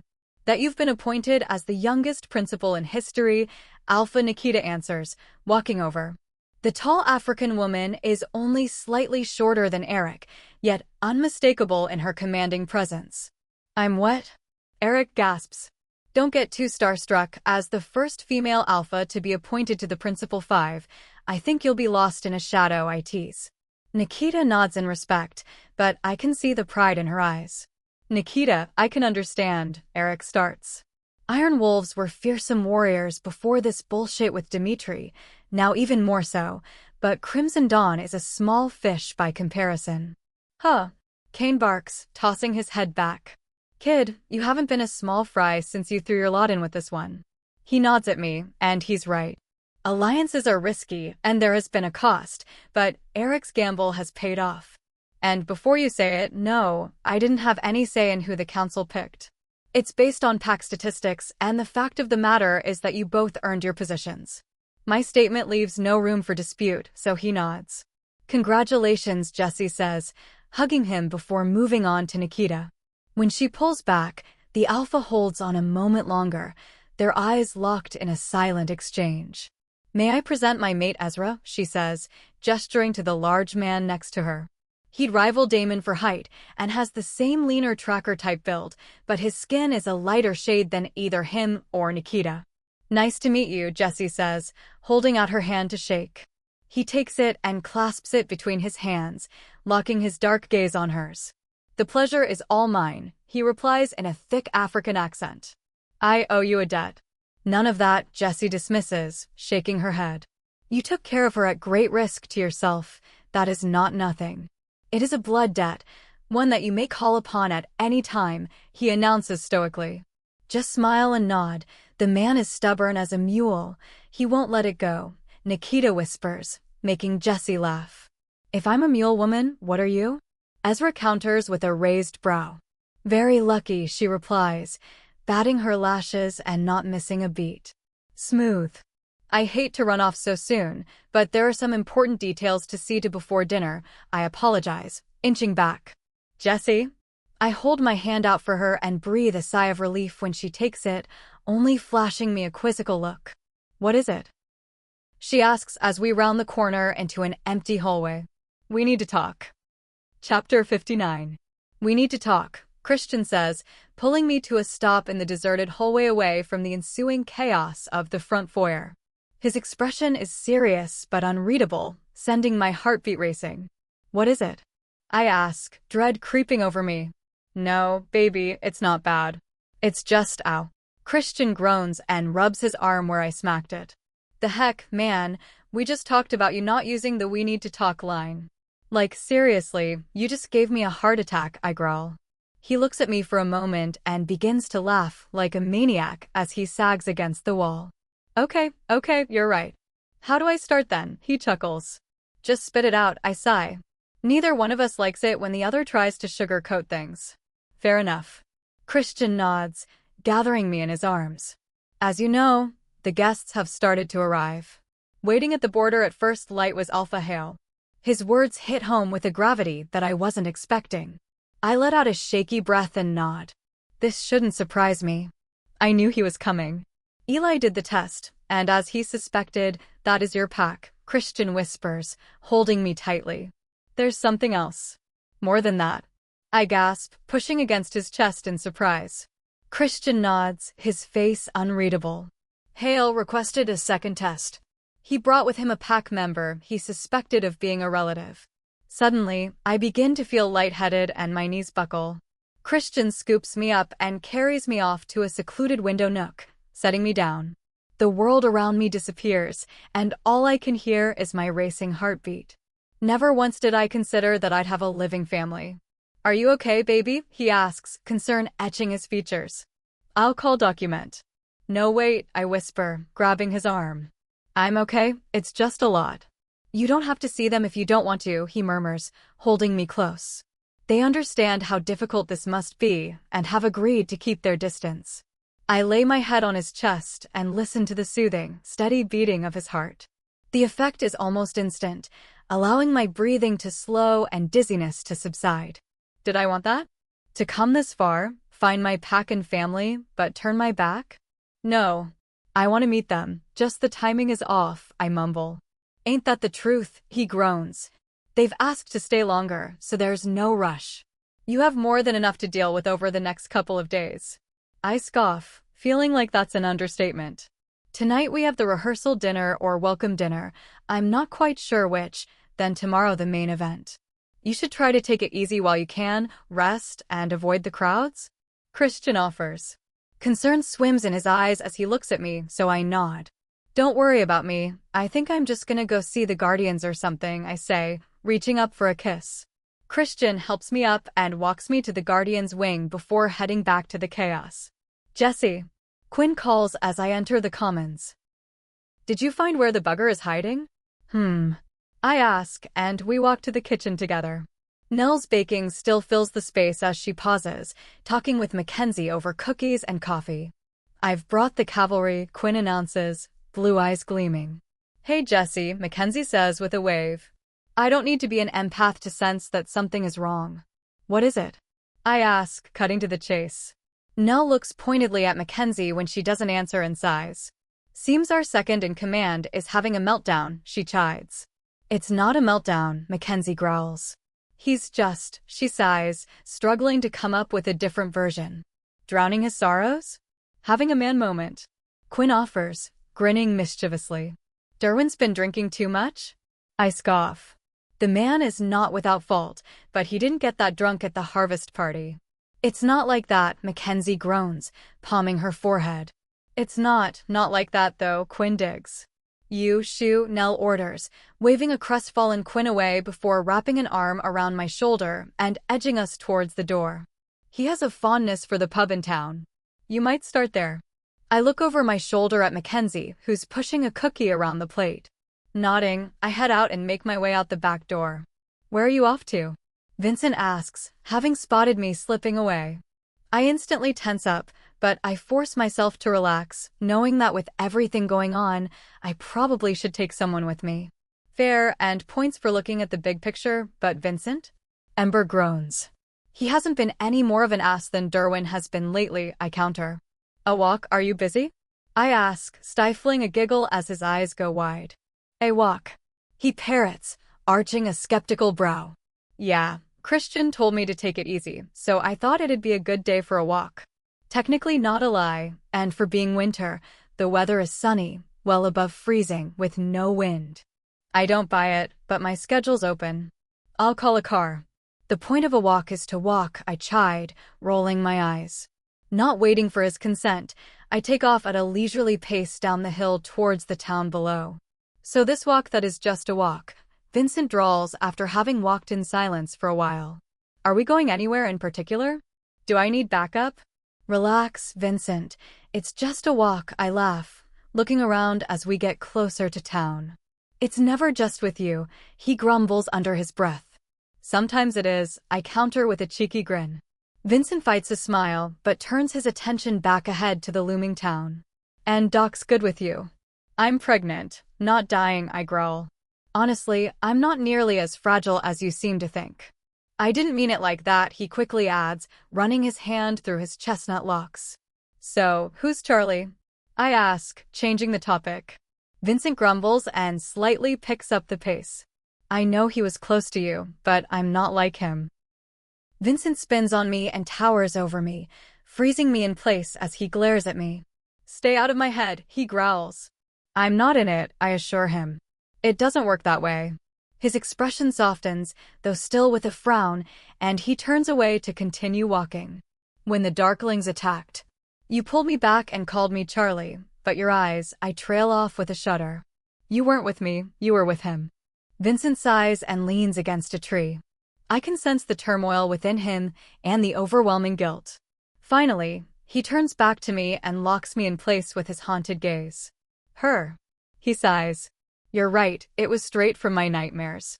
Ember perks up at his words and pushes forward. May I? I ask, stepping forward and raising my hand to his temple, but waiting for permission. Vincent looks at me, much like a beaten stray looks at someone giving them a free meal, but reluctantly nods. I take his head in my hands, and Ember takes the lead. We cut through his energy, layer by layer, after breaking through his projected shield. Underneath, he feels remarkably similar to Derwin. He's stoic and powerful with an edge of danger, but we push on, following a hunch. There it is, I murmur, finding a stain hiding in the blinding brightness. Our vision burns white and, when it fades, the stain is clean. What did you do? He whispers, pulling his head away from me. Got rid of the taint. I need to know if you have more of those nightmares, I add. Vincent regards me with furrowed brows as if he's trying to make sense of me. See, never, just with you. Just roll with it, I reply with a shrug. So Charlie, she was the queen, he confirms. But only to those who knew her best.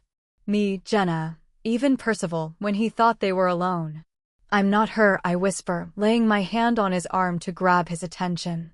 Don't I know it, he scoffs, earning my glare. Not like that. Charlie was a sweet girl. Everyone loved her. Rub it in, why don't ya? I grumble, picking up the pace. Lord knows everyone likes to point out that fact at every turn. Jessie, wait. I just meant you guys are different.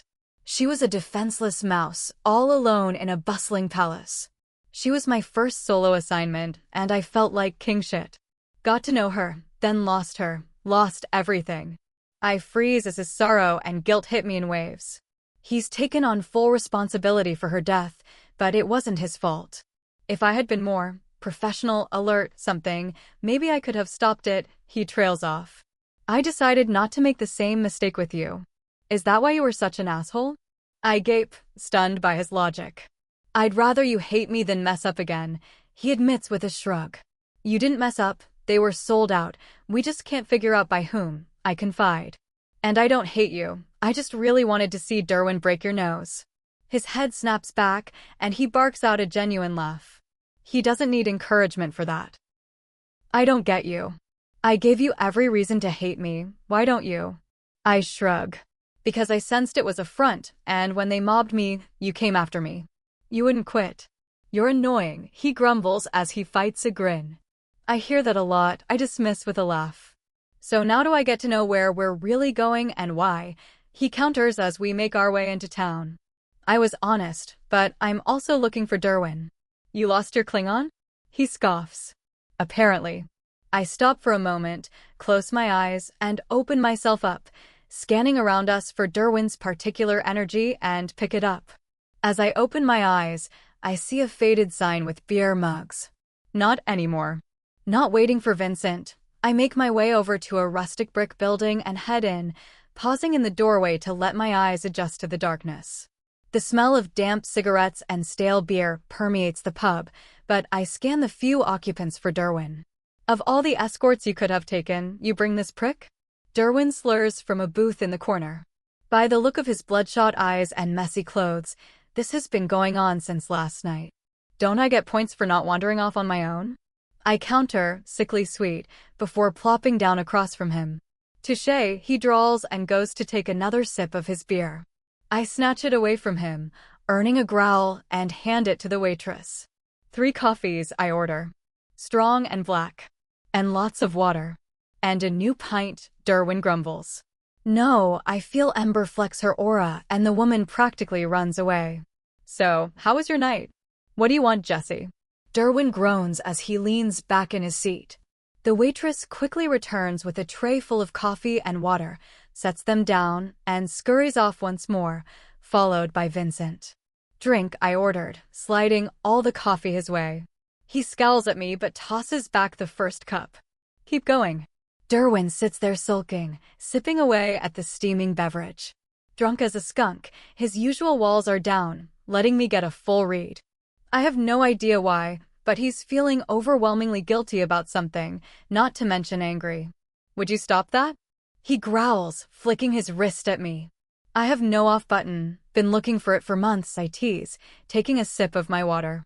If you'd just tell me what's eating you up, we could bypass this, but you're too stubborn. That's the pot calling the kettle black, eh? Vincent chides, pulling a chair up.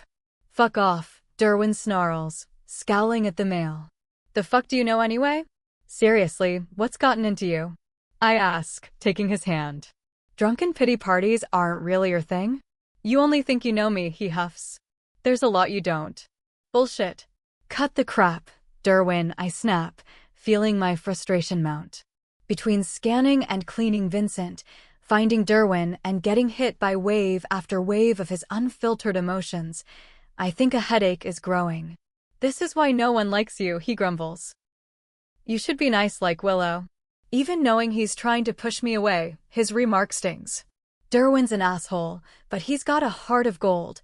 He's hurting and trying to make everyone feel the pain. Without warning, Vincent grabs him by the collar and drags him outside.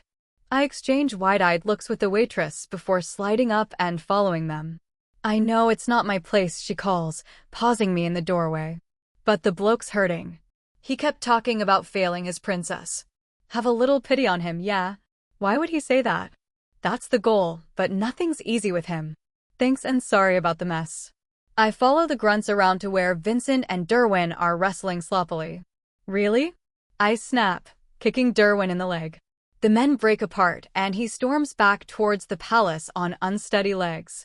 What is your problem? I rush after him, silently cursing the uphill slope as I struggle to close the gap. Outside of the town, I manage to grab his sleeve and stop him. "Go off with Vincent, you're better off with him," Derwin snarls. "Funny, 'cause he doesn't want me either," I dryly reply, waving off Vincent's protest. "Well, I haven't exactly done a great job, now have I?" he asks, and for a moment, the drunken haze leaves his eyes, and all I see is regret. "Is that what this is about?" I groan, palming my forehead. "You think you messed up?" "I fucking know it," he snarls. "You're better off without me." "You'd turn your back on me?" I gasp, unable to keep the hurt from my voice. "After everything we've been through?" Derwin turns his back on me and stomps towards the castle, but my hurt turns into anger, and I yank his arm hard enough to make him stumble and fall. He glares at me from the ground and slowly finds his feet. "It is because of what we've been through. Don't you get it, Jessie? I messed up. That stuff, you barely made it through? That was because of me." Tears begin to build in his eyes as he chokes up. The sheer oppressive weight of his raw guilt makes it hard for me to breathe. "You idiot," I groan, inching closer. "It was because of you that I was able to survive. What you taught me kept me alive." "I should have done more," he whispers, his shoulders slumping in defeat. "I should have tried harder to get you out of there. There was no way out but through, I knew that," I say, cupping his cheek. "I'm okay. We're okay, and that's thanks to you." "No," he sighs, shaking his head and taking a seat on the grass. Thankfully, Vincent hangs back and says nothing, though I'm sure he misses nothing. "I'm the sober one, so I'm pretty sure I'm right," I sass, sitting next to him and bumping his shoulder. "I've been a guardian for over a decade now, and an alpha before that. I've seen my share of stuff over the years, but seeing you, and not being able to do a thing about it," he trails off and hangs his head. "How long were you there?" I whisper, slowly catching on. "When I was a captive in Dimitri's pack near the end, I knew he was somewhere because he left me the chocolate, but I never considered that he might have been around longer." "The entire time, almost," he replies. "I almost got you when you were in the open, but there were just too many." I remember the chaos from the day I left Dimitri's pack house and shared one of the smaller pack's cookfires, not knowing who to trust, just running and relying on instinct. That was the last time I was outside. Sadie actually knocked me out. "Can you believe that?" he huffs, clearly still bitter. "I probably would have gotten us both killed, but I couldn't stand seeing you suffer like that." "You saw it all?" I whisper, feeling faint. "Not the final straw, I was forced back, but I've read the reports." I wrap my arms around him and lay my head on his chest. He tenses, but eventually returns the embrace, cradling me like he's afraid I'll disappear. "Don't you see, without you, I wouldn't have lasted the day?" I whisper. "Don't you ever threaten to leave me again." Tears welled in my eyes and spilled down my cheeks as I clung to him. Derwin holds me closer, his voice choking up, "Never, princess." Chapter 60.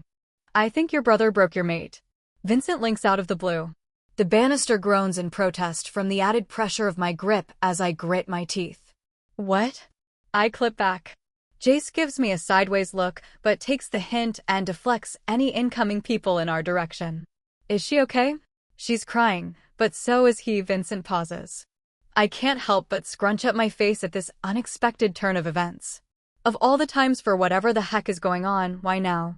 Just as I turn to storm outside, Jessie links me. "Christian," she whispers, like she's afraid to bother me. "Yeah, baby." I link back, frozen in place. "Can you link Mackenzie?"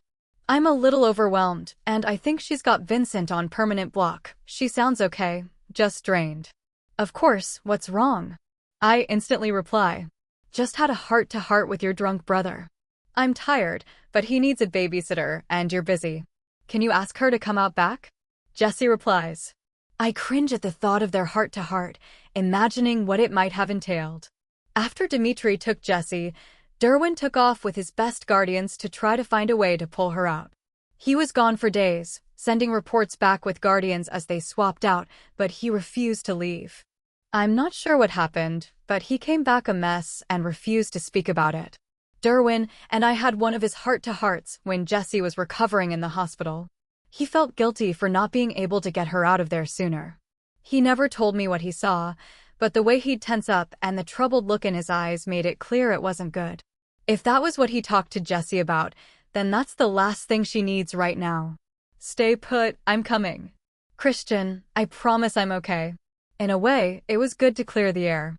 His timing, like usual, sucked, she says with a laugh. Really, I want to be well rested for tonight, and being around him like this, unfiltered, has given me a headache. I'm going straight upstairs and to bed. The moment anything changes, I will link you, she finishes for me. Just send Mackenzie, 'cause I left him with Vincent, and we don't need those two getting into it. Good point, sleep well, baby. I close the link and send Mackenzie out there before turning back to the chaos around us. Jace looks at me to ask if everything's okay, and I nod before walking back downstairs to join him. I don't suppose there's some form of eloping for coronations, he teases, mischief sparkling in his gray eyes.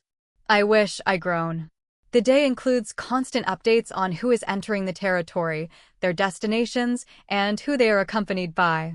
Garrick, Ader, and Mitch all make a good show of force, hopefully persuading troublemakers that this isn't the event to choose. Finally, I get the heads up about the party I'm most concerned about. Kaiman has crossed the border, but only his mate and guardian Sadie join him on their way in. Their broad smiles are in stark contrast to the weary side-eye that the palace wolves and even some of the visiting packs are casting. Eric promptly walks over and greets them, having formed a strong alliance with the man when he allowed several rogues into his pack. You're traveling light? I ask, raising a brow. Call it testing the waters, he replies cautiously and shakes my hand. When everything is settled down, the others will come for screening, but many are nervous to begin with. I'll get Mitch to dispatch a squad to see to it away from prying eyes, I offer. Sadie has worked with him and his feral pack to set up a meet and greet of sorts for members who want to join more civilized packs. Our coronation is the perfect time to facilitate this, as there will be other transfers requested between packs. Much appreciated. So, where's our formerly rogue Luna? Kaiman asks with a twinkle in his dark eyes. Resting, but I know she's looking forward to seeing you tonight, I offer, walking him to his room. We part ways, and I glance at my cell, noticing we're getting close to dinner time, so I head back to our room. Jessie is sound asleep, lying on her side on our bed, when I walk in. She doesn't even stir when I enter and lock the door behind me. Looking at the time, we've easily got an hour before anyone will miss us for dinner, so I set my alarm and carefully crawl in behind her, draping my arm around her and tucking her back flush against my chest. She breathes deeply, taking in my scent, and wraps her delicate fingers around my arm, practically melting into me. Sleep, baby, we've got time yet. Not needing any encouragement, she settles back down, never fully waking up, and takes me with her. My alarm goes off, and I want nothing more than to smash the phone to bits. I may have only slept for less than an hour, but I feel relaxed and rejuvenated. Jessie stretches, rubs the sleep out of her eyes, and rolls over to face me. Do you think anyone will notice if we're not there? She muses, dragging her fingertips across my cheek. Jenna might. But I'm sure not everyone, I chuckle. Don't tempt me. I tuck her hair behind her ear before reluctantly pulling away and getting up. I help her up, and she goes to the bathroom to freshen up. After cleaning up myself, I check my phone for anything important while I wait for Jessie. The dinner is casual, so I'm just wearing comfortable black slacks and a black polo. Jessie emerges looking radiant with subtle makeup, yet she still glows. Her hair is tucked back neatly into a braid that falls over her shoulder, and she's changed into black jeans and a black and silver leaf top. You ready, baby? I ask, holding out a hand for her. As ready as I'll ever be. Just stay with me, okay? She whispers, taking my hand and tucking against my side.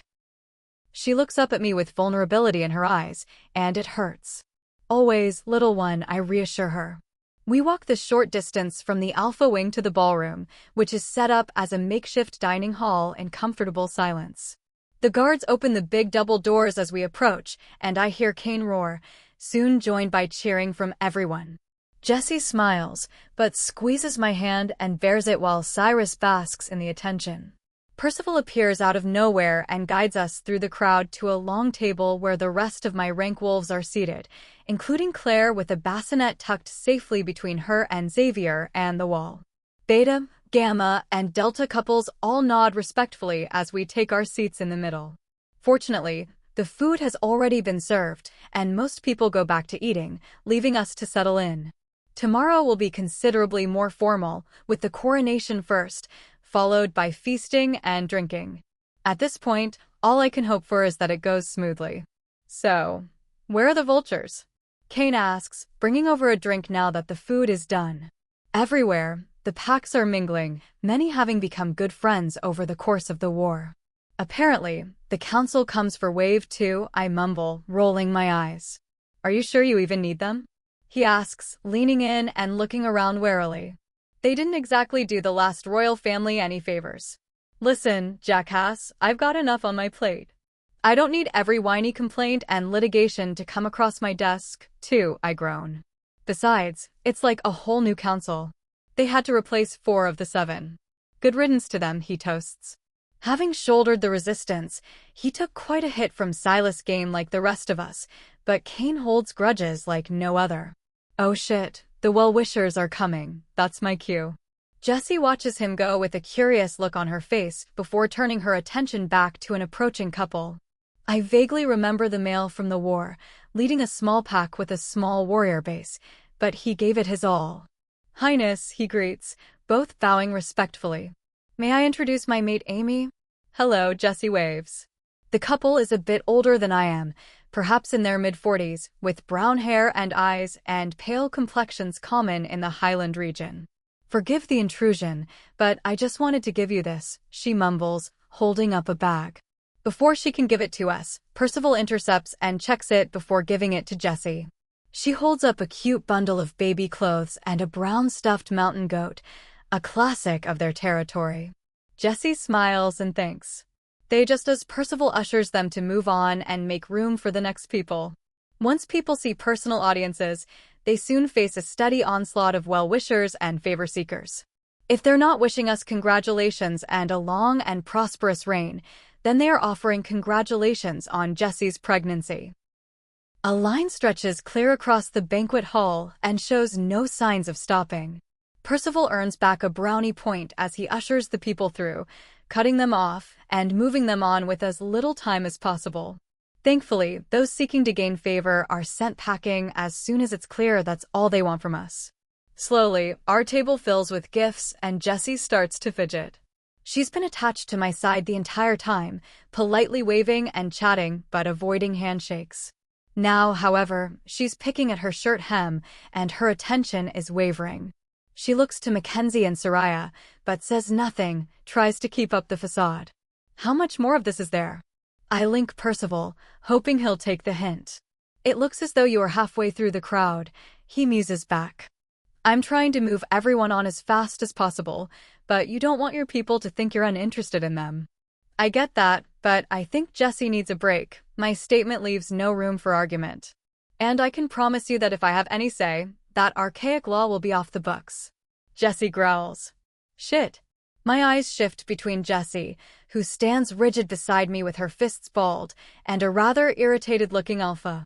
Clearly, I missed something important while linking Percival. I think that's enough for now, Percival interjects, gesturing to the side for the man to move on. No, the man dismisses, waving the advisor off. I want to hear what Luna has to say, Dash. Queen. I growl, upset with the disrespectful way he's staring Jessie down. Queen, of course, forgive me, he nods to me, barely respectfully. It has been so long since we've had a royal family, I misspoke. Suddenly, I remember the man as one of Dimitri's deserters. He was possibly the hardest choice to make, and now, seeing him, I can't help but wonder if we made the right one.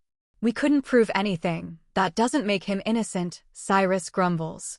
He's not wrong. Her Highness was saying that she is already planning to alter the very fabric of our society. A society might, I add, that by her admission, she knows very little about, he adds, digging further. Derwin. I'm on it, brother, he cuts in, clearly seeing this too. I didn't like the prick the first time around. Jessie is far too modest. She knows far more than she lets on, I grit out, lacing my fingers with hers. Now, if you're referring to the collaring law, Marco, then that is my choice. Your judgment may be clouded, he says, sickly sweet as he eyes Jessie once more. Tread carefully, I warn, glaring at the male. I'm simply suggesting that laws that have been in place for so long should be respected. No. Jessie cuts in, gripping my hand with all of her strength.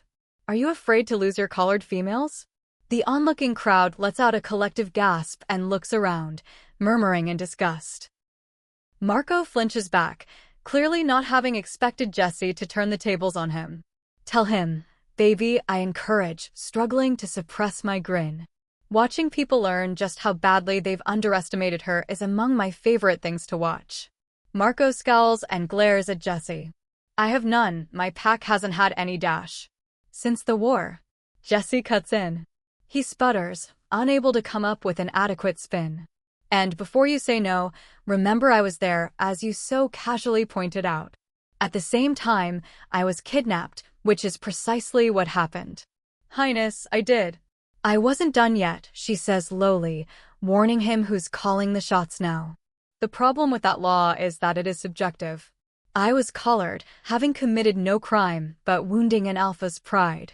The law is archaic and subject to abuse, as Dimitri demonstrated. It was controversial when it was made, but we were on the brink of extinction. Times have changed and so have we, I add, leaving no room for further argument. Hear, hear, Kane cheers, clapping awkwardly. Thankfully, he's joined by a deafening chorus as the rest of the ballroom approves. Percival uses the chaos to usher the idiot away. Don't let that caveman make you question your resolve, Highness, the next alpha says to Jessie. The civilized wolves have long abandoned it if they ever used it. I, for one, am happy to see that dark chapter laid to rest. Thank you, I say, shaking his hand. Jessie manages to force herself through several more guests, but I can feel her strain. She's so careful not to show anything, but I know her too well. Christian, I need to go, she says with a frantic edge to her voice. I can't anymore.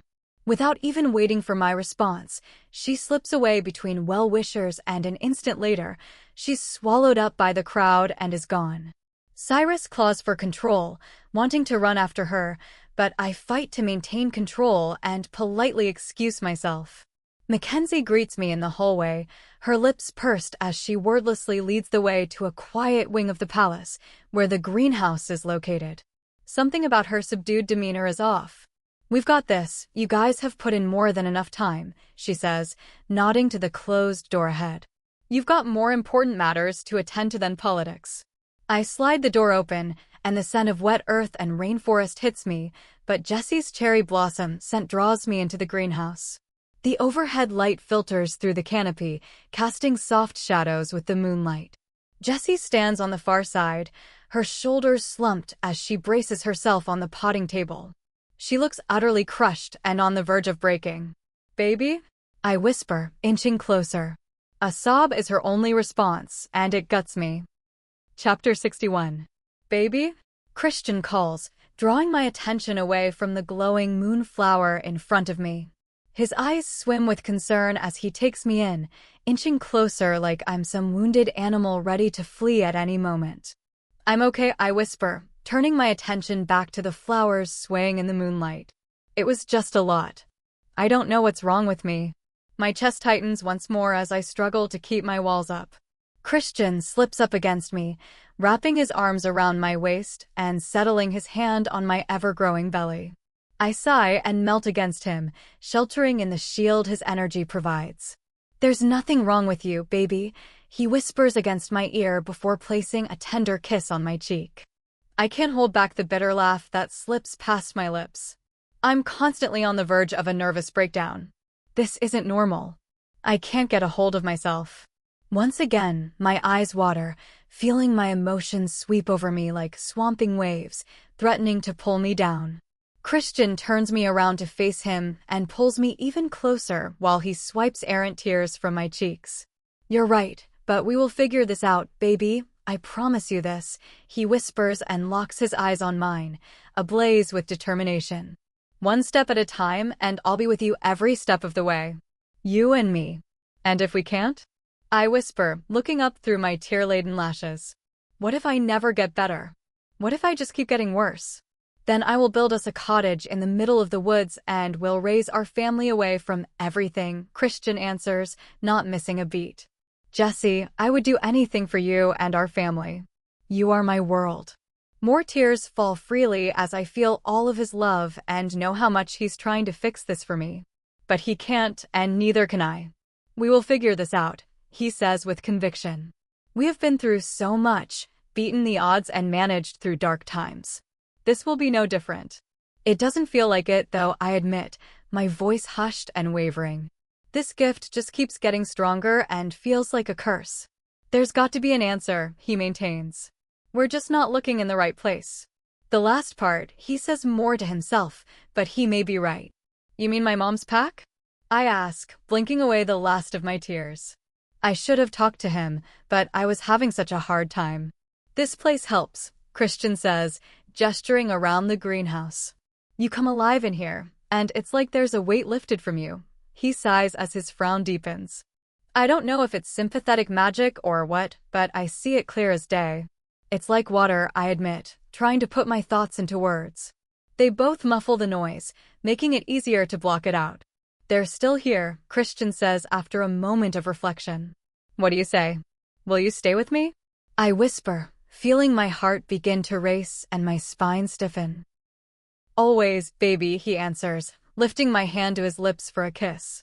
His eyes take on a faraway look for a moment before he turns his attention back to me. Ready? Am I? No time like the present, Ember pipes up, reassuring me with her confidence, so I give Christian a slight nod. A moment later, a large man opens the gilded door and walks in, stopping just inside before gesturing to someone and closing the door. He stands tall and proud, weathered well by the years, his chestnut hair dusted through with gray and crow's feet at his keen, deep blue eyes, but his age does nothing to diminish his robust alpha build. His energy speaks volumes, calm and grounded, much like Judius, but he also radiates pain and guilt. Highnesses, he greets, bowing his head. There's no need for formality here. Hail, Christian says, waving the mail over. Jessie, this is Alpha Hale Walker of the Valley Glen Pack. Hale looks at me, wide-eyed like he's seen a ghost, frozen in place. I'm sorry, Highness. You just look so much like her, he says, his voice choked with emotion. That one simple phrase breaks something in me, something I thought I had dealt with years ago, but suddenly I feel as raw as I did the day, as a little girl, when I was told I had a new family. Questions spring to mind faster than I can voice them, and emotions rage within me, fighting to be acknowledged all at once, the hurt, confusion, anger, and loneliness. Jessie. Just Jessie, I breathe out. Jessie, he replies, almost like he's testing my name out. I imagine you have questions, and I'll do my best to answer them. Goddess above, he curses, never taking his eyes off me. I'm so sorry, Jessie, I had no idea. We would have never left you on your own if we had known. I understand. My voice is hollow, reflecting how I feel, yet my words are a lie. I don't understand, at all. What can you tell us about her, Jessie's mother? Christian cuts in, clearly sensing my turmoil. He tightens his arm around my waist, applying reassuring pressure. Anything you want to know? But maybe we should start at the beginning, Hale offers, shifting his expression to a guarded one. I have a question first, though. It may sound odd, but it may mean something or nothing at all. Go ahead, Christian grumbles, shifting uneasily at the alpha's cryptic phrasing. Hale takes a measured breath, locking his gaze on mine. How do I feel? My heart drops and my knees buckle as my restraint crumbles. Christian is the only thing holding me up, and he gently sinks to the ground, holding me closely as sobs rack my body. He knows. It's her. There's no other way he could know. Hale crouches by me, reaching out before stopping, as if he knows touching me will only make things worse right now. His own longing and guilt war against my grief and anger, making breathing hard. Stay with me, baby, Christian pleads, lifting my face to look at him. He takes a deep breath in, holds it, and slowly lets it out, his eyes on mine and urging me to follow. Sobs wreck my first 2 attempts, but before long, my breathing is back under control and the tears subside, leaving me feeling spent and raw on the floor in Christian's arms. Sorry, I choke out, feeling my cheeks heat. I'm afraid you picked a bad time to meet me. I'm nowhere near my best. There is nothing to be embarrassed about, Jessie, Hale says, once again reaching to comfort me before pulling back. Can I come back another day? I can't imagine how overwhelming this must be for you. No, please don't, I ask. I've waited all these years for answers I never thought would come. I can't. My voice breaks as I struggle to find the right words to describe this overwhelming feeling. Whatever you want, he whispers, flashing me a small smile as his blue eyes shine with unshed tears. Come, let's sit, Christian murmurs, lifting me back up to my feet and guiding us over to the seating area by the stream. Hale keeps his gaze on me like he's afraid I'll disappear if he blinks. I'm sorry. You just look so much like her, he says, pulling something from his coat pocket and passing it to me. My fingers tremble as I bring the photograph closer and study the couple in it. The male is grinning with a classic warrior's build, towering over and wrapped around a short, curvaceous woman with long, flowing auburn hair, sun-kissed skin the same shade as mine, with deep green eyes. The color may be different, but there is no mistaking the similarities between us. She looks to be about the same age as I am in the picture. It's like seeing a ghost, he admits. She was special, like I think you are. I wipe my eyes with the back of my hand, clearing my vision while I take in every little detail. Hale coughs, clearing the tightening in his throat, and takes a deep breath as he gathers his thoughts. She was kind and compassionate. She loved deeply and was dearly beloved by her pack. Her loss hit us all hard, he pauses, his grief hitting me in waves as if proving his point. If we'd have known about you, nothing could have kept us from you. What happened? Christian asks, voicing the question that has plagued me my entire life. She was your responsibility. You knew she passed, but not that she had a child. The disbelief in Christian's voice borders on accusation. I can't imagine Christian ever losing track of a pack member like that. His diligence in connecting and caring for every one of them is inspiring. He knows everyone by name, even the Omegas. It's not that simple, Hale responds, his voice laced with pain. Liana had rough patches, times when she was overwhelmed and it pained her to be around us. It wasn't all bad, Hale assures me, shifting to the edge of his seat. She was home more often than not, and when things would get to be too much, she'd spend time away. Was it always like that? I stammer. No, he sighs. She lived many happy years with her mate. She was a gifted gardener, growing many of the herbs we still use and are famous for. But I prompt. Near the end, these spells came more frequently.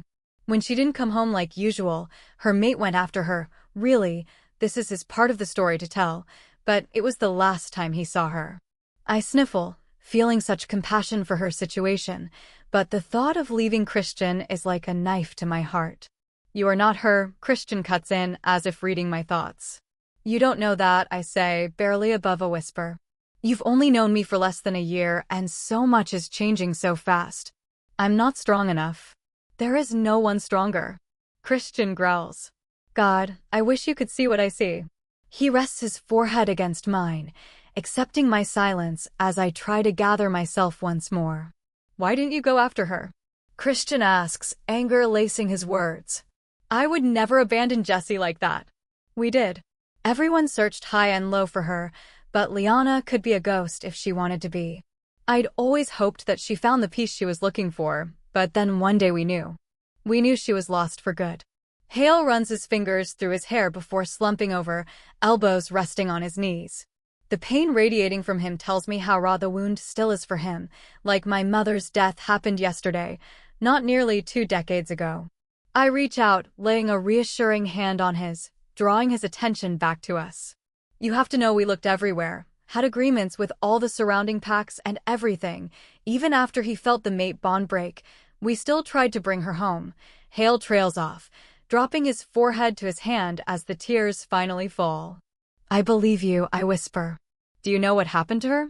He asks, eyes shining with hope, but my voice is lost. Car accident, I'm afraid, Christian answers, sparing me. Jessie's adoptive family tried to dig into her past, but hit a dead end. Drunk driver. Her mother died on impact, but Jessie was unharmed, but neither had ID. All they had to go off of was a 5-year-old telling them her name.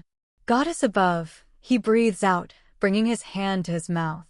She was adopted, though, by a nice human family, raised her like their own, Christian adds, squeezing my thigh.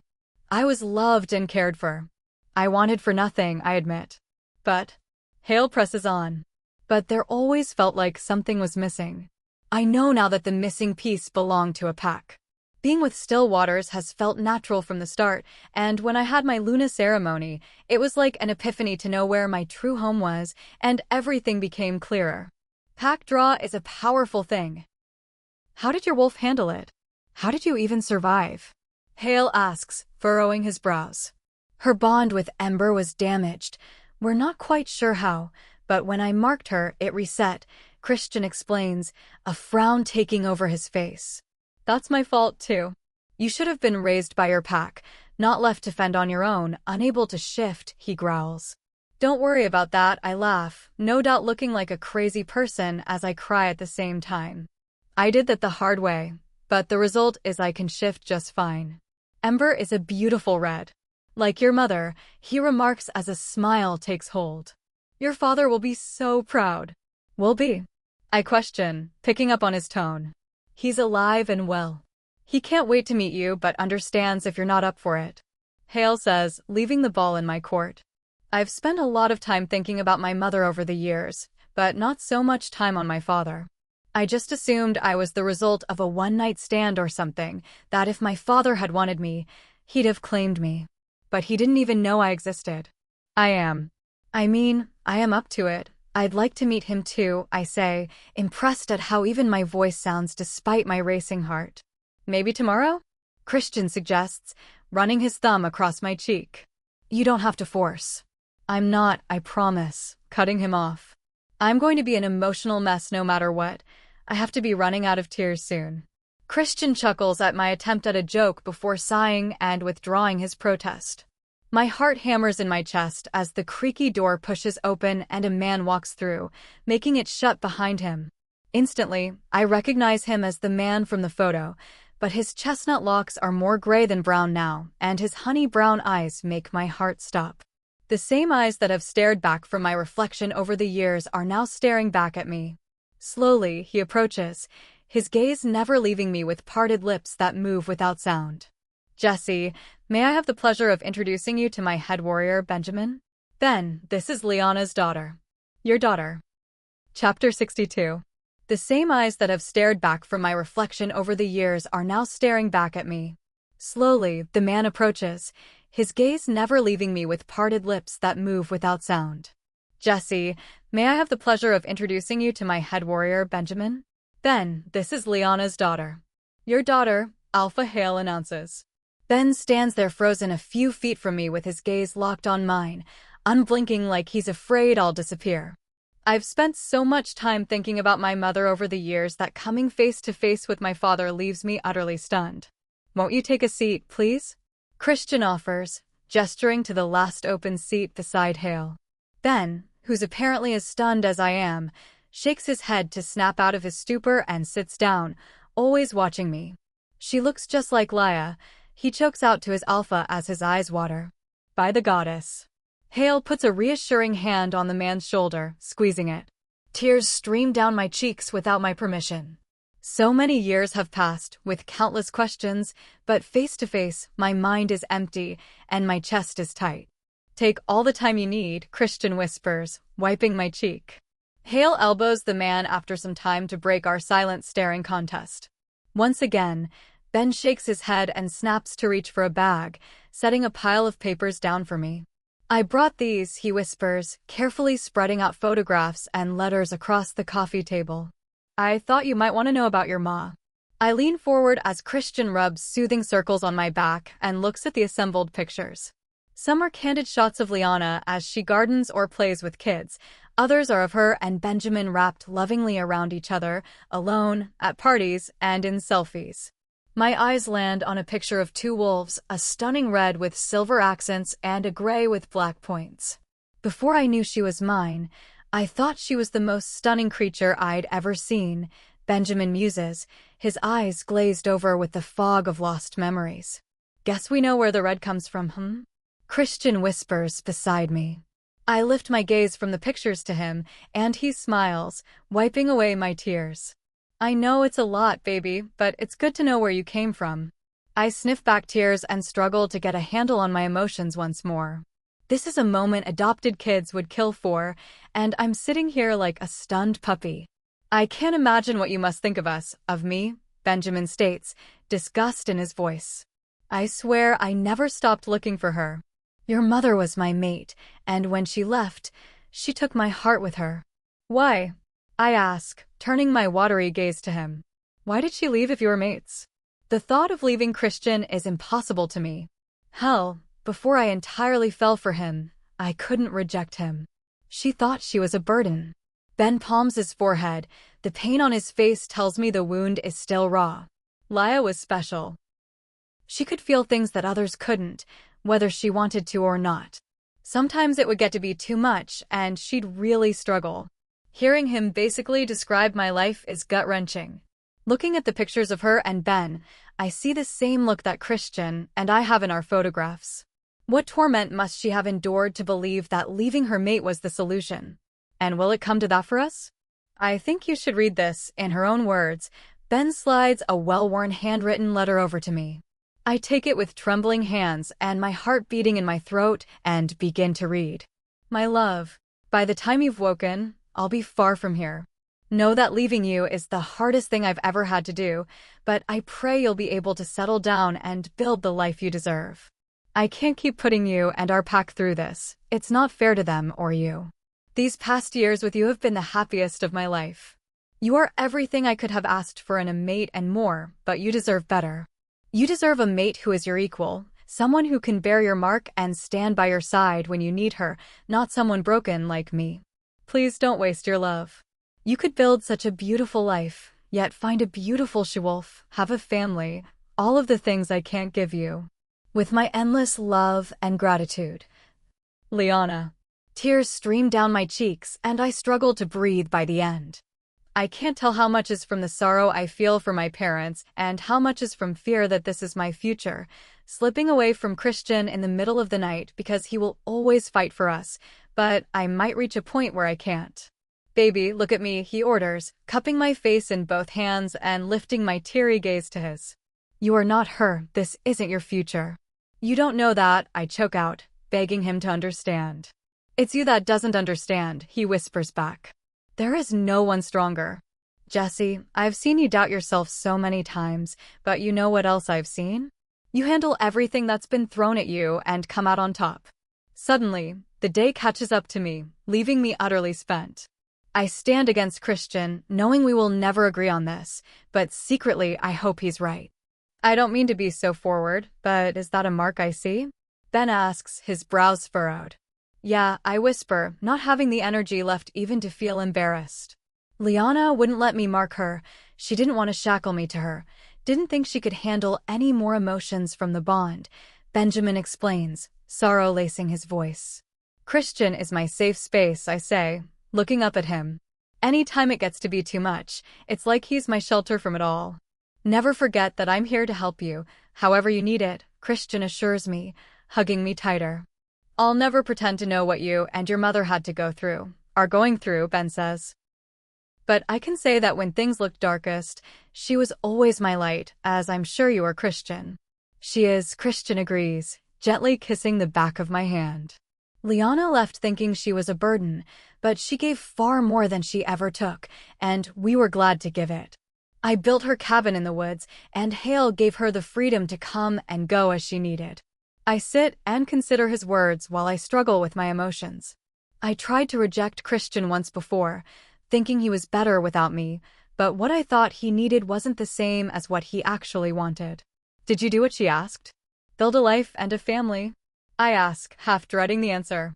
Ben shakes his head, a sad smile slowly slipping onto his lips. I had my family. I had given her my heart a long time ago. But you were so young, I gasp. My heart is breaking for him. I can feel his loneliness and longing. So much time has passed, and yet the wound is as fresh as it was. It was her choice to leave, and my choice to live how I saw fit. Don't be sad, he coos. I've had a rich, full life surrounded by family and friends. Liana was it for me. No other could compare, and it wouldn't have been fair only to give half of myself to someone else. The thought of anyone else after Christian makes me nauseous, but it makes me understand.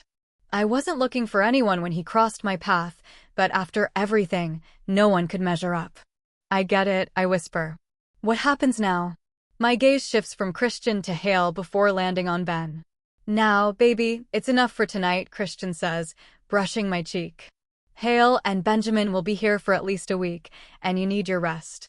I want to protest and stay, learning everything about a life that could have been, but already my eyes hurt and my body feels heavy with exhaustion. He's right, sweetheart. You've got a big day tomorrow and a little one counting on you, Ben says, nodding and looking at my stomach. Actually, I mumble, getting up. Oh, Ben says with a pause, then chuckles. You can thank your mother for that. Twins run on her side of the family. They do. I muse. Indeed, she was a twin, actually, Hale adds. Her sister Ivy we lost shortly before your mother. Is that my family's legacy? Loss and sadness? After the coronation, we can answer all of your questions and tell you all about your mother's pack. Your pack, Hale adds. I'd like that, I admit. I may be emotionally spent, but there's a burden lifted, knowing I wasn't thrown away and missed. Thank you, Christian says, shaking the men's hands and staring me away. As worn out as I am, touching them will flood me with emotions I'm unable to keep at bay. On the walk back to our room, I'm lost in thought. Ethan now has a second grandfather to meet, and I still need to figure out what kind of relationship I want with him. There's time yet for that, Ember reminds me. I want to meet our pack, to see where we came from. Her longing hits me hard. Even after being locked away, Ember never asks for anything. At the very least, I could do this. For as cautious as I am, I find myself curious about the place I would have called home in another life, too. That's a lot to take in, Christian asks after opening the door to our room. It really is, I admit. But they seem like good people? Not being at my best, I didn't read them as thoroughly as I should have, but nothing stood out as particularly bad. Very wholesome, he assures me. Eli has been digging nonstop into the pack, Hale and Benjamin, to avoid any surprises. The man is like a bloodhound. If anything were there, he'd find it. I nod, knowing he's right. Already, Eli has accomplished more than I ever dreamed possible. With the day catching up to me, I lean against the couch, close my eyes, and roll my head to try to release some of the pent-up tension. Come on, Christian says, gently grabbing my hand and leading me to the bathroom. A few moments later, he's got me stripped and soaking in the bath with him. Between the steaming water and Christian's gentle caresses, my stress melts away, leaving me on the edge of consciousness. The steady beating of his heart inches me closer to the edge. Will it always be like this? I murmur, nuzzling his chest. If you mean long baths with no interruptions, then I hope so, Christian chuckles. Christian, I whine, rolling my eyes at him. I know, baby. With any luck, after tomorrow it'll calm down, he says with a sigh. I know I'm ready for some downtime. I can't hold back my bitter laugh. Is that even a thing anymore? It is, he laughs. In fact, I was thinking about lunch in the town. I haven't had a chance to explore yet, and we need to do some shopping. His hand slips down to rub my belly. Like normal parents? I snicker. Might be fun being normal for once? He muses. Judius and Chloe offered to come too. So, like a double date? I ask, grinning at him. Could be fun. Almost guaranteed, there's never a dull moment with you, he chides. Don't jinx us, I groan and melt back against him. One day at a time. Chapter 63. Could your hair be any longer? Mila laughs as a stylist works diligently to tame it into soft waves with braided accents. My nails and makeup are already done, and I have the dress to slip on. Don't listen to Her Highness, I think it's beautiful, the stylist chides. Oh, it's beautiful, but like bordering on Rapunzel level, Mila counters, cocking a brow. I'm here, Claire announces, walking in and huffing. Her brown locks are twisted up for the occasion, and she's already wearing her blue ball gown. Relax, Claire, I'd have understood. Xander is with his dad. She cuts me off. The hell if I'm missing this, you're only getting crowned once. Thank God for that, I groan. Consider it practice, Chloe offers. Christian said you guys were still going to get married? That should be a breeze after this. Her brown eyes sparkle as she struggles to suppress a laugh at my glare. Oh no! Jenna gasps, her eyes wide and snapping to the door. Rebecca's coming. Huh, I've got this, Soraya laughs with a sinister smirk. She grabs both Jenna and Willow's arms, practically shoves them into the closet, then sprays a couple of puffs of perfume. Not a moment later, loud knocking sounds on the door before Rebecca and Leanna waltz in, not bothering to wait for an invitation. Both women are wrapped up in elegant dressing gowns with their hair and makeup done, ready to change into their dresses for the main event. Oh good, you're not too far behind, Rebecca drawls, lifting a lock of my hair before the stylist takes it with a huff. Are you wearing it down? You really should have it up. Did you need something? Soraya asks, batting her lashes and crossing her arms over her ample chest. Rebecca cocks her head towards the head warrior and purses her lips. Shouldn't I be asking you that? Huh. Soraya's gonna kill the bitch and not mess up her manicure. Ember snorts. Nope, we're good, Soraya says, stepping between me and the aggravating woman. What Soraya means is that we've got everything under control, Claire adds, ever the diplomatic one. I watch the exchange in the mirror, more than happy to let them run interference today. I still feel emotionally drained from last night, and I'm sure I have a long day ahead of me. Rebecca narrows her gaze at Soraya, clearly annoyed to be handled so easily, and parts her lips to let it be known when there's another knock on the door. Soraya flashes me a sly grin and marches over to open the door, managing to bump both women with her shoulder. Head warrior, Eli greets with a grin. Percival stands behind him, holding two black leather-bound cases. How wonderful to see you again. I know you've been quite busy, but I wanted to offer my congratulations and set up an appointment. Soraya cringes and pales instantly. Right, thanks. With so much work to be done, I don't know if I can spare. Come now, there's nothing to be nervous about, he chides. As the queen can attest, I'm quite skilled at finding people. Soraya's head whips around to me, and her eyes go wide as she catches on. Finding people? Rebecca butts in, raising a brow. Who did you find for Jessie?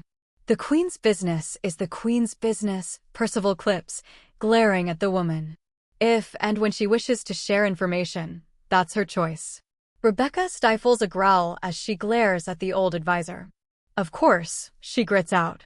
We were just in the process of helping our queen get ready. That woman is incapable of not spinning, Chloe groans. That's a little unusual, no? Eli asks, tilting his head and scanning the room. You're quite right, Percival mumbles to himself before addressing her directly. It is customary for the queen to be groomed by her rank females. But I am the beta female, Rebecca snaps, bailing her fists. My dear, Eli coos, flashing her a sympathetic smile. You are Charlotte's beta female. Jessie already has one, Mila, and it's time for us to let them do their thing. Where Percival is clipped and cold, sticking to traditions and ceremonies, Eli is eccentric and emotional. I just thought, Rebecca starts, but Eli is already guiding her and Leanna to the door as Soraya watches with a mix of amusement and disappointment in her eyes. We must be going as well.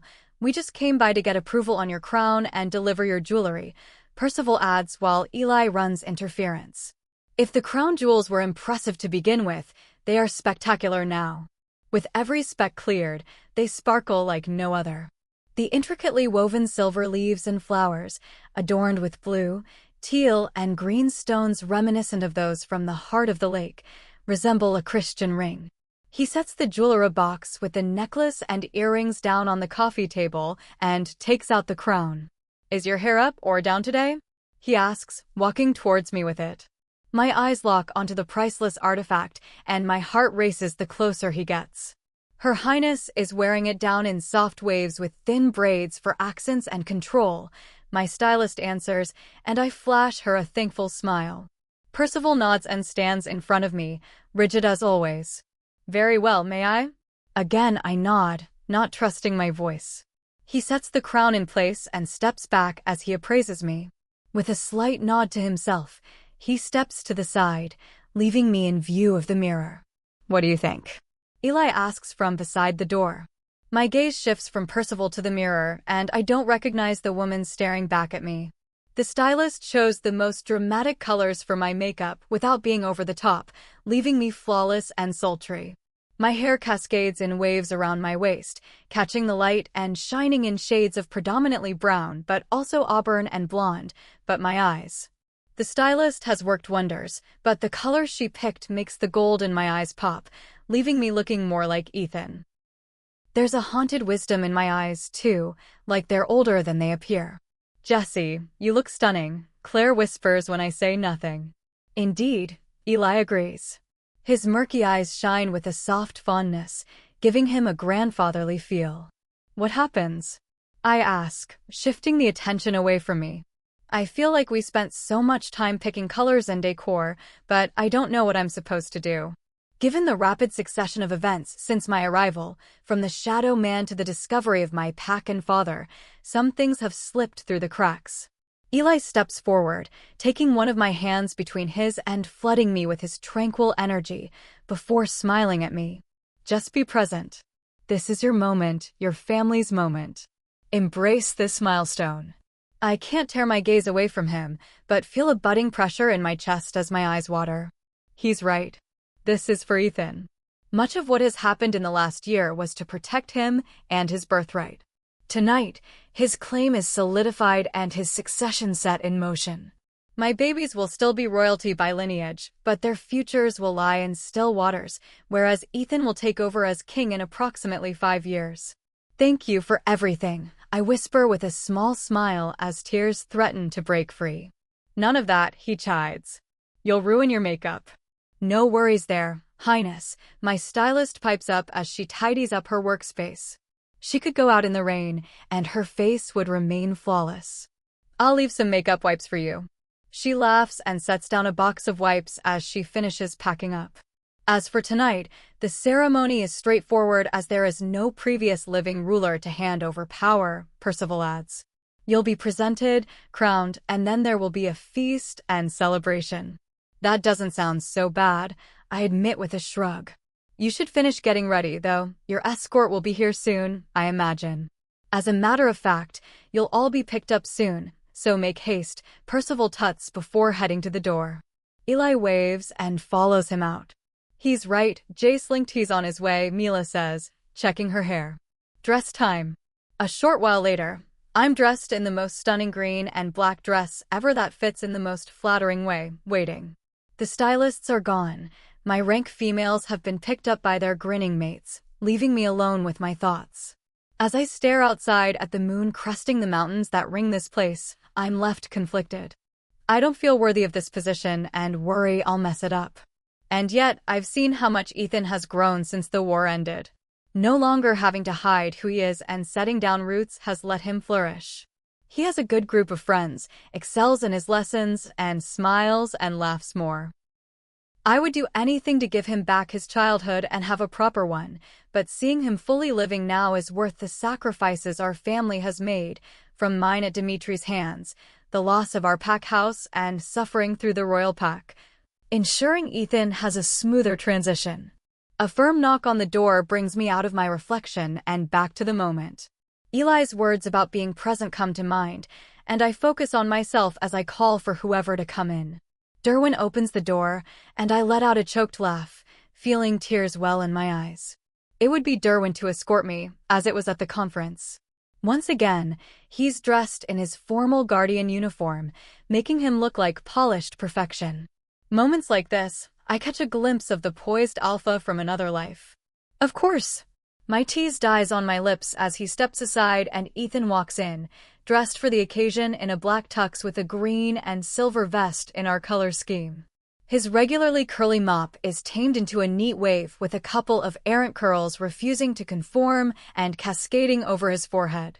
My chest tightens as I look at the transformation of this young man in front of me from the scared kid I first met. He's not the only one to have changed, Ember pipes up. So much has changed for me. I'm the Stillwater's Luna and soon a queen, yet I still feel the same on the inside. May I have the pleasure of escorting you? He asks in a well-rehearsed voice, extending his elbow. Derwin grins, clearly having coached him, then gives me a pointed look as I stand there frozen. I'd be honored, I reply, taking his arm. Ethan lets out a breath and smiles back at Derwin. Were you surprised? He asks with a crooked grin as we walk down the hall. In the best way, I answer honestly. What about you? Are you ready for this? Ethan pauses at the top of the steps, and he knits his brows in concentration. I am, he finally answers with conviction. You sound more certain than I am, I say with a laugh, earning a grin that falters. You're never certain about anything. He groans. Unless your temper is involved, then you're 110% sure. Derwin snorts back a chuckle at Ethan's joke, then adds his 10 cents. She's sure when it comes to people she loves, too. Kid, never forget that. His words have me blinking away tears once more. These hormones are going to have me a mess before I ever see a throne. Come on, my brother's ever impatient, Derwin says with a wink. As we make our way to the heart of the palace and the throne room, we are the last ones to arrive, guided by the muffled sounds. I have yet to spend much time in this room, finding it cold and barren with just the thrones and benches in the vast hall. Today, however, I can feel that the room is packed to the rafters, and I take a deep breath to steel myself against the onslaught of energy. I look at the imposing double doors made of sturdy oak, and my attention drifts to the spectacular white floral arrangements on either side.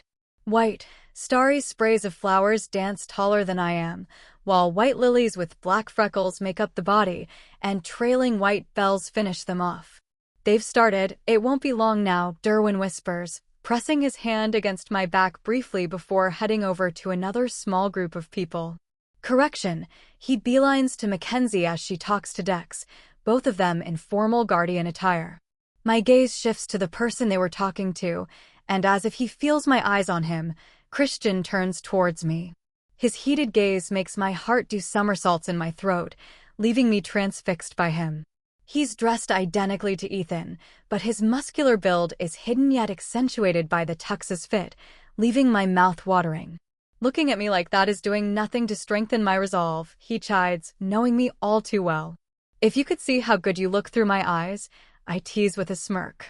Likewise, but we have an obligation first, he replies with a sigh. You look stunning, he murmurs after gathering me in his arms.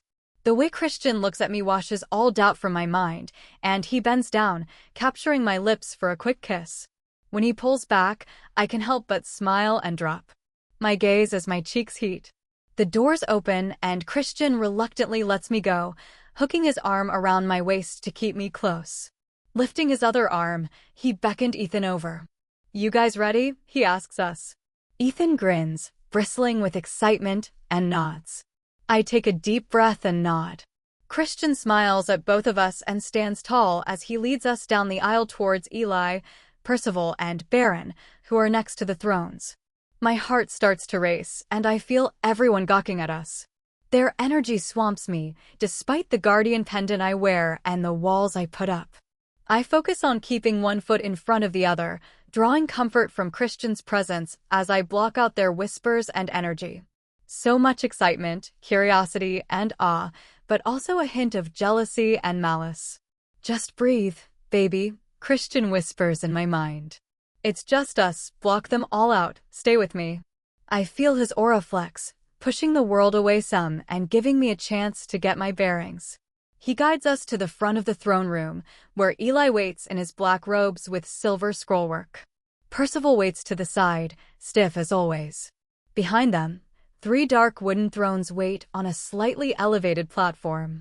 The largest, with 2 howling wolves carved into its backrest, is the king's. A slightly smaller version with an added crescent moon waits for the queen, while the smallest has a pack scene carved on its back. Slowly, the gathered crowd fades into the background as a faceless blur, leaving only the first row in focus.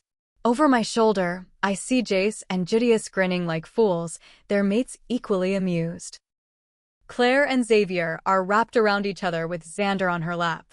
Soraya, Nex, Kane, and Willow finish our cluster, but I smile seeing Eric and Sasha tucked in on the far end. The ceremony itself is a blur as I focus on Christian and his calm energy. The pride shining off of him further beats away the rest of the room's energy. For as uncertain as I am, both he and Cyrus are basking in their glory. He bows slightly for Eli to set his crown on him before straightening. He stands taller, and the light catches on his crown, as if Selena and Luca are offering their own blessings. Christian turns to me and smiles, tilting his head. Oh.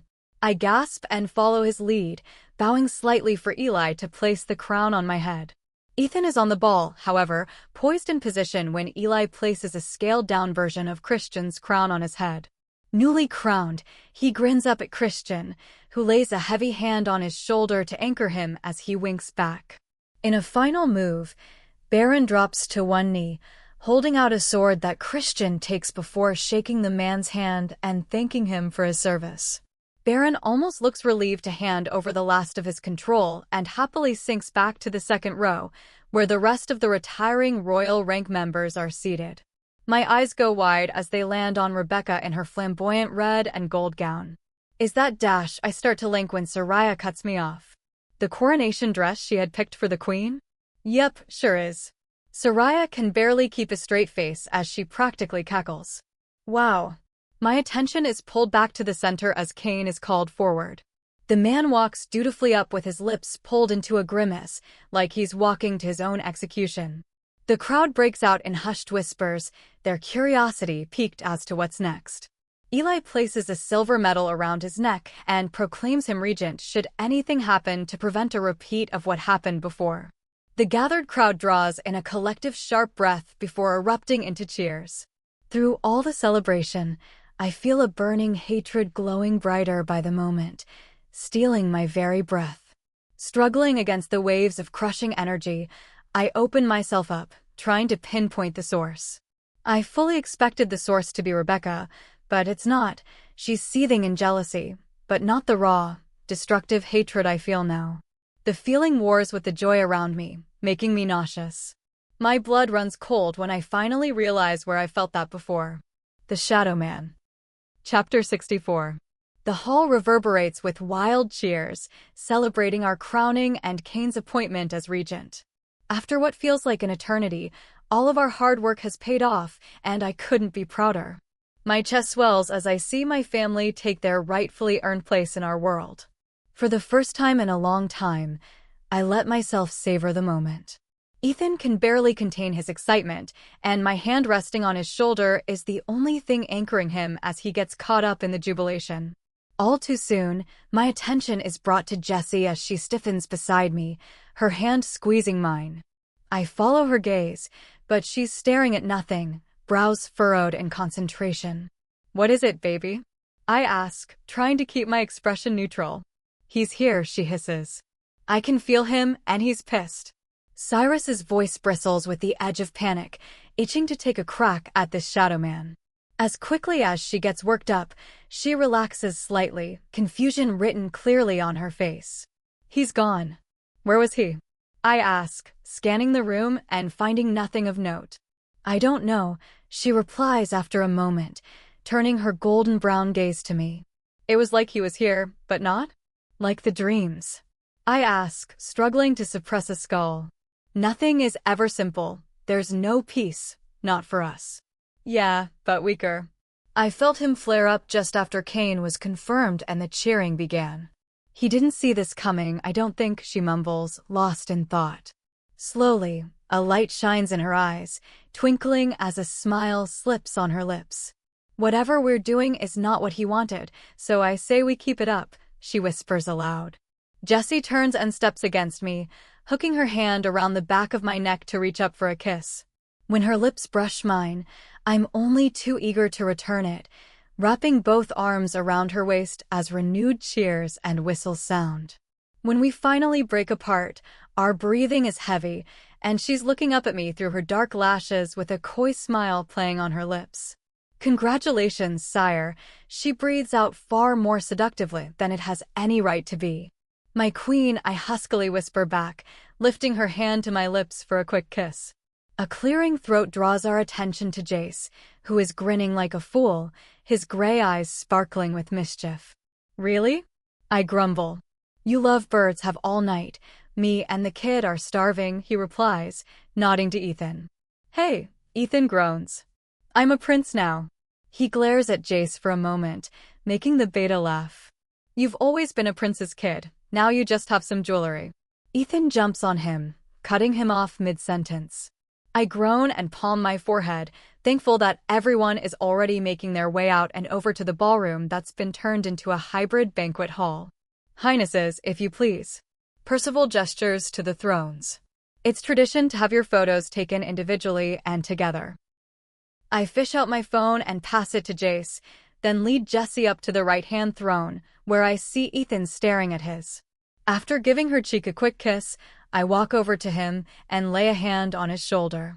It's bigger up close, he mumbles, not taking his eyes off the throne. I murmur, giving him the time to work through his thoughts. What if I mess up, he whispers, lifting his gaze to mine.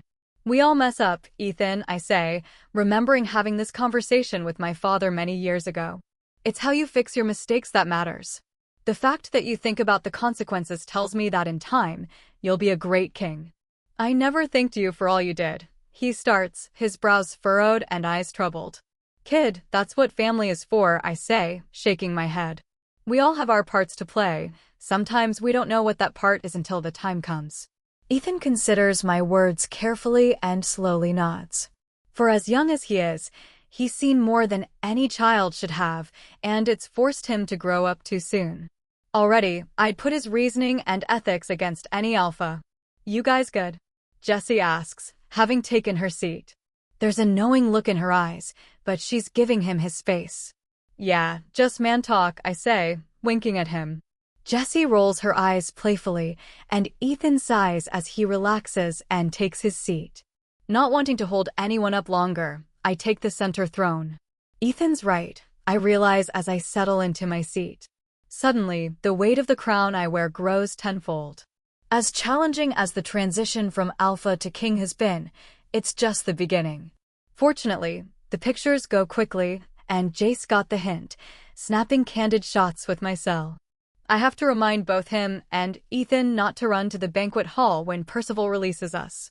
Despite the stress of the preparation, both the ceremony and dinner went smoothly. Even Cayman's rogues have blended in well, with several finding their match packs throughout dinner. When dinner finishes, the band strikes up and Percival motions for us to lead the first dance. Jessie gracefully takes my hand and follows me into the center of the clearing. Have I mentioned how beautiful you are tonight, my queen? I murmur, sweeping her around the dance floor to the music. Jessie smiles and drops her gaze, her cheeks rosy. You may have, sire, she teases back. I'm so proud of you, baby, I whisper, looking deep into her golden brown eyes. You've come so far, and I love you more every day. I can't wait to start this next chapter. How did I get so lucky? She whispers, her eyes glistening with unshed tears. We pause, taking a moment where everything else seems to fade away but us and the music. Jessie leans up, brushing a chaste kiss on my lips before smiling up at me. The love and happiness feeding back through the bond make my heart swell. Out of the corner of my eye, I see Ethan walk up, holding his hand out for Jessie to cut in. She isn't the only one to have broken out of her shell this year. Ethan is unrecognizable from that feral pup that was running wild in my pack this spring. In such a short time, he's flourished into a young man any father would be proud of.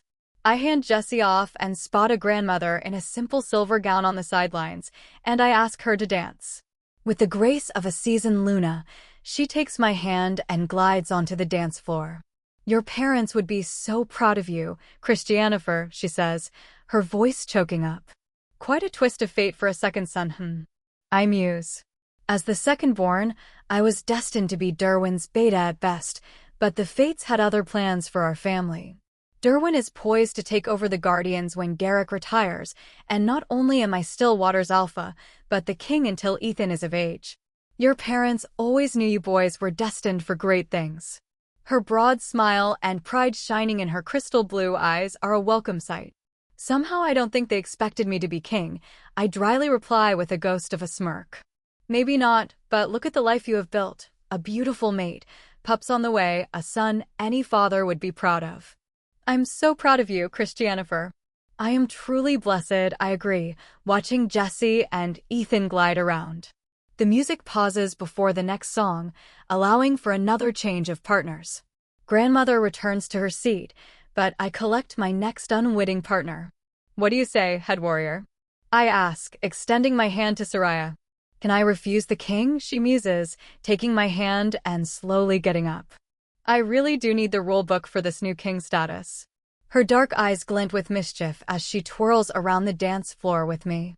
Why? You just threw the one out about Alpha without reading it. I expect nothing less. Soraya laughs at getting called out like that. We may have had our rough patches, but she is among my most trusted and practically family. She sure looks the part, Soraya muses, looking at Jessie as she dances with Judius. It's possible I was wrong about her after all. We both break down laughing. Soraya and Jessie were like oil and water, with Soraya taking an instant dislike to the concept of a human Luna.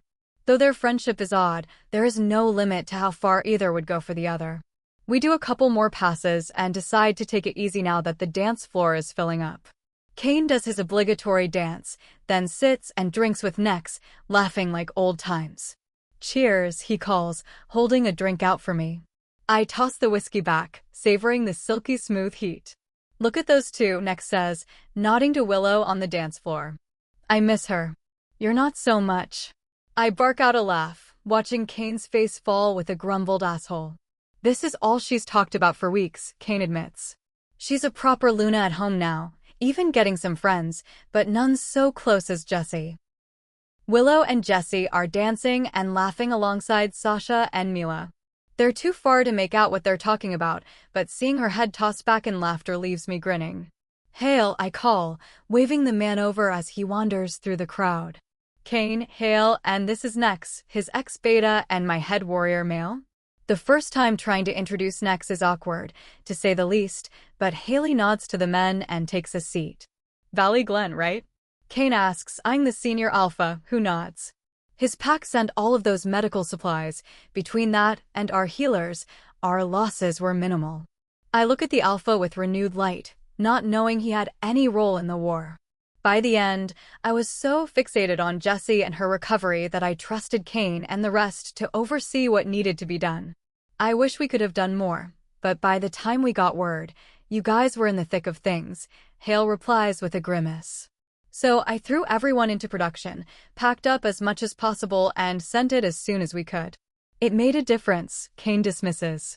We were able to focus our healers on the most critical. That saved lives. I follow Hale's gaze to the dance floor and onto Jessie. He's got the smile of a man at peace. His reaction to losing Liana was raw and genuine, clearly something that hit his small pack hard. Jessie is in rare form tonight. I chuckle, watching her twirl Willow. I'm sure she'd be more than happy to spare you a dance. The older man barks out a laugh and waves that notion away.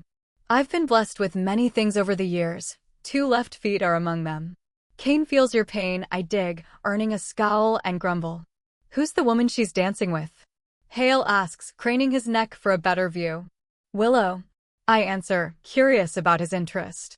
The Crescent Falls Luna. Kane straightens in his seat, but says nothing, though I see the scrutiny his gaze now carries. No one likes it when someone takes an interest in their mate, Alpha's least of all. She reminds me of someone. Hale trails off. This place feels full of ghosts. The man stands abruptly and shakes his head. Forgive an old man's nostalgia, I think I'll turn in.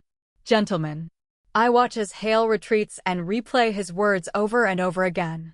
This place is said to be full of ghosts, but I suspect he means a different kind. And how does Willow fit in? Chapter 65. Christian. Lock it down, Chloe says as she ushers Jessie to the van. Do it, Christian. We maintain our facades as Jessie pulls away, but the moment she's out of sight, the Gamma female is on the hunt. Derwin, Mackenzie, and Shone are blocking the cafe exits, making sure no one leaves, and I've called the cavalry in. That doesn't satisfy the woman as she prowls around the room. What are we looking for? I ask, looking over everyone seated in the cafe before shifting my attention to the staff. The patrons watch us from the corners of their eyes and whisper to each other, but no one gets up or speaks. The perimeter's secured, Vincent announces, walking in. No one's getting in or out without a lot of trouble. As if on cue, commotion erupts from the kitchen. We rush there just in time to see a petite blonde in a cafe uniform collapse in an attempt to harm herself. The fact that she would rather do that than be captured sets off alarm bells in my mind, launching a million questions: who she is, what she wants, and, more importantly, what is worth dying to hide. Fuck. Mackenzie snarls as she tries to help the woman. Her face twists in an unsettling smile, and her eyes lose focus as she struggles to breathe. She knew she had no escape, so she chose to end it her way, Shone growls, stepping back. Sire, the dining room, an old voice warns.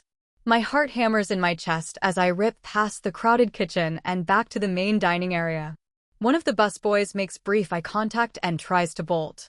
His attention is so focused on me that he never sees the well-placed cane that trips him, sending him hurtling to the floor.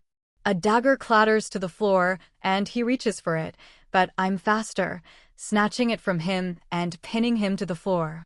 I roar and toss the wretched blade away as it burns my hand. The momentary distraction is enough for him to free a knee, use it to knock me off balance, and bolt. Luck, however, is not on his side as Derwin uses his momentum to grab him by his throat and slams him backfirst through a table. Are you back soon? Jessie links up with me out of the blue. Are you kidding me? Her timing is unreal. Chloe storms up to the restrained male and scrutinizes him, a look of annoyance on her face. Sorry, baby, Chloe's got me busy. Are you okay? I answer, struggling with what to say. I'm fine, but I think something happened with Mila. Jessie, I know you're not feeling well, but can you handle it? I just need to focus here for a little longer, then I'll be right there, I cut in. Instantly, guilt gnaws at me for not coming clean, but I don't know what's going on myself. The last thing I want is for her to rush here and get sicker than she is. Yeah, I'll take care of it. She trails off, and I close the link, turning my attention back to the scene in front of me. I want the town swept, I growl, walking over to the man. And answers now. We won't get any from her, but I'll make this one talk, Mackenzie promises. She was a hunter. Vincent storms up to the man and rips his shirt open, revealing a brand over his heart. Vincent snarls and starts barking out orders to the palace guards. Mackenzie, go make sure Jessie is safe. I passed her in the palace on her way to her room, Quinn offers, joining the other guardians. Knowing Jessie is safe and sound at the palace lets me relax slightly. Good, I nod. I want to know how many others there are and what they're after. Get him out of my sight. Cyrus claws at my restraint, wanting to beat the answers out of him, but I know he'll just kill the human. Derwin and Vincent drag the man out as Mackenzie and Quinn go back to the kitchen to search the woman for clues. Right under our noses. How'd you know? I ask, turning my attention to Chloe. You knew something was off before any of us, how? Jessie, she replies, her eyes troubled now that the adrenaline has receded. Judius wraps a comforting arm around her, urging her on. We need more, he whispers. There was this girl in the group I was in at Dimitri's camp, Kara. Life was tough, but it was routine. We'd be cooking or doing laundry or whatever, and she would freeze like that.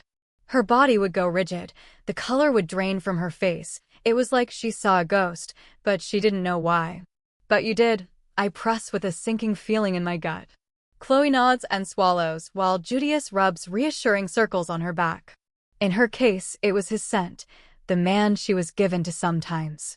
He was an awful man, more so than most. But she'd catch a whiff of it, and it's like her body knew before her mind did, and it shut down. As I listened to her explanation, her description makes complete sense, no different than an abused animal shying away from the implement used on it. A sudden realization makes my stomach drop. Whoever he is, Jessie knew him. That bastard, he's her ex? I growl, smashing the nearest chair as I wrestle with Cyrus for control. I don't know, but I'd bet money that there's history there and it's not good, she whispers. Anger, like I've never felt before, consumes me as I rip past the guards at the door. My muscles strain, and my skin ripples as Cyrus claws for control. Where is he? I snap, seeing only Shone around. Derwin and Vincent took him back to the palace for questioning, he replies, waving over a car. Take me there.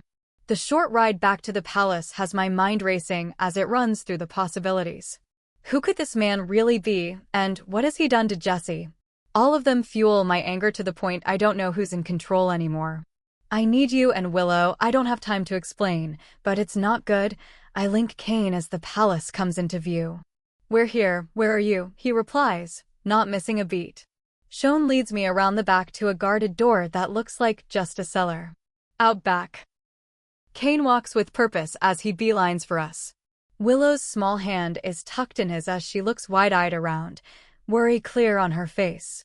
As the guards throw open the heavy wooden doors, she shrinks against Kane and follows me into the dimly lit, barren stone hallway. Unlike the polished, bright opulence of the palace, the dank passageway is practically cut from the very bedrock on which the building sits. The rugged, dingy stone is uneven underfoot and has an ancient feel, like this part of the palace is older than the building above. That good, huh? Kane grumbles, appraising me. His amber eyes are darker than usual and his scowl deeper. Grunts and groans meet us before a cell even comes into view at the end of a long hallway, steadily descending deeper into the bedrock. Here, the walls feel like they suck in the very noise around us, making the already cramped space feel even smaller. Something feels off, making the hairs at the back of my neck stand up. It's warded by old magic, Shone offers. Powerful from the early days. I don't like it, Willow whimpers, clutching onto Kane's shirt and tugging it. Please, can we go? Does she have to be here? Kane asks, wrapping his frightened mate up.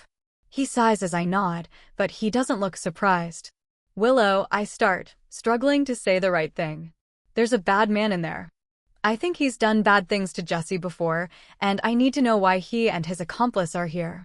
He hurt Jessie, she squeaks out, blue doe eyes locked on mine. But what can I do? At times like this, how different our mates are becomes clear. Not that Willow hasn't been through more than her fair share of troubles, but her innocence and gentle nature contrast sharply with Jessie's conviction and her ability to force herself through nearly any situation, no matter her discomfort. I need answers, and the other one slit her own throat to avoid giving them. I may need you to help keep him alive. My gut twists as I ask this of her. Jessie would be furious if she knew. Can you do that, baby girl? Kane coos, trying to help my case. Her eyes water, but she nods slightly. Come here. He hoists her up, wrapping her legs around his waist, and begins to walk once more. It's not like before, I promise, and I'll be here with you the whole time. You're here just in case. There's too much at stake to let him slink away, Will. The closer we get, the louder the grunts get, and the more pungent the metallic smell of blood and sweat mix with the damp, stale air. The sounds of fists striking flesh are clear, and I don't miss the way they make Willow flinch. Derwin pauses as we walk in, raising a brow at Kane and Willow. You're a bit early, brother, Derwin warns, wiping the perspiration from his forehead. We've barely started. The man subdued from the cafe is bare-chested and hangs from shackled wrists overhead against the far wall in his cell. His head sags forward, and his hair mats to his forehead, but his tan skin already shows bruising and is splattered in blood from a broken nose and busted lip. At first glance, he seems like an average human in nearly every way.